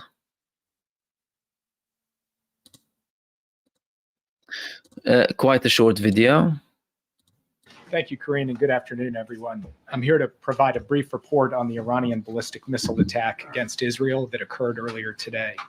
I can take just a few questions because this is an ongoing situation and I need to get back to my desk. Today, Iran launched nearly 200 ballistic missiles towards targets in Israel. The United States military coordinated closely with the Israeli Defense Forces to help defend Israel against this attack. U.S. naval destroyers joined Israeli air defense units in firing interceptors to shoot down inbound missiles.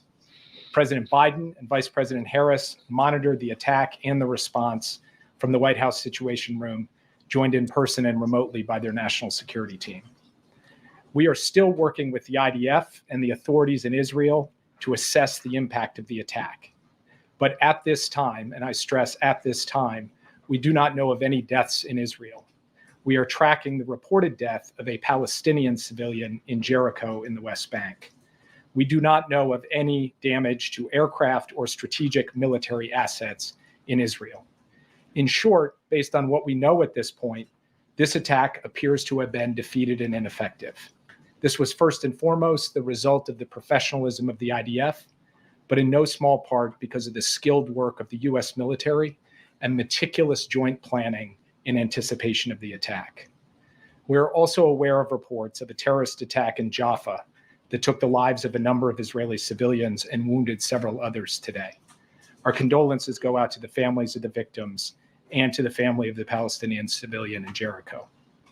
Obviously, my update here is based on early reports, and we reserve the right to amend and adjust as necessary as we gather more information.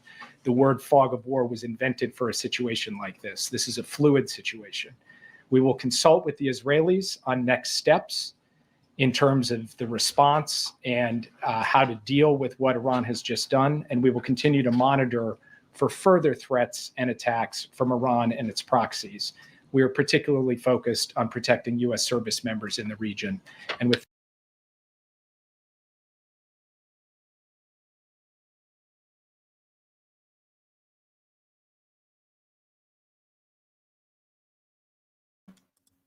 Jake Sullivan again, with his typical lies, coming in, saying nothing will happen. Well, yeah, we saw the videos. I mean, what are you trying to hide exactly, right? We saw everything.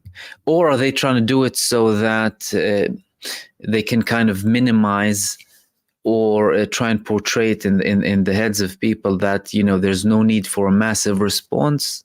Maybe, again, it depends, because the calculation of to respond or not to respond really lies down with the United States. It's not just an Israeli thing here.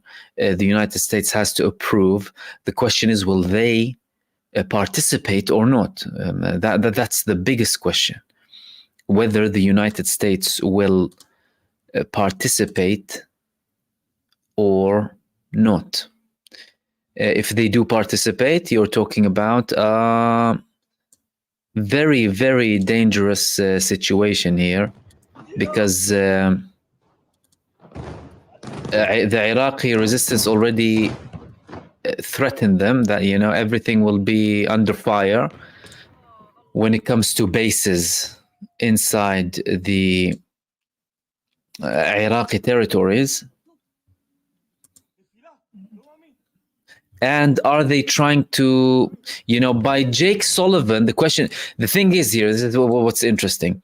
If we measure that by the previous response that we had from the United States, when Iran attacked in April, Operation True Promise 1, Joe Biden told Netanyahu, you intercepted, you had a successful interception, take the success. You've got the win, take the win. To shrug it off in a way, right? There's a similar tone, but they're still, saying that they will pay a price, right? So this time it's a little bit different. The thing is, are they going to attack with them or not? if they do attack with them, we are looking potentially at like World War III situation. It's not gonna be something like easy. It's gonna be a serious escalation if the United States participate. If they leave Israel to it and tell the Israelis, if you want to respond, something measured. Like I said, we just read the article from Makor Rishon saying this is how we can kind of have an effective attack on Iran without hitting their nuclear project, trying to almost prepare the public opinion to not attacking. But again, this is Israel. They have been constantly escalating. Mahib is saying, why do you think Iran didn't coordinate with Lebanon? Well, if anyone wants to have a successful operation, they shouldn't say it to anyone, including some of their closest allies. But again, they could have told the Lebanese without us knowing. But clearly, this was an operation that was very successful because it was very secretive. So, they probably told them we will, but look what's going to happen, right? Or they probably didn't tell them because they wanted it to be a success without saying anything. Okay, there's a video that I want to share with you from Israel.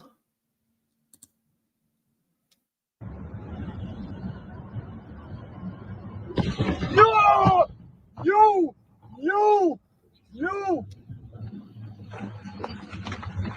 Ay!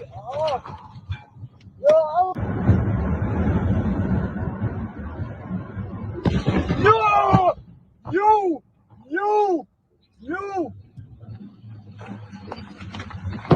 Ay!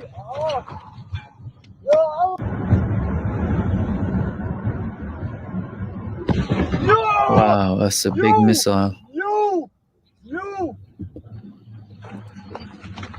Yeah, this just came out from Israel, this video. Let me see if we have any more videos to share that we haven't shared before. And this is one of them here.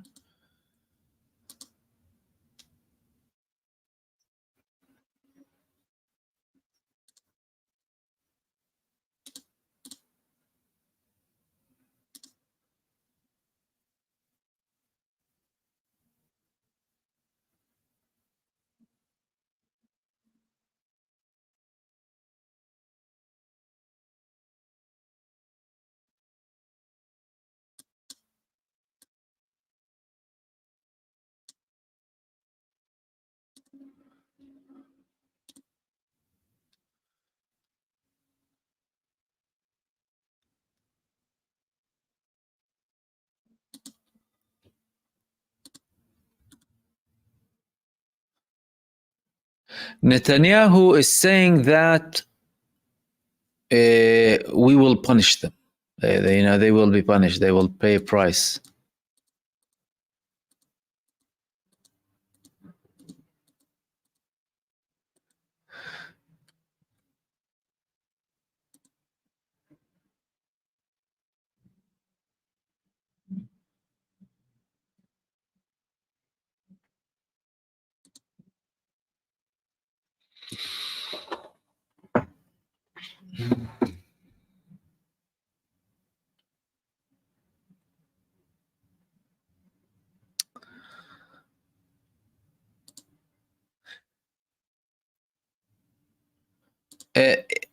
One of the Israeli websites is quoting Gallant.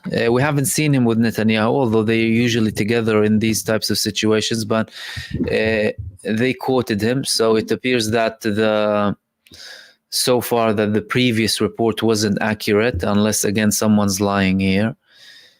Defense Minister Yoav Gallant addressed the missile attack from Iran on Israel and said,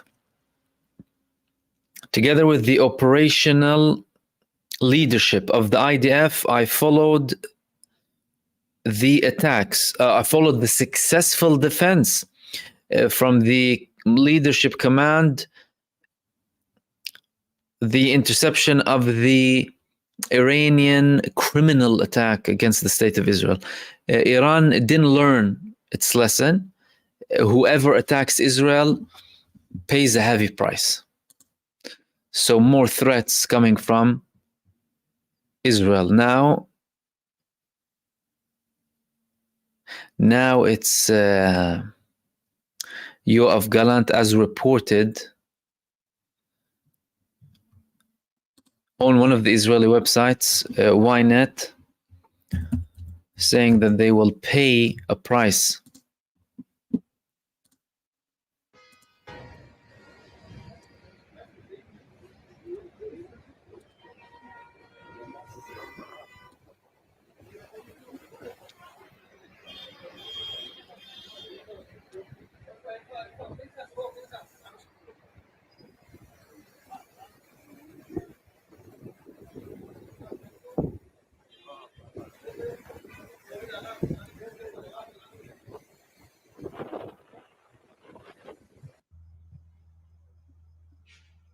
וואו, תראו מה קורה פה.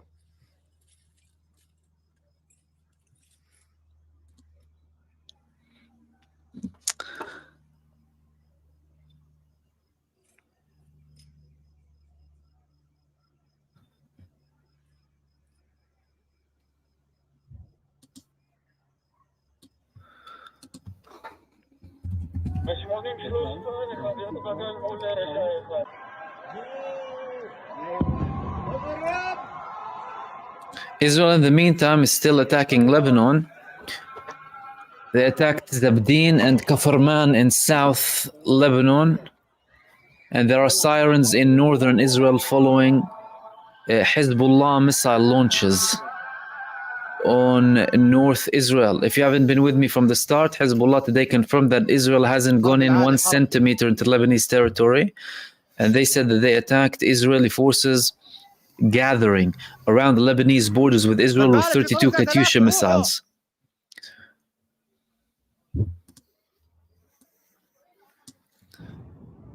Oh, God. Okay, guys, we got to get off the roof. These are coming down right next to us here. They're coming down. One just about. We got to go inside. So they have taken cover. There is a lot coming in over Haifa right now.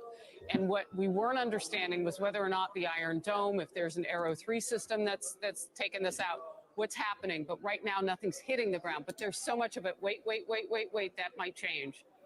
We have some kind of contact there. I don't know, Nate.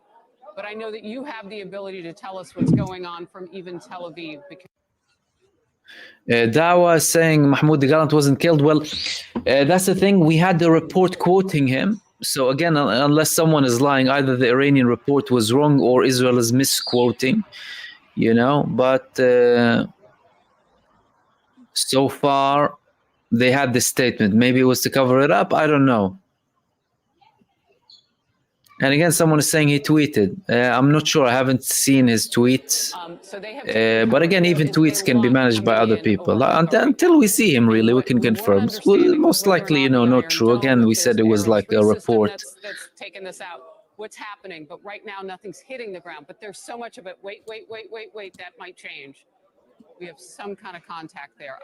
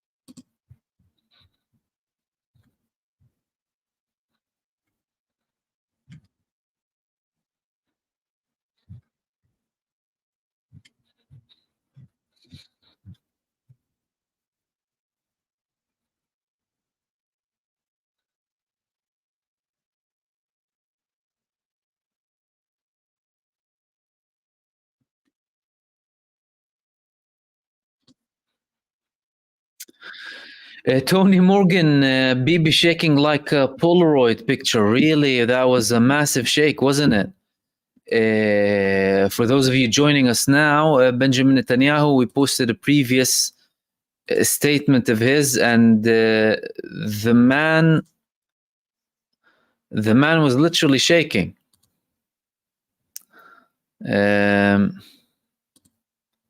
Here's the video again. אזרחי ישראל, Look at בפתח his דבריי hands. אני שולח תנחומים למשפחות נרצחי הפיגוע הנפשע. אני שולח תנחומים למשפחות נרצחי הפיגוע הנפשע ביפו. תנחומים למשפחות נרצחי הפיגוע הנפשע ביפו ואיחולי החלמה שלמה לפצועים. כמו במתקפת הטילים. Yeah. It doesn't look like he's feeling well. Netanyahu.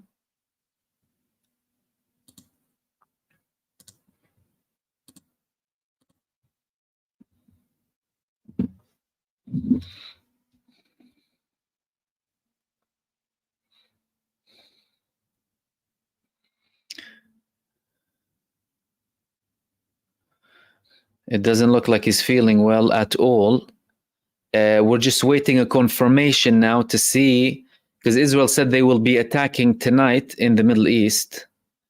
But now we want to see what they will attack. That's assuming they will start the attack tonight.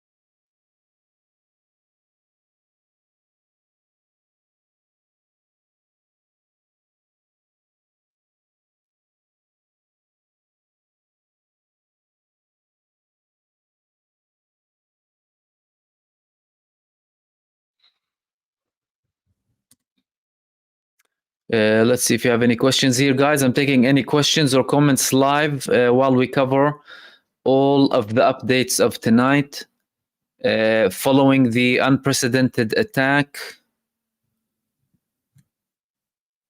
from Iran on Israel. Thank you, everyone, for joining in.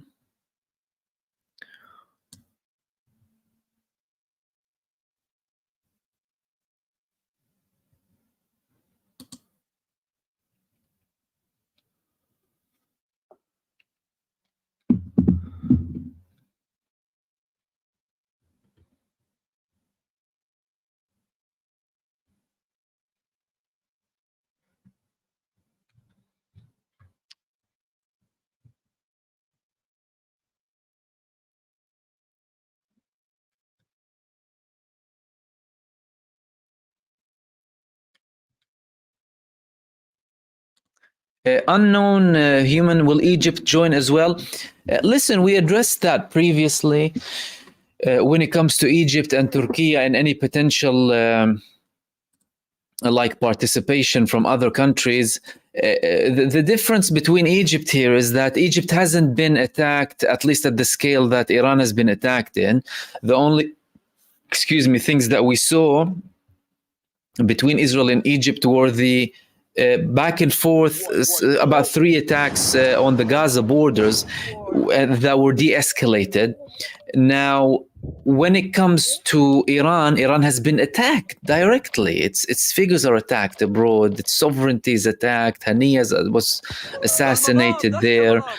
Turkey also hasn't been attacked. Now, although Turkey has fiery statements, now Erdogan, by the way, is saying if the UN fails to reach a peaceful resolution, we need to call for action against Israel, the use of force against Israel, which is, another escalation in tone. But again, that doesn't mean anything is happening in the short term. However, with things escalating in this manner, you could potentially start to see alliances, but again, the participation of or lack thereof of Turkey and Egypt would depend purely on if the fact that they are attacked or not. If they're attacked or not. So Iran was attacked, other countries not. Again, Egypt, I elaborated on that.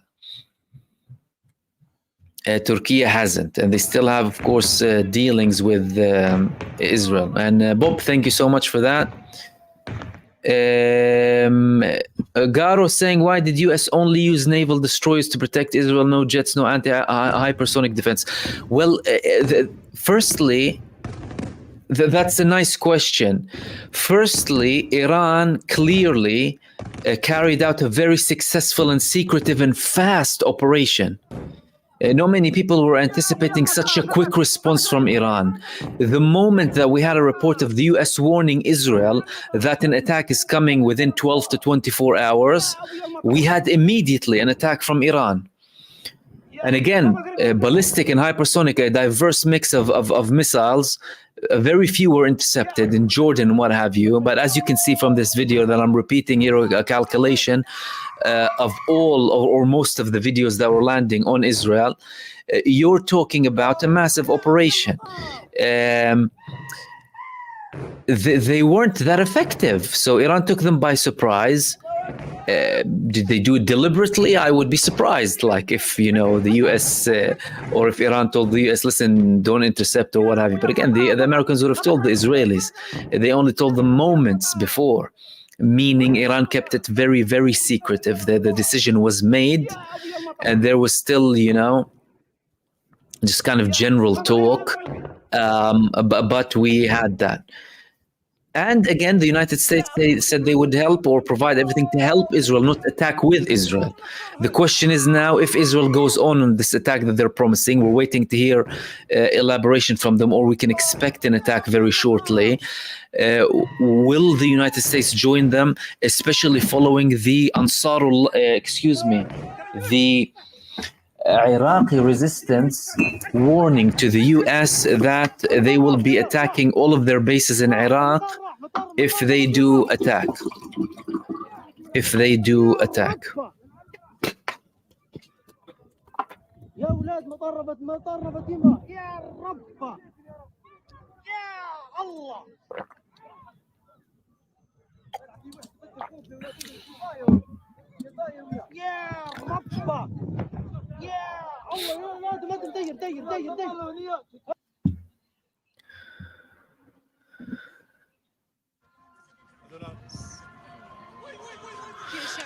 Sam, thank you for that question. He said, do you think, and I hope everyone is listening to me well while I'm having this on low audio, the video, otherwise I can tune it down if it's a problem. But when it comes to Israel pushing slowly, that's primarily because of their knowledge of what they're about to expect in Lebanon, and what they would expect in Lebanon is nowhere near what they saw in Gaza. You're talking about massively more sophisticated powers in the hands of Hezbollah, and Israel doesn't have very pleasant experiences with Lebanon. And again, they're pushing for all of this when they can reach a resolution by simply having a ceasefire with Gaza, a ceasefire that was on the table multiple times that Hamas accepted. And Israel refused constantly. Benjamin Netanyahu always used to throw sticks in the wheels and hinder everything, although the negotiating delegation agreed to a ceasefire. Now he's bringing all of this catastrophe upon Israel because of his constant expansion and acting in this psychopathic, reckless manner in the Middle East, again supported by hypocrite, genocidal Western governments, supporting him and supporting this genocidal entity fully, and then coming and blaming Iran for responding against legitimate targets. So I hope that elaborates.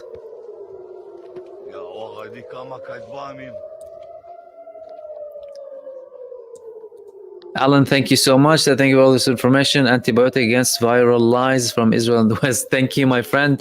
Thank you for being here, and thanks for everyone who is tuning in for this live stream to cover all of what's happening and has been happening and potentially will happen. Perceived reality, that's a very interesting question. Said, do you think this attack was coordinated with Russian blessing? We know the Russian PM Mikhail Mishustin recently visited Iran. Listen, I'll tell you that if Iran is to an extent relying on eventual Russian interference, if things escalate further, they would potentially have to include them. I would not be surprised if they do include the Russians. And listen, there's something that's been developing for the past couple of decades here. The ties that are happening between Russia and Iran and China. All of this is being nurtured due to the excessive use of force and terrorism spread by the United States administration and its proxies across the world. This tyrannical, militaristic, oligarchic empire spreading its might across the world by force and its will and imposing it.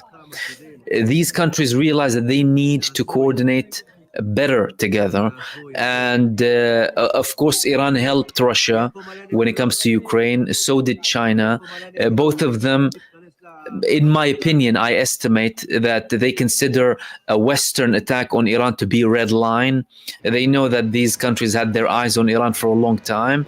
If Iran is relying to an extent on certain self-defenses from Russia or potential other weapons coming from Russia, you know, we previously heard that they would have potentially nuclear warheads at their disposal if they wish at any point, moved from Russian ships to Iranian hands within a relatively quick period if they are attacked in a nuclear manner or with a nuclear bomb. So that could be very, very valid that they have indeed notified them. I would not be surprised.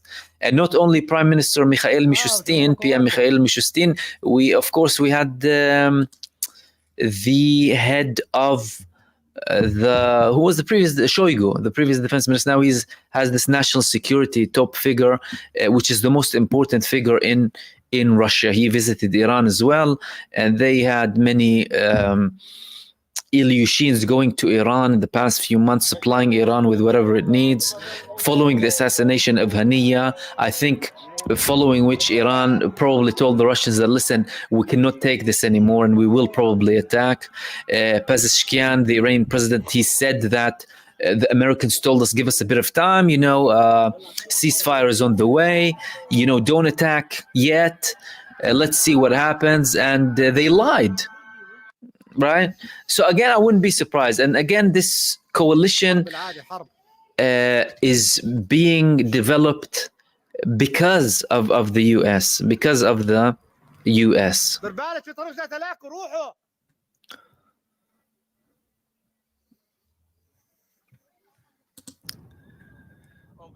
guys, we got to get off the roof. These are coming down right next to us here. They're coming down. One just about. We got to go inside. So they have taken cover. There is a lot coming in over Haifa right now.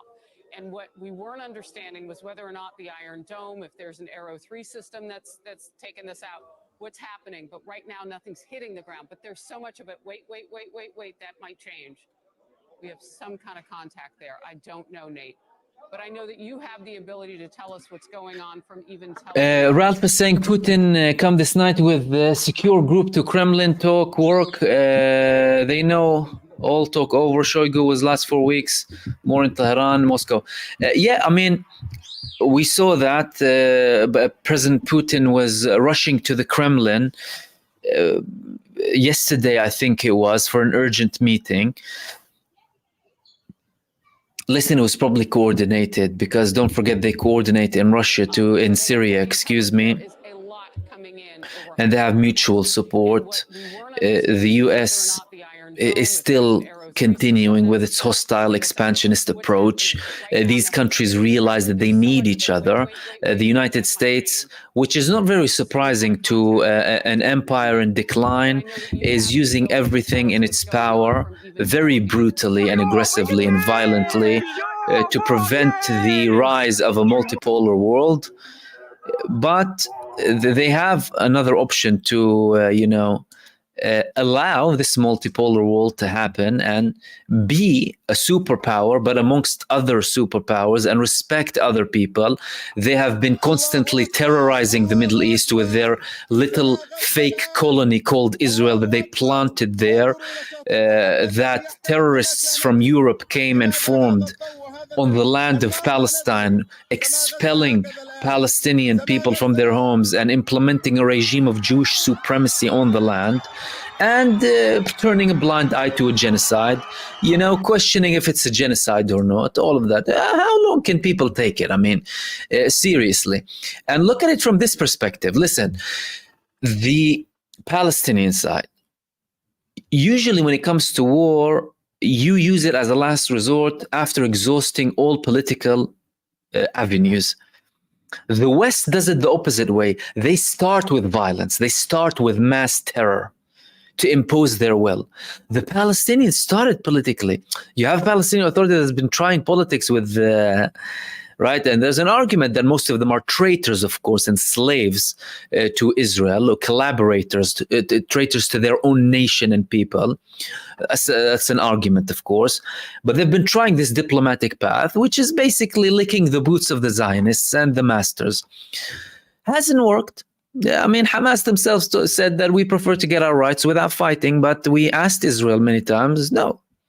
Before 7th of October, they tried to reach a ceasefire and were constantly calling Israel to reach not a ceasefire, a prisoner swap deal, and to lift more pressure off the people of Gaza, reach a solution when it comes to the West Bank and Gaza.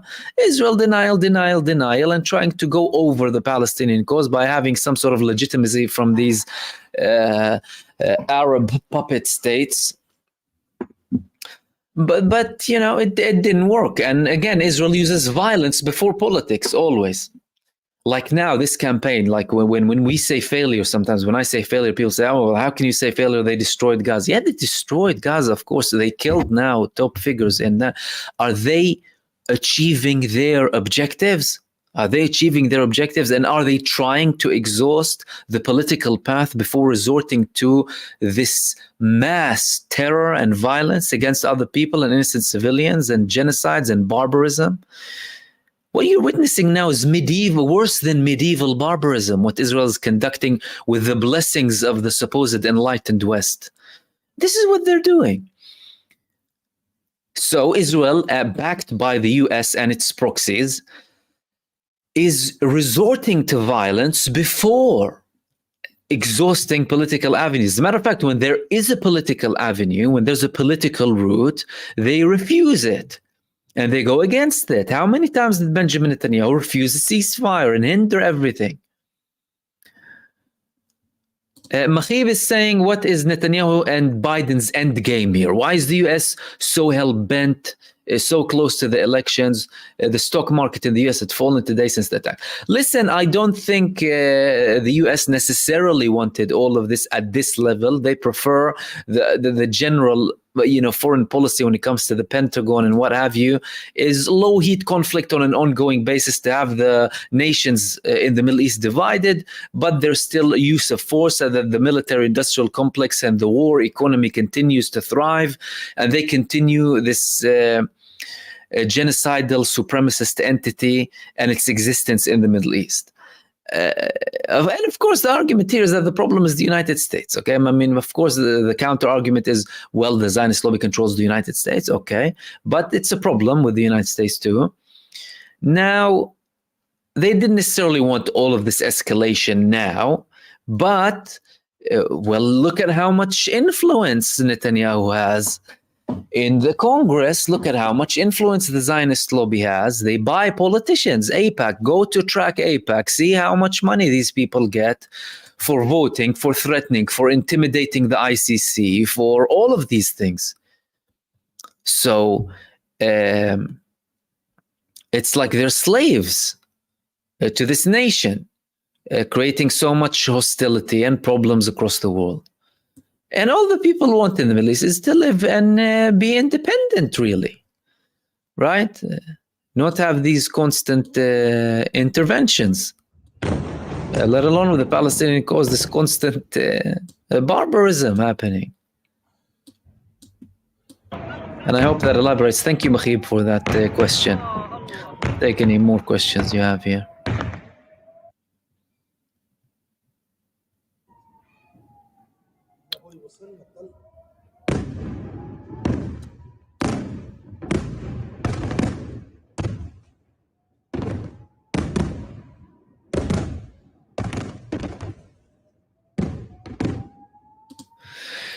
Rabs, brother, do you think the US will risk a war being so heavily invested in the war with Russia? That's an interesting question. The United States, firstly, we're having more and more criticism internally from the United States about this Ukraine war. People are realizing who Zelensky is, and they're seeing the intentions of the US to impose their will and eventually control Russia. Hell, in Europe, you have a lot of criticism about this interference in Russia and creating this artificially generated sympathy as if they care about the Ukrainian people when they're only using them as cannon fodder, forcing them to go and die. You hardly have any young people in Ukraine now. Most people fighting are older people now. If you refuse to be conscripted in Ukraine, they come to your house, beat you up, they kidnap people from their own weddings to force them to go and fight, to a level where people in Ukraine buy silicone masks to look like older people to try and run away from the country, or use whatever they do in terms of sports or whatever to go and travel to another country and not participate in the war. And the West doesn't talk about that. Why? Because they are artificially generating sympathy for a US project.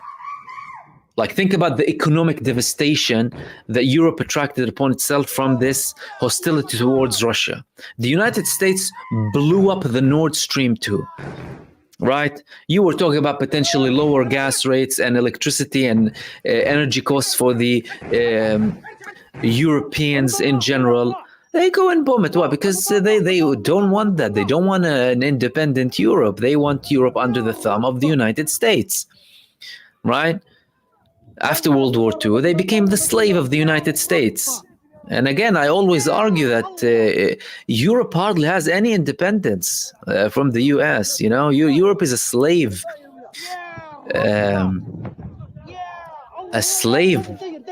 location, really. A slave continent. So there is that, but I think things are getting more and more interconnected now that things move on. Because listen, when they were, when did Ukraine, when did the comedian puppet Zelensky start and attack Kursk? After Shoigu visited Tehran, immediately after. Why? Because they wanted to hinder this Russian coalition with Iran and keep them busy. Right? So they're becoming more interconnected because the game is bigger than these are small fronts. The game is bigger. The game is mainly between the US, Russia, and China. And Russia and China are now almost in the same position. They weren't in that position before.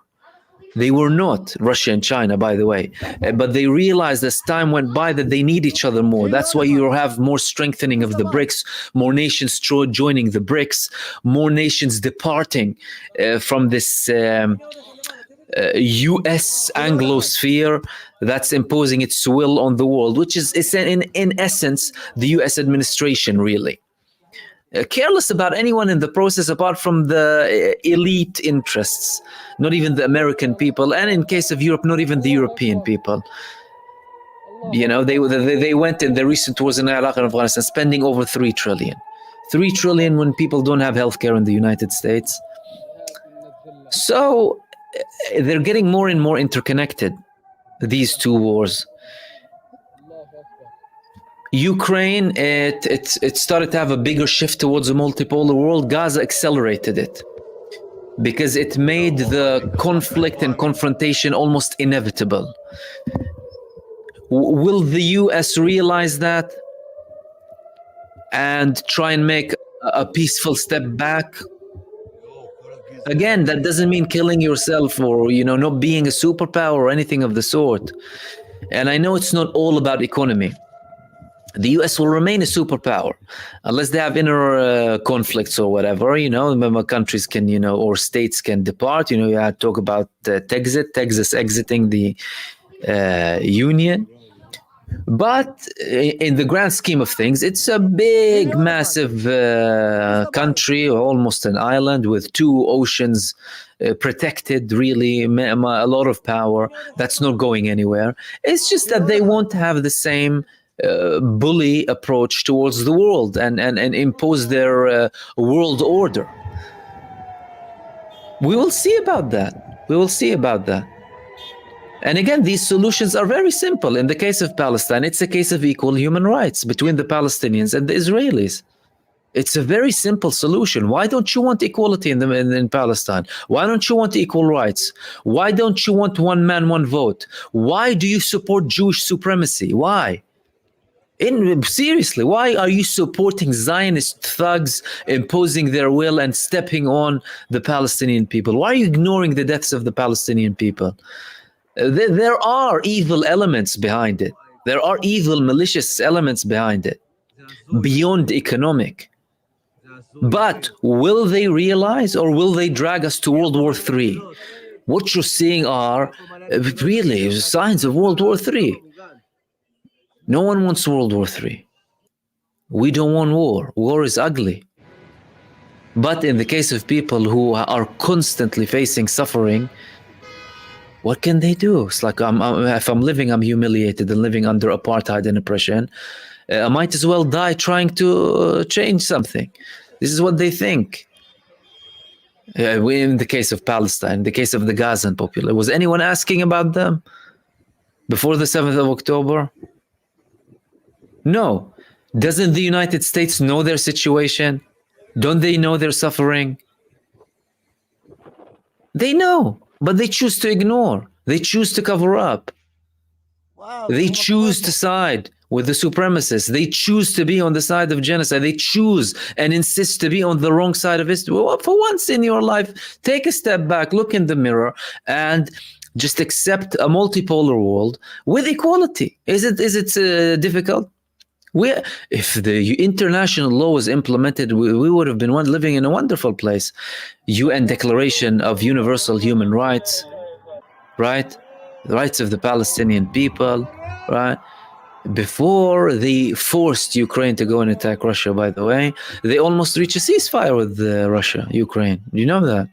And Putin was talking about a peace, a full peace. Let's settle this once and for all. These territories are ours. These territories are yours. You're not going to go into NATO, this, that, and finish everything. Then the US came in and they continue. So we'll see how the US takes it. I mean, this is what I answered previously about the World War III. It depends on what the United States decides to do. Okay, listen, this is interesting. I'm going to share this article with you. Previously, we shared an article from the Makor Rishon saying that this is how we can affect Iran without hitting its nuclear facilities. Now we have another article, And mind you, the articles will be very quick now because they're trying to shape the public opinion in Israel. Now we have another article on Ynet saying, raise the level of damage and attack a calculated target. Israel's considerations for the response in Iran. So look at this article here. Tehran tried to provoke and create a provocation, but damage to the nuclear or oil facilities will achieve results contrary to our interests and those of the US. The connection between the attack in Haifa and the attack should be also examined, meaning clearly the United States here, they have an input. I believe that the United States has an input in this. You want to attack Iran with something if you want to, although they probably don't want them to, who knows though, but don't attack nuclear or oil facilities. Again, this could be a cover-up, then they could be intending to target the nuclear and oil facilities. But this is the second article that we've seen in the past few hours that is trying to legitimize and justify an attack on Iran without attacking nuclear and saying as if it's, you know, it's going to be counterproductive. In the Iranian ballistic missile attack last night, there was a step up in terms of the targets chosen, with the Iranians knowing clearly that the missiles are not accurate and will almost certainly hit civilians. There was an attempt to hit the Dimona area where they have a nuclear facility. And according to the Iranian claims, also at airports. And this with the Iranians' clear knowledge that the missiles are not accurate and will almost certainly hit civilians. The Iranian attack failed though. There were a number of minor injuries from running into MMD or bunkers, basically shelters, or from interception fragments. And there is also a Palestinian killed in the Jericho area. It always has to be a Palestinian to, you know, start having more sympathy with Israel. And it is still unclear whether it was from interception fragments or from a fall. There was a very limited number of falls. Most of the missiles that reached Israel were intercepted. Of course, you know, with the levels of videos we've shown you by now, you can see the clear lies. There was excellent cooperation once again between the air defense and air force systems, the IDF, and the detection of the air defense systems of the Air Force of CENTCOM, the U.S. Central Command. The regional defense system against air threats once again worked optimally, and the results show. But this time Israel must raise the level of damage in its response, not only because the Iranian attack was with long-range ballistic missiles with warheads weighing between 700 kg per ton of explosive materials, and not only because of the extensive attempt to hit strategic targets, but because this time there was a distinct attempt to provoke Israel and create provocation and defiance, and by damaging the reactor and other facilities that were not damaged. There was also an extensive attempt in the past, according to Iran's claims, to damage the Air Force bases and to blind the state of Israel. In other words, for us, Iran is a main battleground like Lebanon, like Gaza, and like Israel. It should be checked, by the way, if there is a connection between the attack in Tel Aviv, which was probably carried out by terrorists from Hebron who were connected to Hamas, and which 6 Israelis were murdered. The Iranians have a relationship with Hamas representatives in the Palestinian refugee camps in Beirut, Tyre, and Sidon area.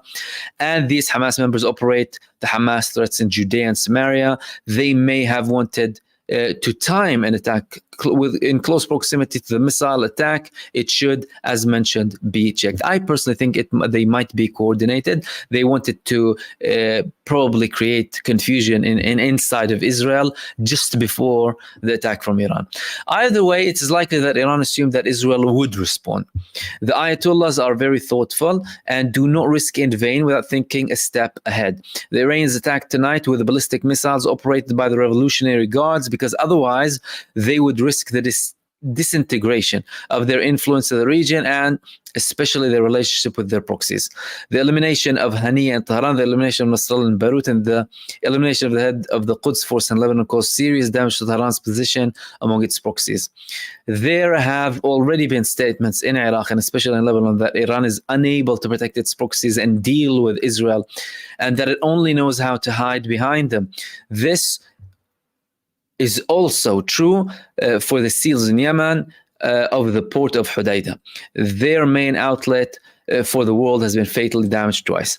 The attack on Hodeidah port, by the way, can hint in connection with a report on Wall Street Journal about the nature of Israel's response to the attack on Tehran. According to the report, Israel sent a message to Tehran that it would damage Iran's nuclear facilities or oil facilities. Tehran's economy is based on exactly that, exporting oil and gas. There is no shortage of targets in Iran that Israel can attack with planes. Israel's response in April, which was very measured, left the Iranians wondering what had hit them with a battery state-of-the-art Russian-made S-300 interceptor missile that protected the Isfahan airport and the Natanz uranium enrichment facility located in the Isfahan area. But, so they have the S-300. I was talking about the S-400. Yeah, well, there were talks about potentially them having the S-400 too. Okay. But they're confirming that they have the S-300. Do they? I didn't know that.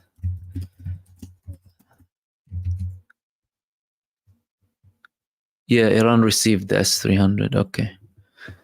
Okay, so they have S-300. Yeah, that's a deterrence. But even if Israel now has an interest in maintaining the deterrence it achieved in Lebanon and in the previous conflict with Iran, it has to take into account several constraints, the main of which is the firm American demand not to ignite a regional war. And this probably answers some of your questions raised earlier. Will this lead to World War III? And when it comes to the US wanting this now, especially with what's happening in Russia. If Israel attacks in accordance with the message reported in the Wall Street Journal, the nuclear facilities in Iran, it is likely to achieve two results that are contrary to its interests and the American interest. It can be estimated that the realization of this message by attacking nuclear facilities will lead to an acceleration of the development process of nuclear weapons in Iran and will also lead to an all-out war in which Iran is involved. And this is what is called a regional war. Therefore, even if Israel has every reason to strike a very painful blow at the nuclear facilities or some other target, it is likely that the Iranian target will be chosen that Washington will see as appropriate, legitimate, and calculated response on Israel's part. This is the most important thing so far. And again, of course, everything should be taken with a pinch of salt, but this is so far the second article within hours coming from Israel, legitimizing or trying to legitimize an attack on Iran that will be appropriate, right, and calculated, not including the nuclear facilities. In the previous article, they legitimized oil. Now they're saying not even oil. It is likely that an Iranian target will be chosen that Washington will see as an appropriate, legitimate, and calculated response on Israel's part. Israel now has an interest in closing the Iranian front so that it is possible to focus on the other fronts where we operate, especially in Lebanon. Damage to the nuclear facilities or serious damage to the Iranian fuel industry, as reported in the Wall Street Journal, that Israel intends to do, could lead to an Iranian response, and God forbid, and we, as well as Washington, have no interest in being busy on this front either, when it is more than 2,000 miles away from the territory of Israel and will require very large resources and planning.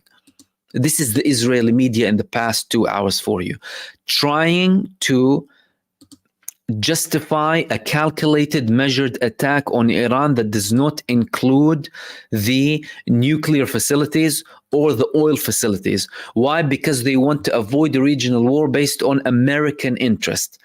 And again, everything should be taken with a pinch of salt. All of them could be liars because they are known to lie. But again, you need to consider that. Iran, of course, will have its readiness when it comes to protecting oil and nuclear facilities.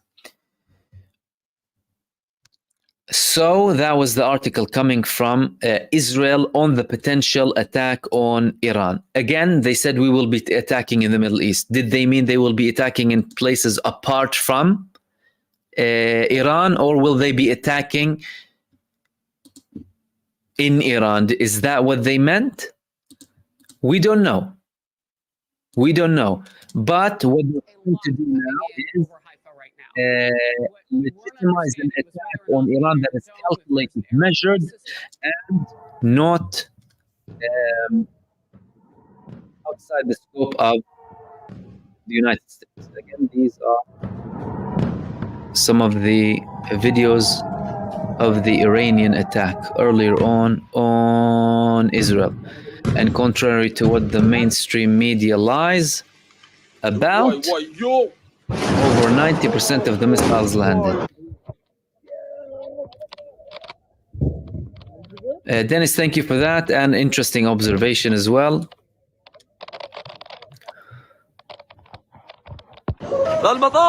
And John Doe, thank you so much for your super, much appreciated. مطار دخل يا ولاد. لا مطار مطار دخل لا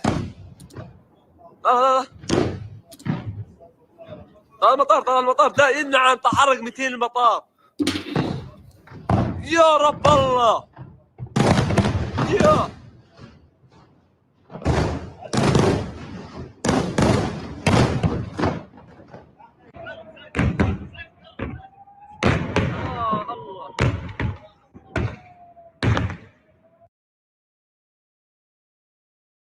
يو desfila lo mami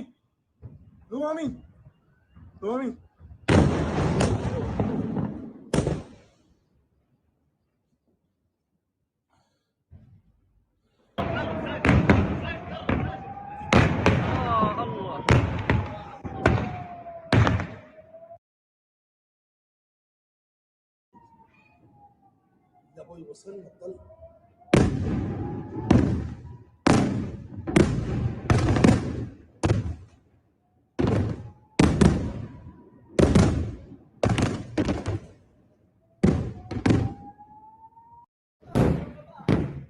يا ابويا المطار هذا قريب يا ابويا المطار كلنا على المطار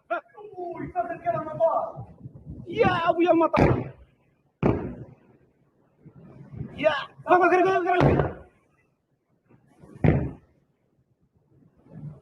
يا ابو كلنا على المطار اقسم بالله يا ابو مختارهن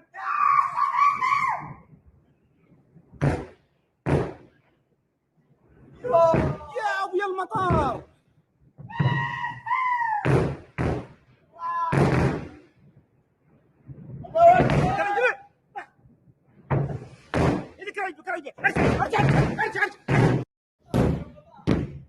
يا ابويا المطار هذا قريب المطار كلنا على المطار يا ابويا المطار يا هذا قريب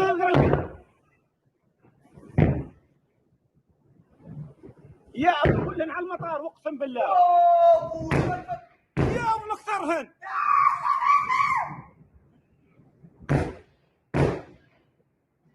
يا ابويا المطار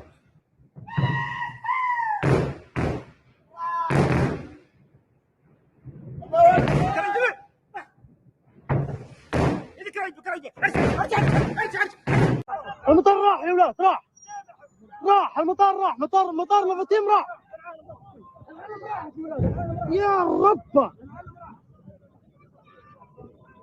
يا ولاد مطار مفاتيم راح يا رب يا الله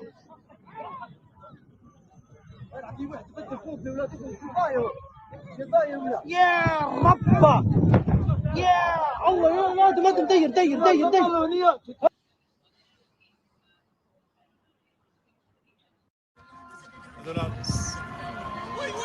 في اشياء بتاخذ في اشياء اسمع يا ولد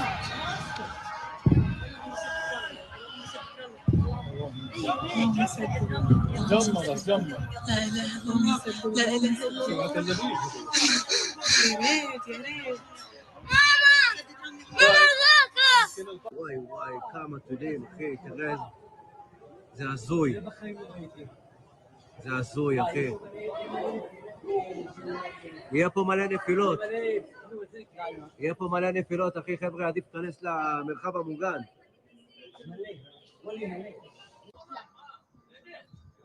ממ"ד מקלט משנה.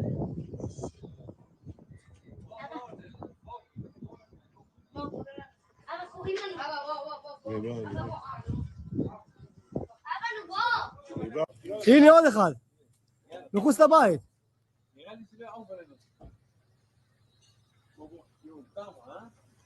הנה עוד אחד למעלה, תראה. הנה עוד אחד. הנה עוד אחד. תראה כמה יוצאים. נו.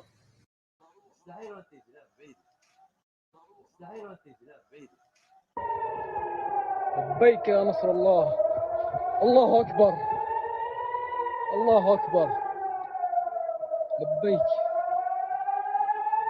لبيك جهات من الذلة لبيك يا علي لبيك يا حسين الله أكبر الله أكبر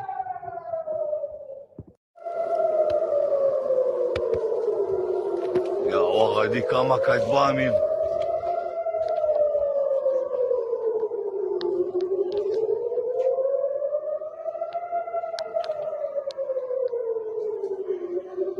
יו, כל הגזרה מוצפת.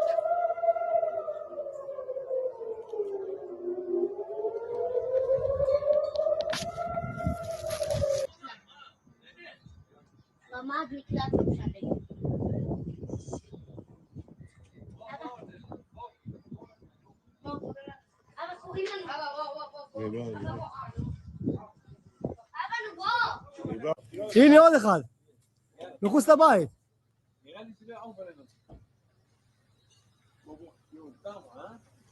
הנה עוד אחד למעלה, תראה. הנה עוד אחד. הנה עוד אחד. תראה כמה יוצאים. נו.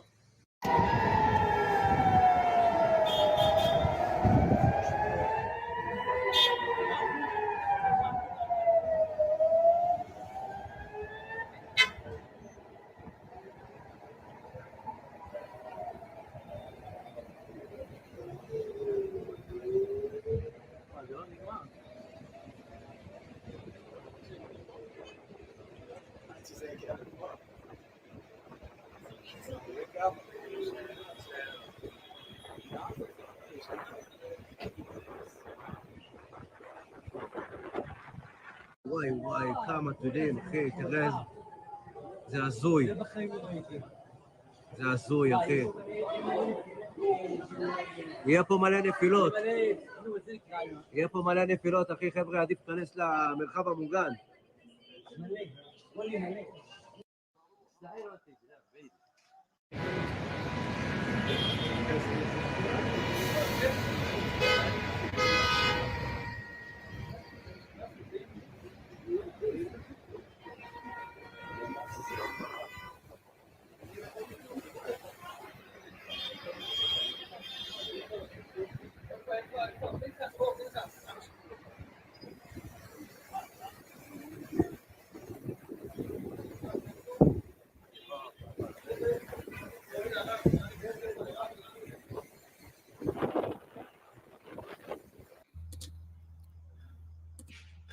וואו, תראו מה קורה פה.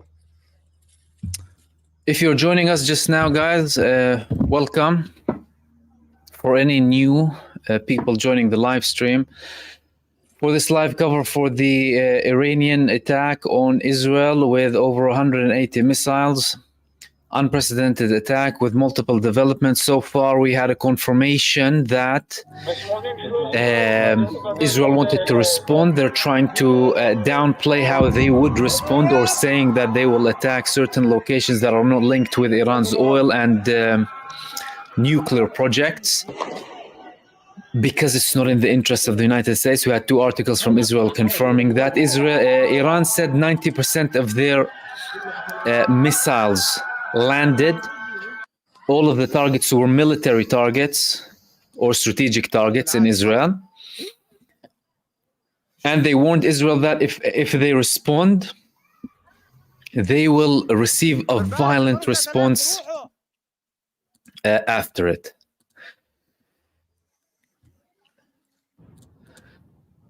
Okay, guys, we got to get off the roof. These are coming down right next to us here. They're coming down. One just about. We got to go inside. So they have taken cover. There is a lot. And we're trying to find out if we had any further elaboration coming from, and I will take your questions while we're doing this live stream as well, and your comments as well. Thank you so much for that, as much as we can, at least. Contact there. I don't know, Nate, but I know that you have the ability to tell us what's going on from even Tel Aviv. Because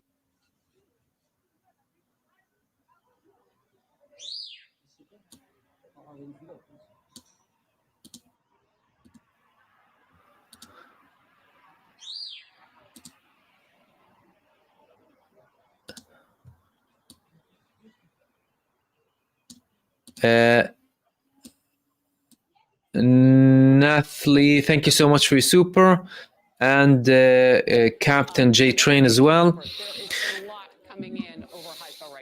That's the thing. That's a very interesting question here coming from Ping One. Can Iran shut down the oil shipping lanes in the area? The US would suffer immensely from a lack of oil. Absolutely. They know that the Hormuz Strait is under the direct control of Iran if they want it to be under their control.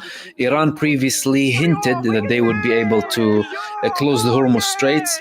This is something that would devastate the United States. They don't want that because that also includes Saudi Arabia. And when it comes to Saudi Arabia, if they try and get anything out of the eastern part, then you have Ansarullah. So Iran has its presence here and its presence there. There's no way out. So it's something that definitely the United States takes into consideration when it comes to Iran and a potential escalation, because they don't want to hurt their own economy. There's an argument that the genocide coalition that, you know, with all its shame, went to protect Israel over there, it was also to protect the economy in the region that is directly linked with the US, and they don't want anyone dictating those rules, because they didn't want to, of course, stop dealing with Israel. They support Israel fully, but they wanted to flex muscles in the area. Right now, to them, they know that if Ansarullah in Yemen are able to impose a blockade, then what can Iran do if they directly intervene? Does that make sense? So they're definitely taking that into consideration. And Iran has a lot of things that they haven't shown, by the way. Listen, do not underestimate this. This is an unprecedented attack. This is a massive humiliation for Israel and for the United States and for anyone supporting this genocidal country. They went through with over 90% of their missiles landing in their targets. Benjamin Netanyahu's hands were shaking. You know what I mean? That doesn't happen for no reason.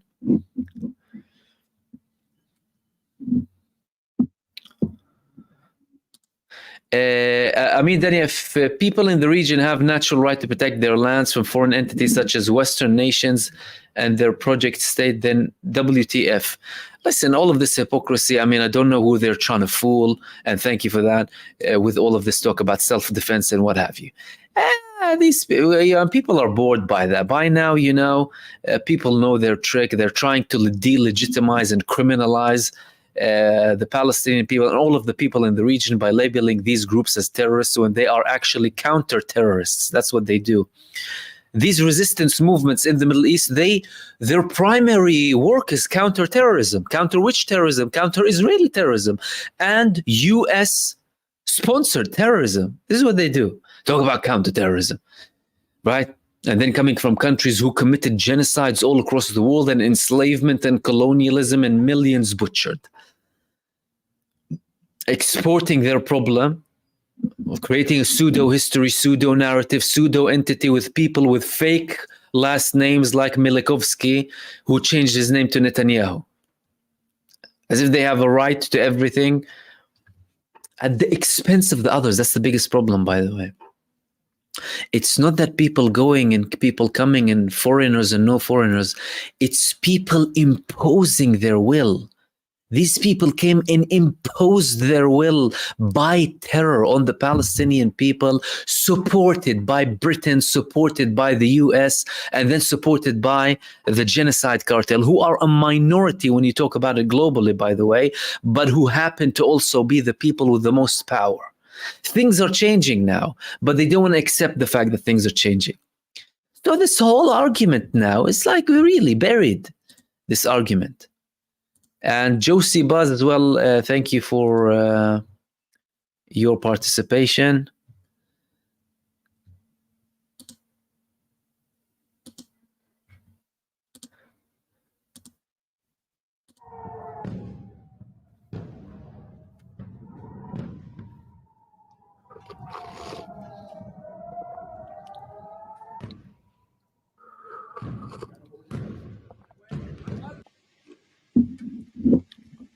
Why, yo!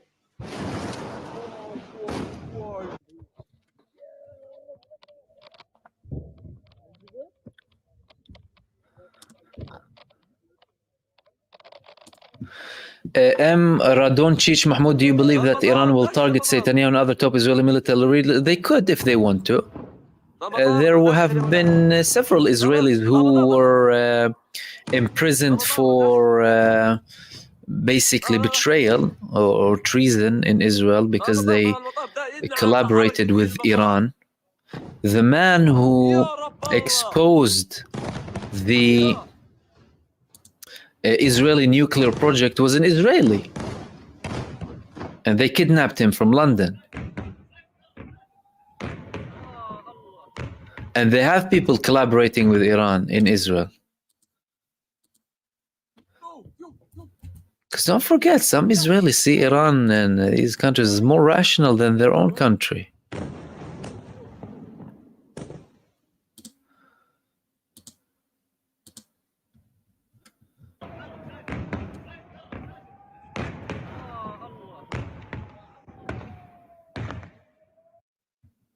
And again, that's Benjamin Netanyahu running. For those of you who haven't seen, apparently this is Benjamin Netanyahu running after the sirens. Heavily circulated. I'm not sure how accurate it is. But based on the shaking, then who knows?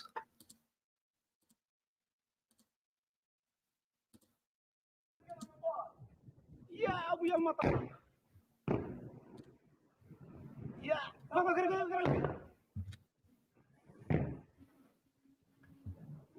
يا ابو كلن على المطار اقسم بالله يا ابو مكسرهن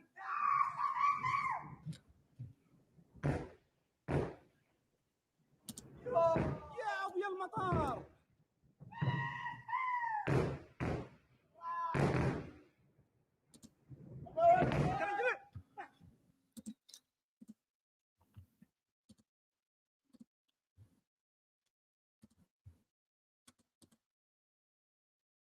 Here we have more direct hits from Israel.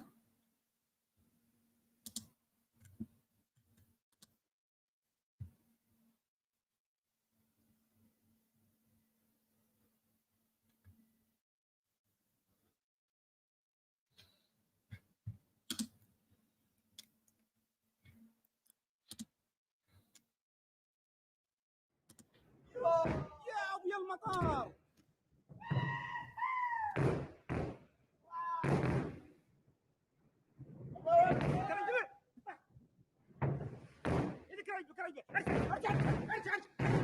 المطار راح يا ولاد راح المطار راح مطار مفاتيم راح يا رب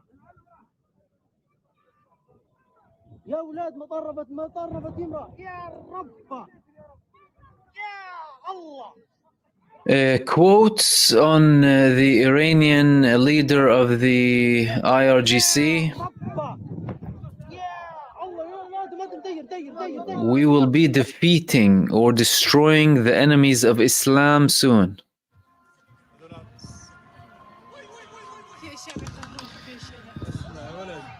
And IRGC, for those of you who haven't heard me previously, they said that we will be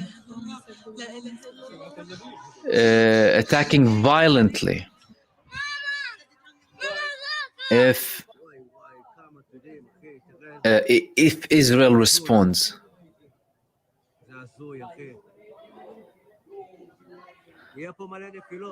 Daniela, one of our members, is sharing some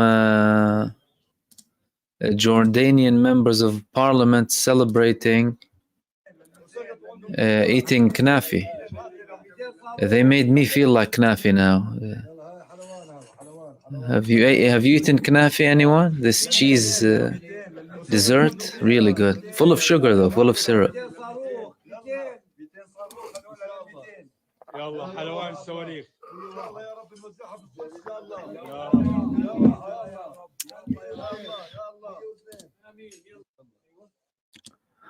That was from Daniela.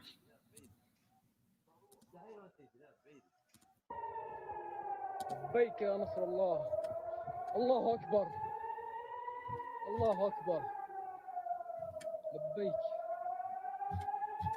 لبيك حياة من الذلة لبيك يا علي لبيك يا حسين. Okay, the Israeli security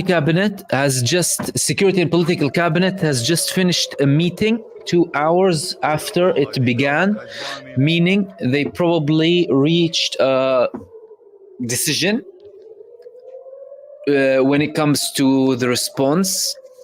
They previously said that we will be deciding to make a response tonight. So now we're just waiting for the declaration of Israel and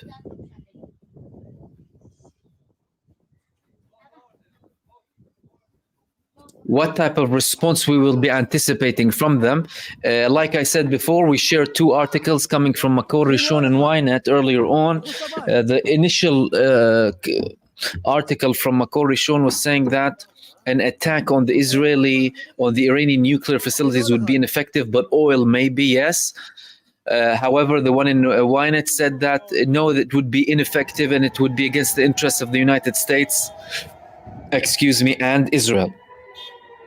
And they confirmed that there is US pressure not to touch the nuclear project.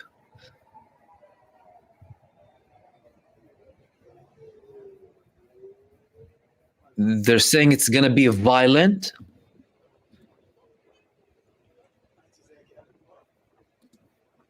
And now we have a report that they will attack nuclear facilities or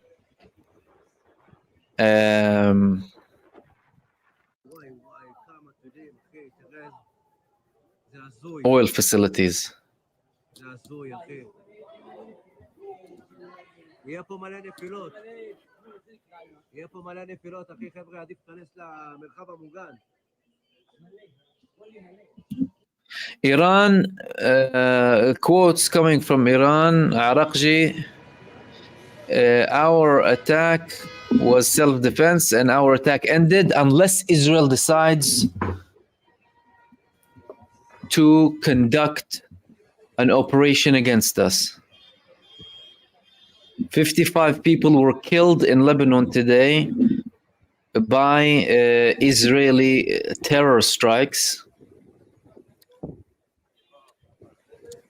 And following the attack from Iran, S&P now, Standard & Poor's, decided to immediately take down the Israeli rating. That's following Moody's.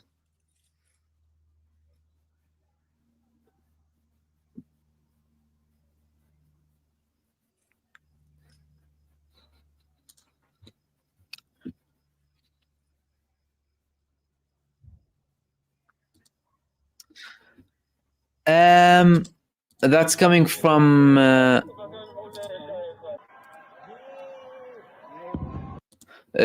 from James Thompson. James is saying, if the IRGC tracks planes coming into Iranian airspace, would they fire another strikes before the strike on them, Mahmoud? Well, it would depend on what the Iranians have in terms of planned attacks and their defense and their defense priorities. Usually when you have attack being conducted on you, the focus would be on defense. But again, Iran, firstly, is an extremely large country, so they can effectively conduct defense and attack operations. For example, if Israel is attacking nuclear facilities that are, by the way, distributed across Iran, and their oil facilities, from one location, Iran has to defend itself in that location. They can easily be launching strikes on Israel from another location, so they could be doing things simultaneously, meaning they have an upper hand when it comes to this. It's like Smack said, Iran is a huge piece of land. And again, even Israel, with the articles that we spoke about now from Israel, said that the logistics behind it, the fact that they need to fly all the way there and attack when they already were saying how difficult it was, or at least, not easy going to Yemen, and they were surprised that all of them went back with no harm. Let alone Iran with self-defense and S-300s at least, if not S-400s, and the fact that if the United States does not want to participate in the attack, it shouldn't allow Israel to use other countries' territories, by the way. So you can't launch from Saudi Arabia or Jordan or from our USS carriers, for example, the aircraft carriers. So unless they decide to do so, in which case they're legitimate targets. And by the level of hypersonic missiles landing today, Israel can destroy anything it likes.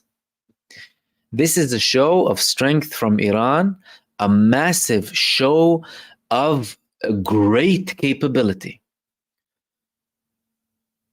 Over 90% of their missiles landing on their targets in Israel, exploding bases that were used to conduct mass crimes against humanity and genocide against innocent people. These are Iran attacked the same bases. For your knowledge, Iran just attacked the same bases that Israel takes its fighter jets from to go and kill infants in Gaza. This is what Iran attacked. That is called, my friends, counter-terrorism. That's what it's called. Iran has been practicing self-restraint against a reckless genocidal entity.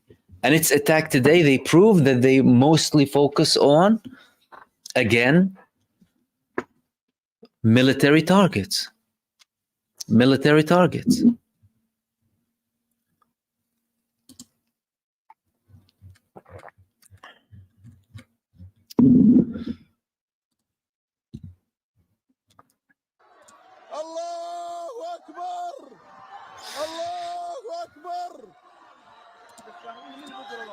See if we have more videos to share with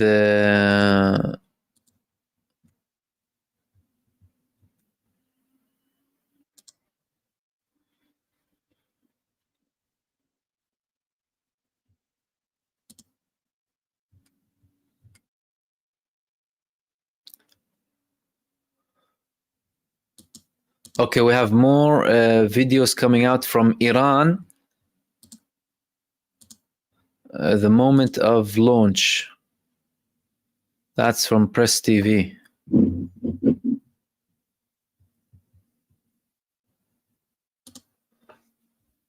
Thank you, Pal May, for that. Pi May.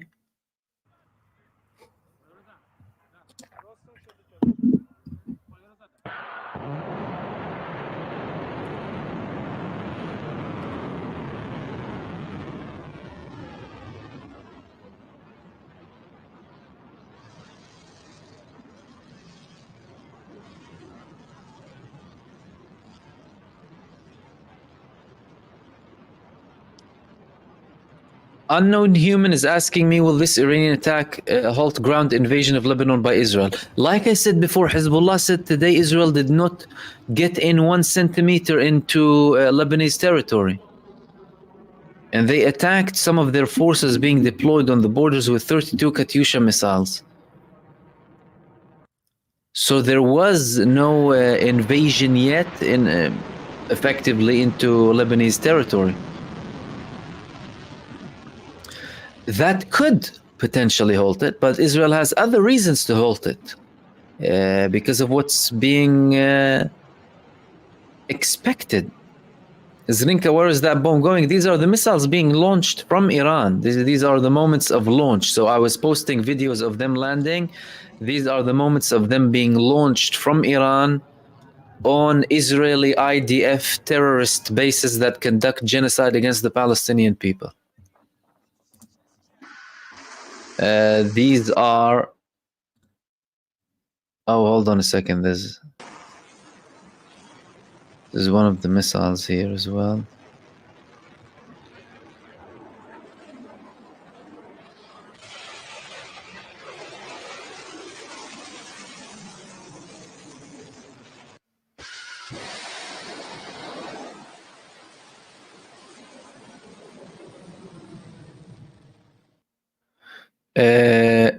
We'll repeat that video while I answer some of your questions. Again, these are the launches coming from Iran.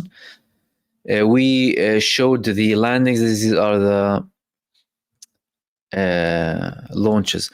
Seekid, thank you for that. You say, are the other countries intercepting Iran missiles? So far, the confirmed other country that intercepted was Jordan. They said we allowed the US to use our space to intercept Iranian missiles. Some of them landed and wounded Jordanians.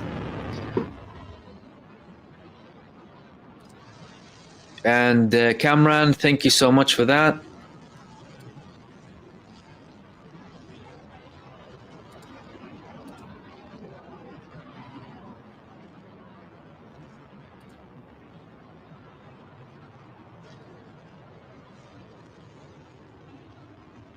But again, over 90% were landing.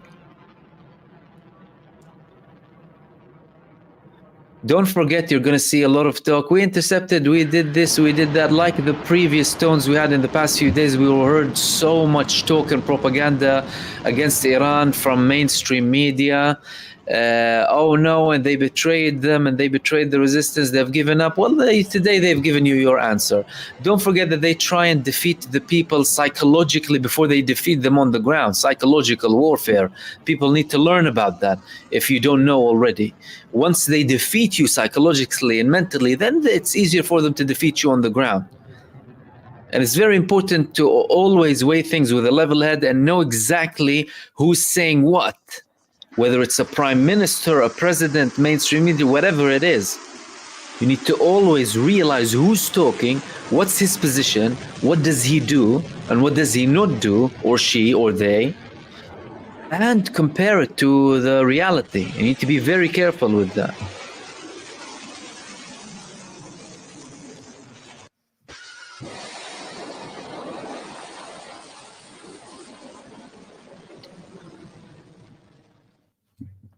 I'm going to try and share some more of the... and Zendo, thank you so much for that. More of the launches from Iran. I'm just looking for...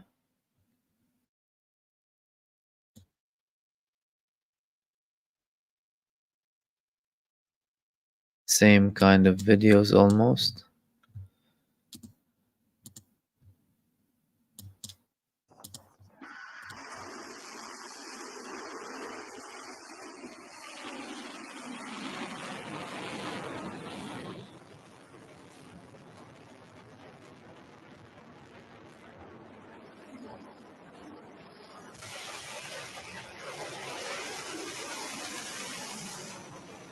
Tahir Habibi, you're the king, my friend, my dear brother.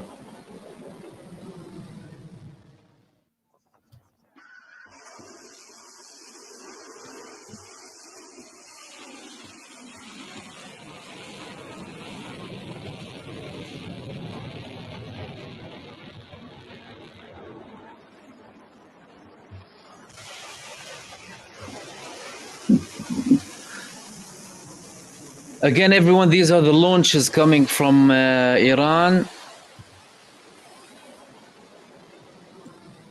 And I'm going to share a couple of more. Let's see if we have more. Oh, we have a party in Iran. Oh, okay.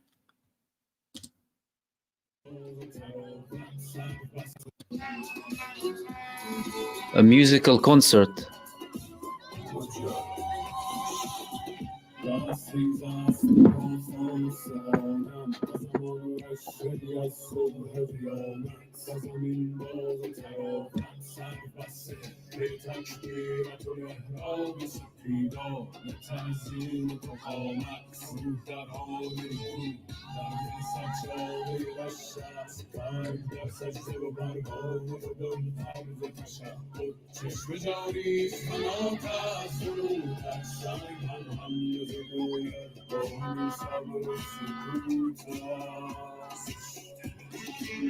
شد زمین مست و زمان مست خاک مست و آسمان مست خاک نازل شده شد هر دل و جان مست زمین زنده به عشق تو جهان مست گل گل مست همه بخش از آن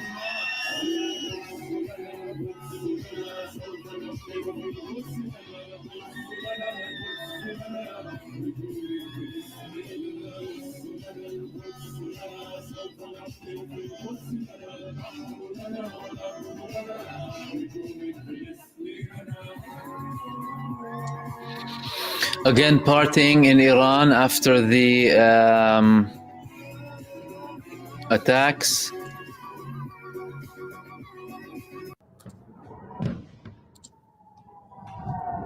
Let's see if we have more. These are the intercepted missiles, by the way, guys. These are the missiles that Israel intercepted.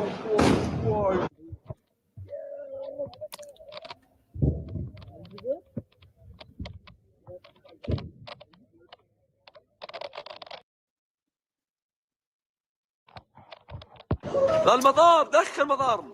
Iranian Foreign Minister Araqji is saying that Israel backers now have heightened responsibility to rein in warmongers in Tel Aviv.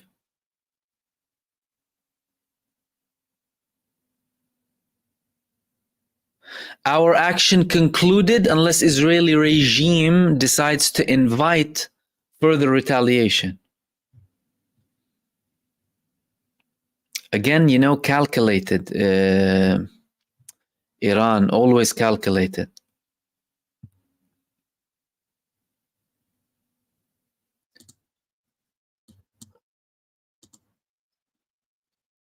Okay, we have more people in Karbala, in Iraq, partying as well. For those of you who don't know, there has been a lot of pressure and there were protests actually in Iran and outside of it to have a response against Israel. I think that probably contributed to Iran taking such a quick response very quickly, effectively, and swiftly.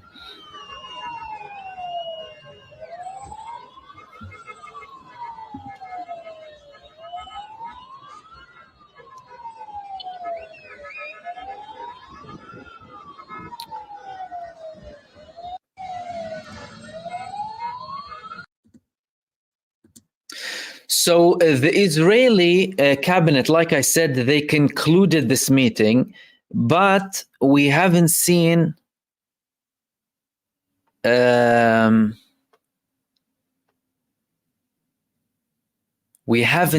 so far clarification as to the type of response or the location.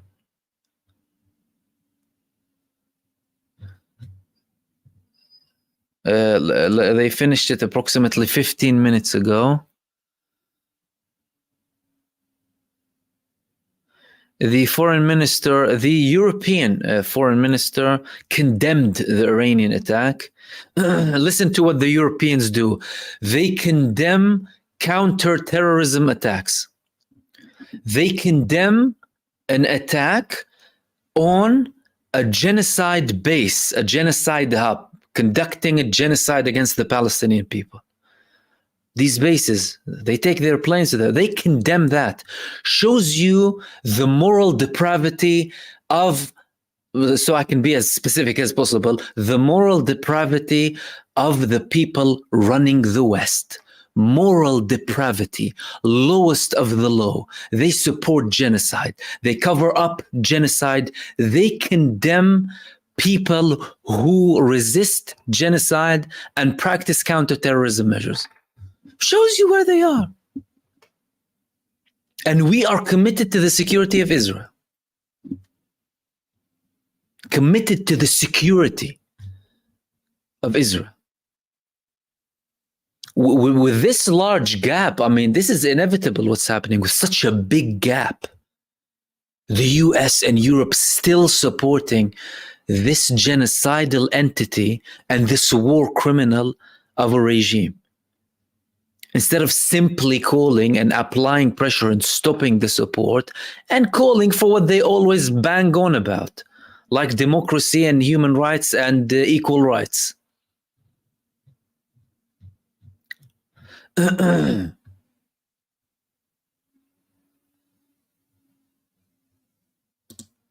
Kashmiri Vlogs, thank you, said there are Muslim leaders that were posturing in the Security Council yesterday.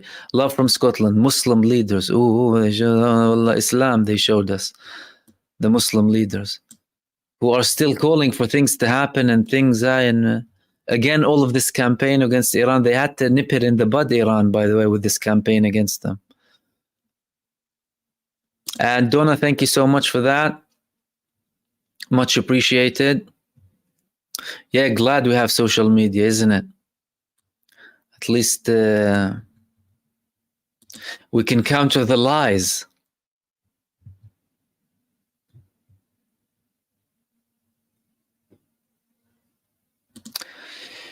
Ghas is saying, how foolish would it be for Israel to attack Iran now, knowing that what Iran can do? Well, listen, I mean, we've been saying from day one, this Benjamin Netanyahu does not act based on the interest of the Israeli people. Benjamin Netanyahu has been implementing the Hannibal Directive and the Samson option on a mass scale on Israelis. On the 7th of October, he had an option. Bite the bullet, reach a deal with Hamas, get your people back, and then think what you can do. Let alone, God forbid, have a review and finally reach a solution once and for all, a solution that is very simple, equal rights between the Jordan River to the sea. However, he's still enabled. There are, enough people who are brainwashed in Israel. Israel is blessed with a lot of brainwashed sociopaths who still support Netanyahu. However, with a lot of other people who don't support him too. And he is enabled. The main thing is the enablement by the US and the West. He is enabled, supported, backed to commit this genocide. That's why we call them from day one the genocide cartel. He is supported by people who are far more genocidal than him. Listen, Europe that's backing Netanyahu and the US that's backing Netanyahu have committed far greater genocides in history. Hundreds of millions they massacred, enslaved people, tortured people across the world.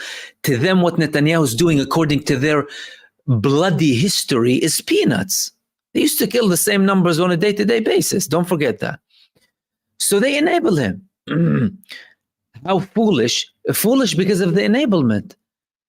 If they close the tap, would he dare? You're talking about cowards as well. These people act brave against innocent civilians. Airstrikes against innocent civilians. They're depraved troops acting like bullies and murder girls and little children in the West Bank and shoot them for fun. This is how they act brave. They're cowards.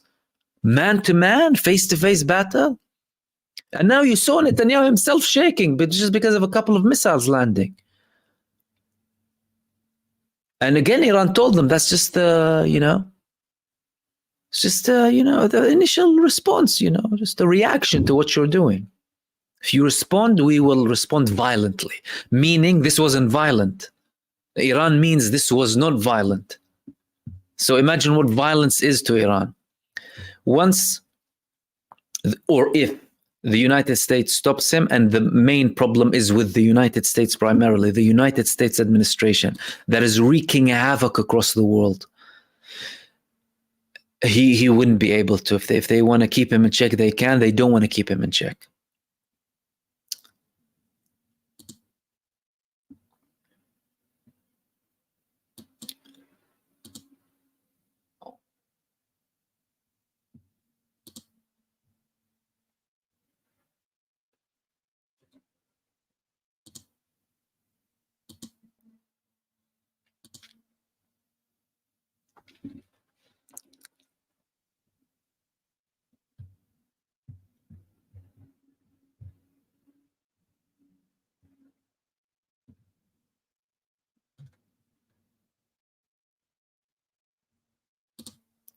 Ibrahim Pasha, do you think there will be a coup in Jordan?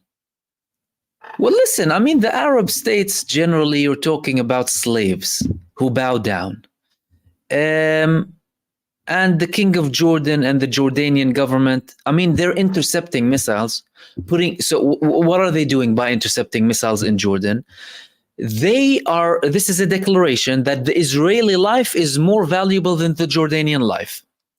Jordan, by allowing the US or by that directly participating, whatever it is, to intercept Iranian missiles heading towards a genocidal entity committing a campaign of ethnic cleansing and barbarism against innocent civilians and children, committing an infanticide in Gaza. Intercepting these missiles above Jordanian territory is a declaration of superiority of the life of the Israeli. This is what I'm understanding, unless I'm the one who's getting things wrong. And Jordanians were hurt. So to Jordan, what? Jordanians, you can get hurt, but not Israelis. And, they were targeting the Nevatim base. They were targeting the Rehovot base. What are they targeting? This one. So a coup, I wouldn't be surprised now. Listen, these regimes surrounding Israel are what's protecting Israel. Do you think if Israel was intimidated, they would dare lift a finger on the Palestinian people? They're not intimidated. They saved them, they held them, established themselves. They fell under the same British Empire influence at the time that gave them their own land, and that included commitment to the establishment of a Jewish state at the expense of the Palestinian people. This man is supposed to be the guardian of Al-Aqsa. What is he doing?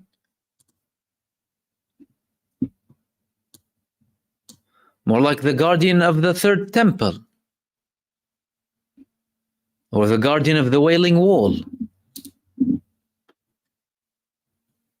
Now, mind you, not all other countries do the same position. Like, for example, and again, please don't start taking it as if, endorsing. I am not endorsing anyone and nothing.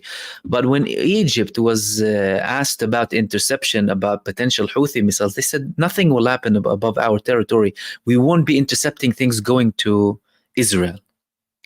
And there were reports that the Haifa drone that the Houthis launched through Egypt went from Egypt, by the way, actually went through Egypt. East, north, east again. But Jordan, it's different. They're clearly committed. Rats, thank you so much. Inshallah, God willing, we will see a free Palestine.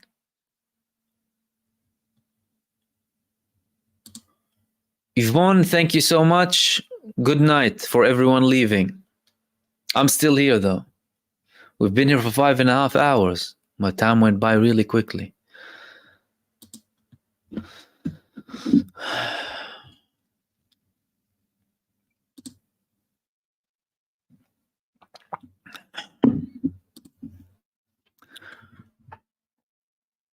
Okay, let's see what we have in terms of... البحر ما الذي يجري في البحر هناك؟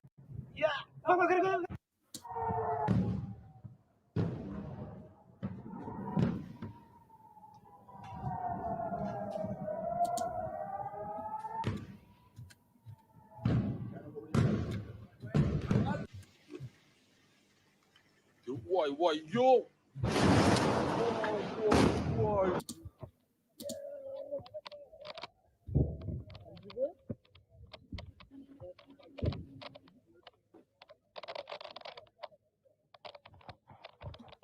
المطار دخل مطارنا. مطارنا دخل يا ولاد. Holy Horn saying, Mahmoud, can you confirm Mossad base hit? Yes, it was it. Listen what happened today. Hezbollah attacked Galilot earlier on with Fadi 4 missiles, and then Iran attacked it. Iran said that they completely destroyed it. This is what they said. Not attacked it, destroyed it. And by the level of these missiles, then they did destroy it. I believe them.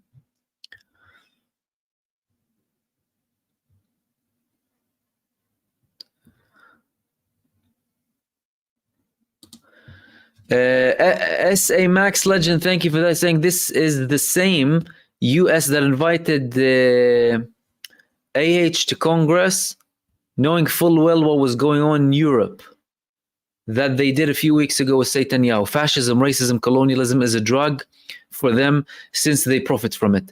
Listen, Adolf, yes, everything you read about World War II, please reread it. The victor wrote that history.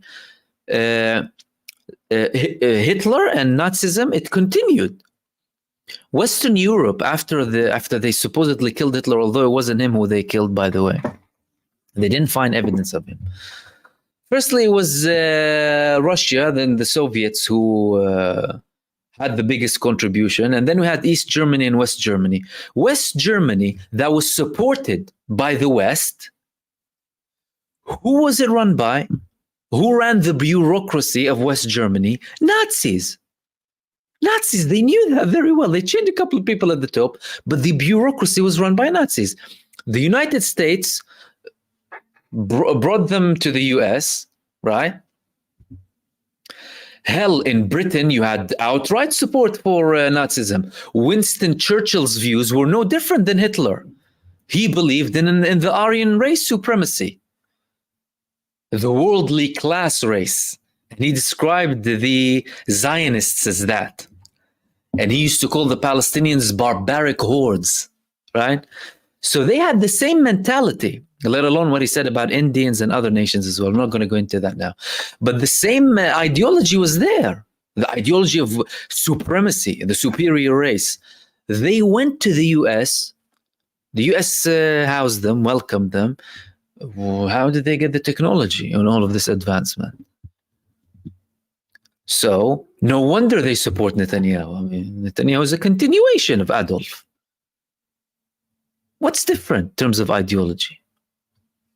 Nothing. And it's all, by the way, everything should be reread. How we reached, how Germany was, how things ended in World War II, what happened afterwards, the rise of Zionism simultaneously with Nazism, simultaneously with the rise of the use of the term anti-Semitism, and linking it to the state of Israel to criminalize any criticism of the state as if it's a criticism of the religion. And this fake pseudo nation that they created around it, all of it. All of it. You need to read history. And fascism, racism, colonialism is a drug for them, since they profit from them. It's a drug. Yeah, it is a drug. And they poison people with it too.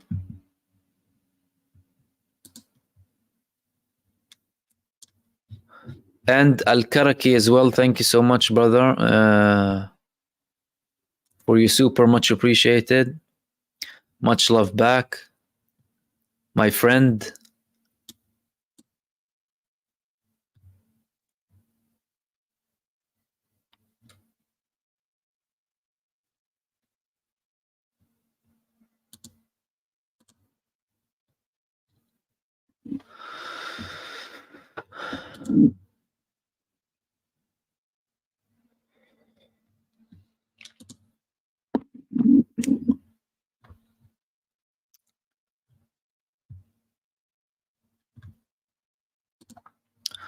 Okay, let's see what we have in terms of يا ابويا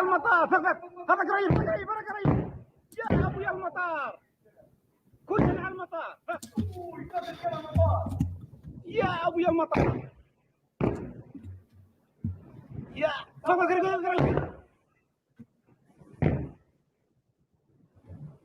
يا ابو كلنا على المطار اقسم بالله يا ابو نختارهن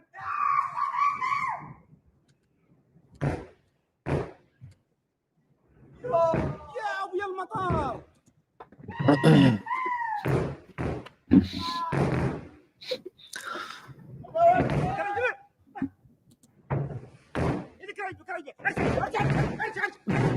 المطار راح يا ولاد راح المطار راح مطار مفاتيم راح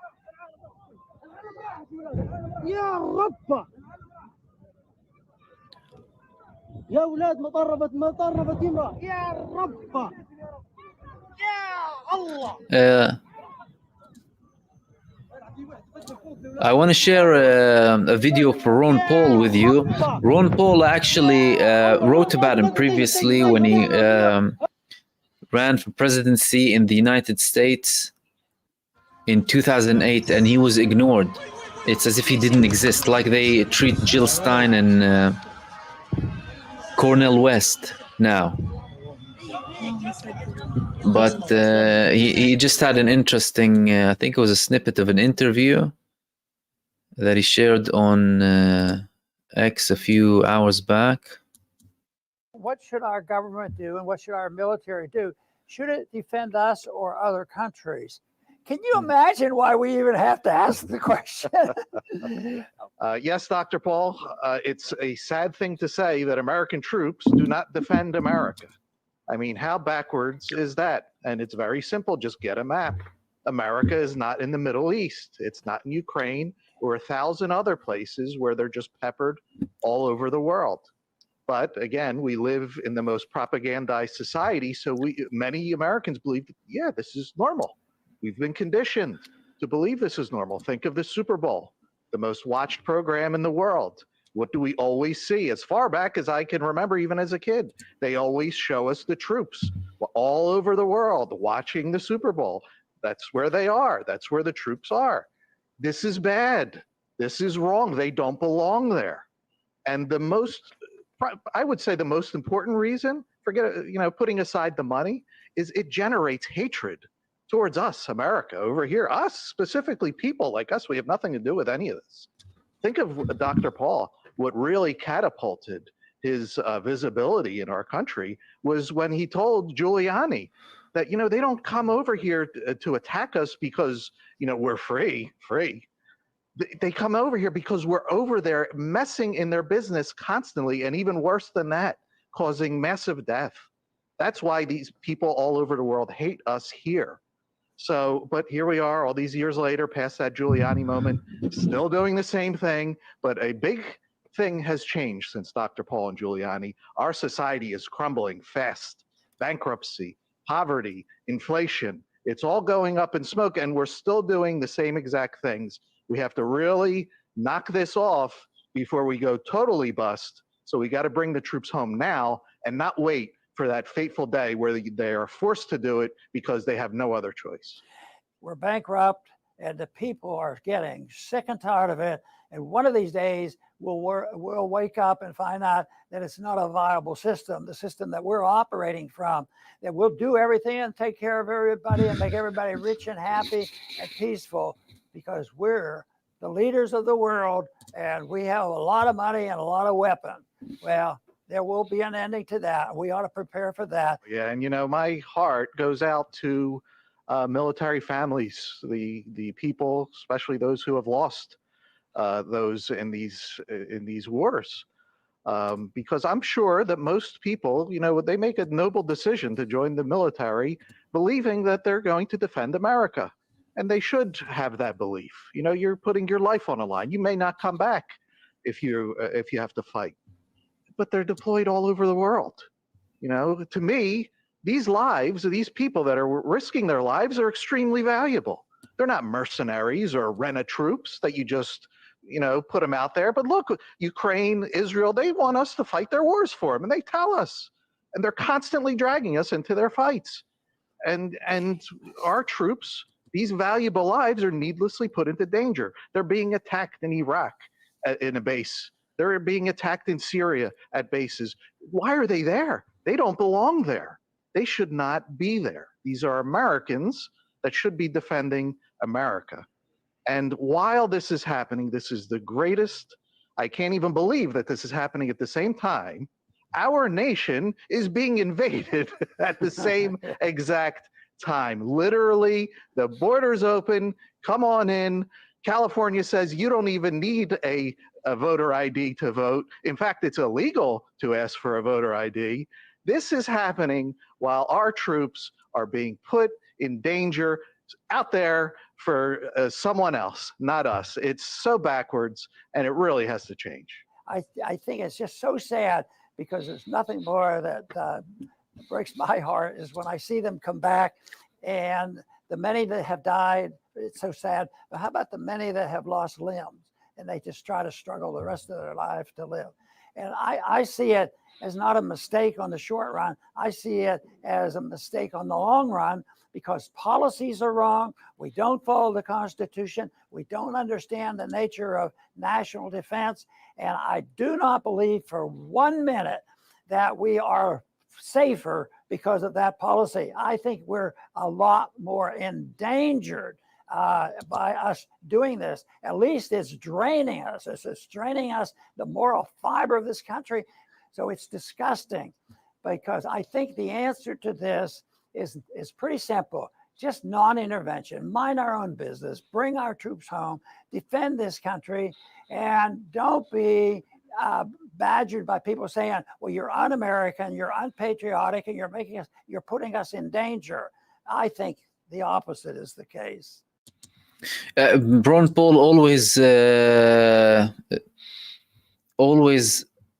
spoke common sense, this man, ever since 2008. And at that time, by the way, he was leading in certain locations in the US, but mainstream media from that time, they were ignoring him.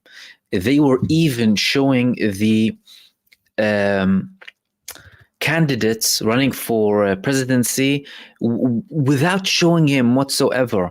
And he always had this non-interventionist approach when it comes to the USA, right?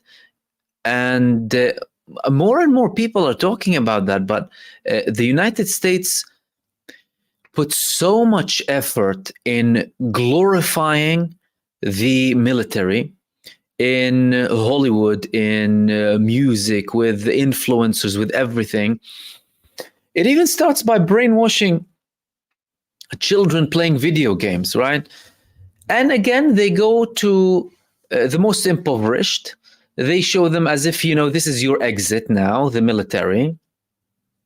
Go and die, similar to what Israel does at a smaller scale, but Israel in a far more malicious way in terms of brainwashing, because then you have way more kind of hate and racism included. But I mean, these people, these are the people who should,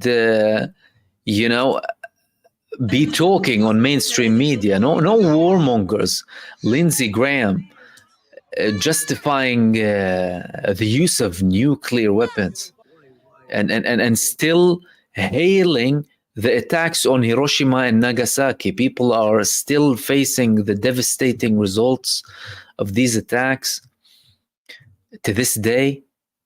And he's saying that, we should continue. Well, what is that?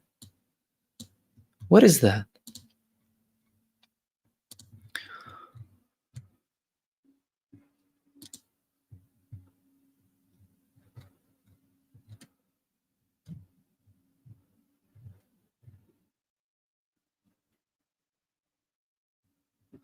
I'm going to share with you the moment that Iran made the decision, made the order to start striking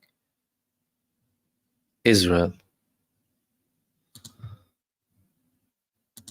This is the moment that they declared. Bismillah ar-Rahman ar-Rahim. قاتلوهم يعذبهم الله بأيديكم ويخزهم وينصركم عليهم. And you have the pictures of the martyrs in the back. سردار حاجی زاده برادر عزیزم فرمانده نیروی هوافضای سپاه به اذن خداوند متعال در انتقام خون شهید مجاهد اسماعیل هنیه در تهران و نقض حاکمیت ملی جمهوری اسلامی ایران و همچنین شرارت‌های اخیر این رژیم جنایتکار در به شهادت رساندن فرماندهان و همچنین رهبر بزرگ حزب الله و مجاهد عظیم جناب سید حسن نصرالله و فرمانده رشید و شهید سپاه اسلام سردار سرلشکر پاسدار عباس نیلفروشان و همچنین در انتقام از خون کودکان مظلوم غزه و همچنین مردم مقاوم و مظلوم لبنان عملیات وعده صادق دو را با نام مبارک یا رسول الله یا رسول الله یا رسول الله آغاز کنید. توکل بر خدا کنید. موفق باشید.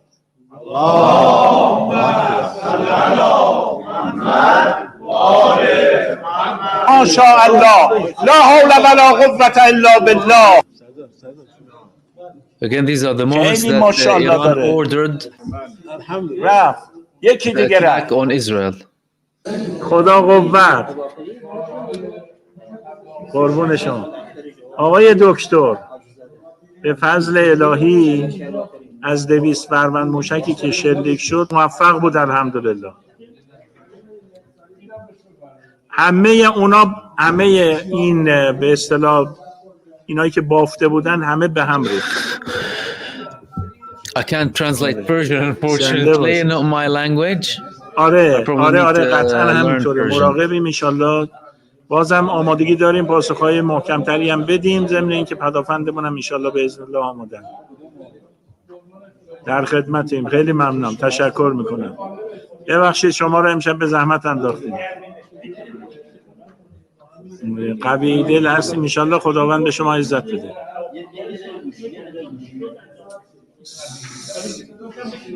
سلام. همه برادرها اینجا سلام میرسونن خدمت شما. سلام. آقای دکتر پزشکیان به همه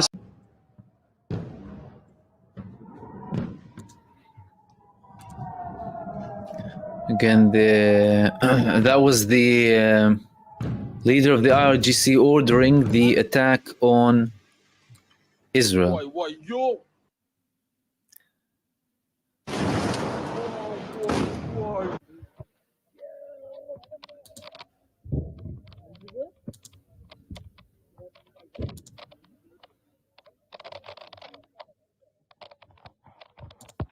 المطار دخل مطارنا. ده مطارنا دخل يا ولاد. ده مطار ده مطارنا دخل. ده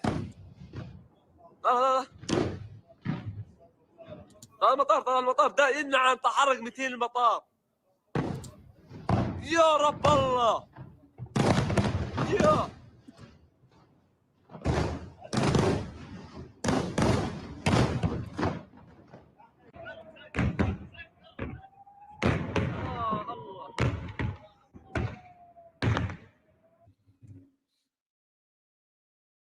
يو الخلاف لو امين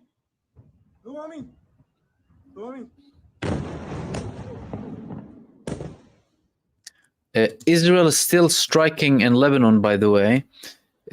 It was a confirmation that they attacked Ruwais and Jammus areas in the southern suburb of Beirut or Al-Dahya Janubiyya.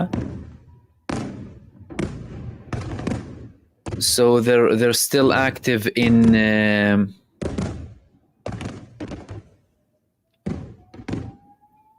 Lebanon.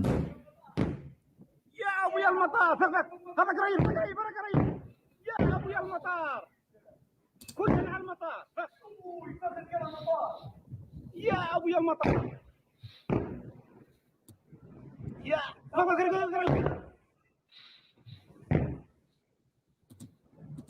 يا كلنا على المطار اقسم بالله يا ابو مختارهن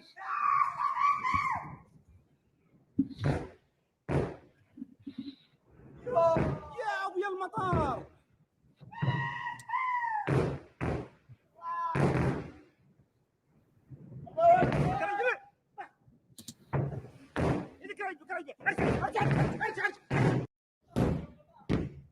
يا ابويا المطار هذا قريب يا ابويا المطار كلنا على المطار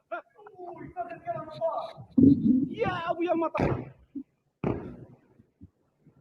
يا هذا قريب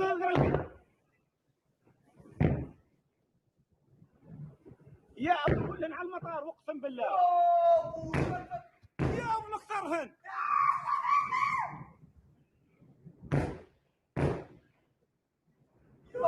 يا ابويا المطار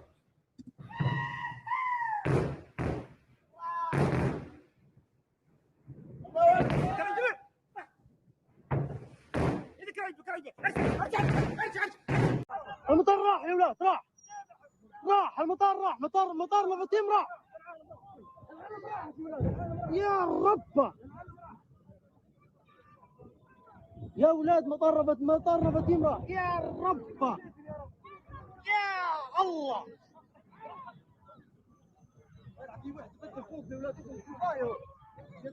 يا رب يا الله يا ولاد ما دير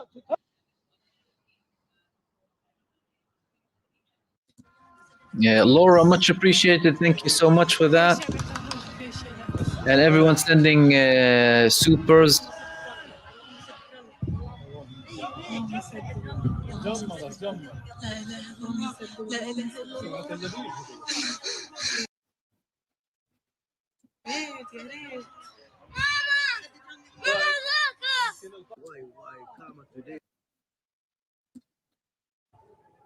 זה הזוי. זה הזוי, אחי. יהיה פה מלא נפילות, אחי, חבר'ה, עדיף להיכנס למרחב המוגן.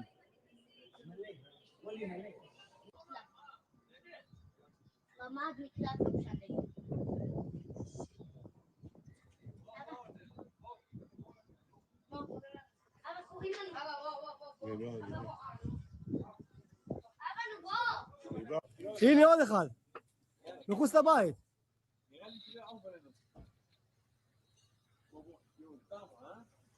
הנה עוד אחד למעלה, הנה עוד אחד.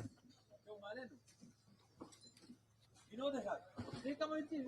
נו.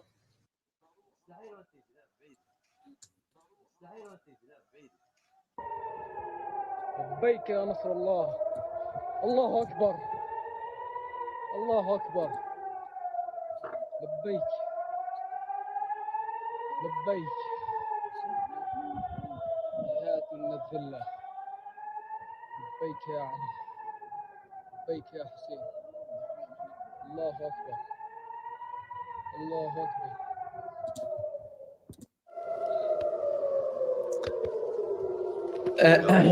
כמה כטב"מים.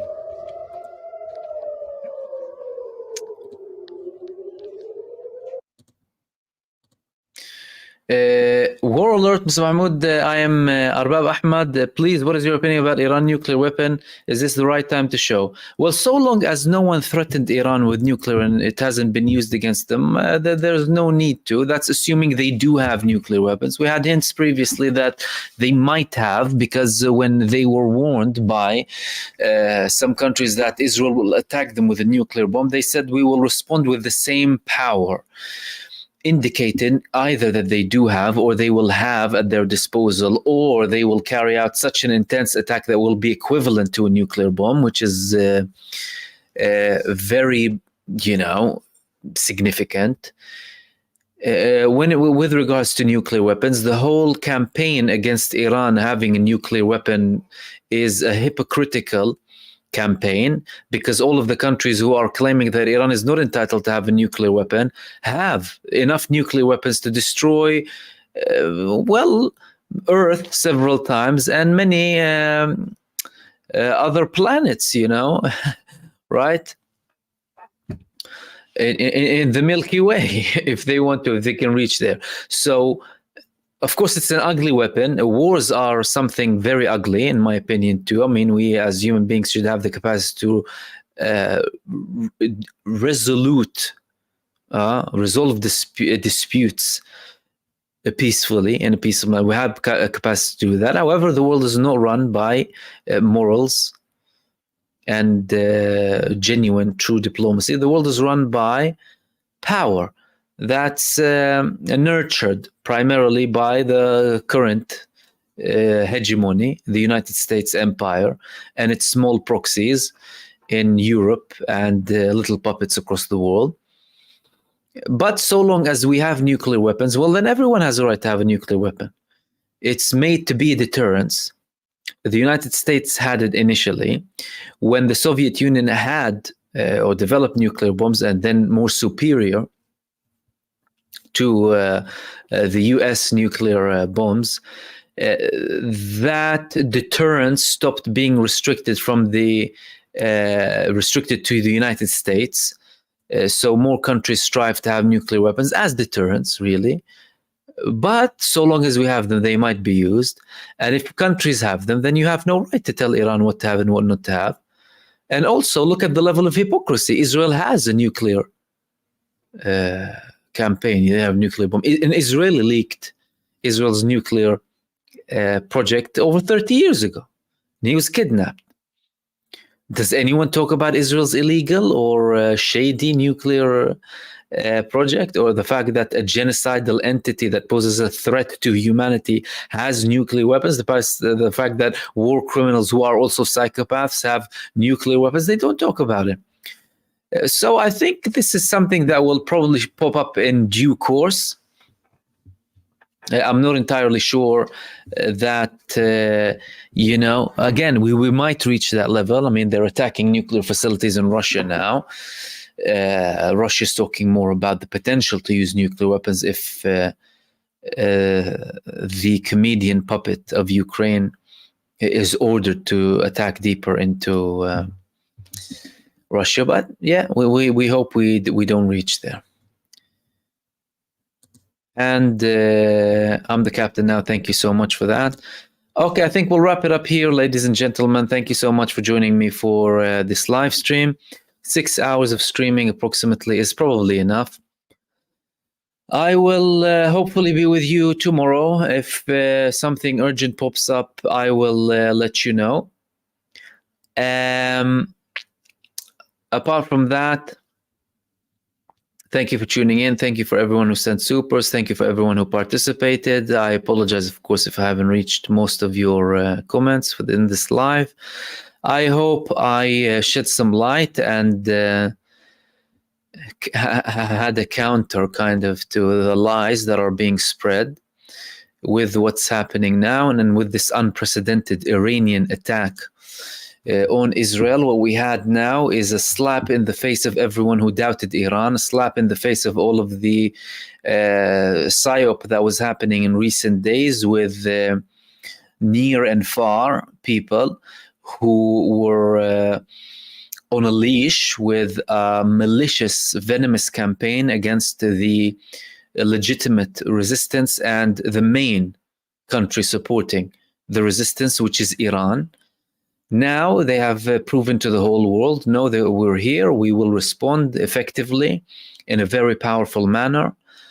And they are solid in their support for their resistance. And what they have done today is historical, unprecedented, not done before by any Arab country against Israel, and unprecedented in terms of humiliating the genocidal entity and its backers, the genocide cartel. Thank you so much. I hope you enjoyed this live stream. I'll hopefully see you tomorrow, everyone. Stay blessed. Have a good night. And again, thank you so much for all of you. And I will see you soon in the next video. Stay blessed, everyone, and peace.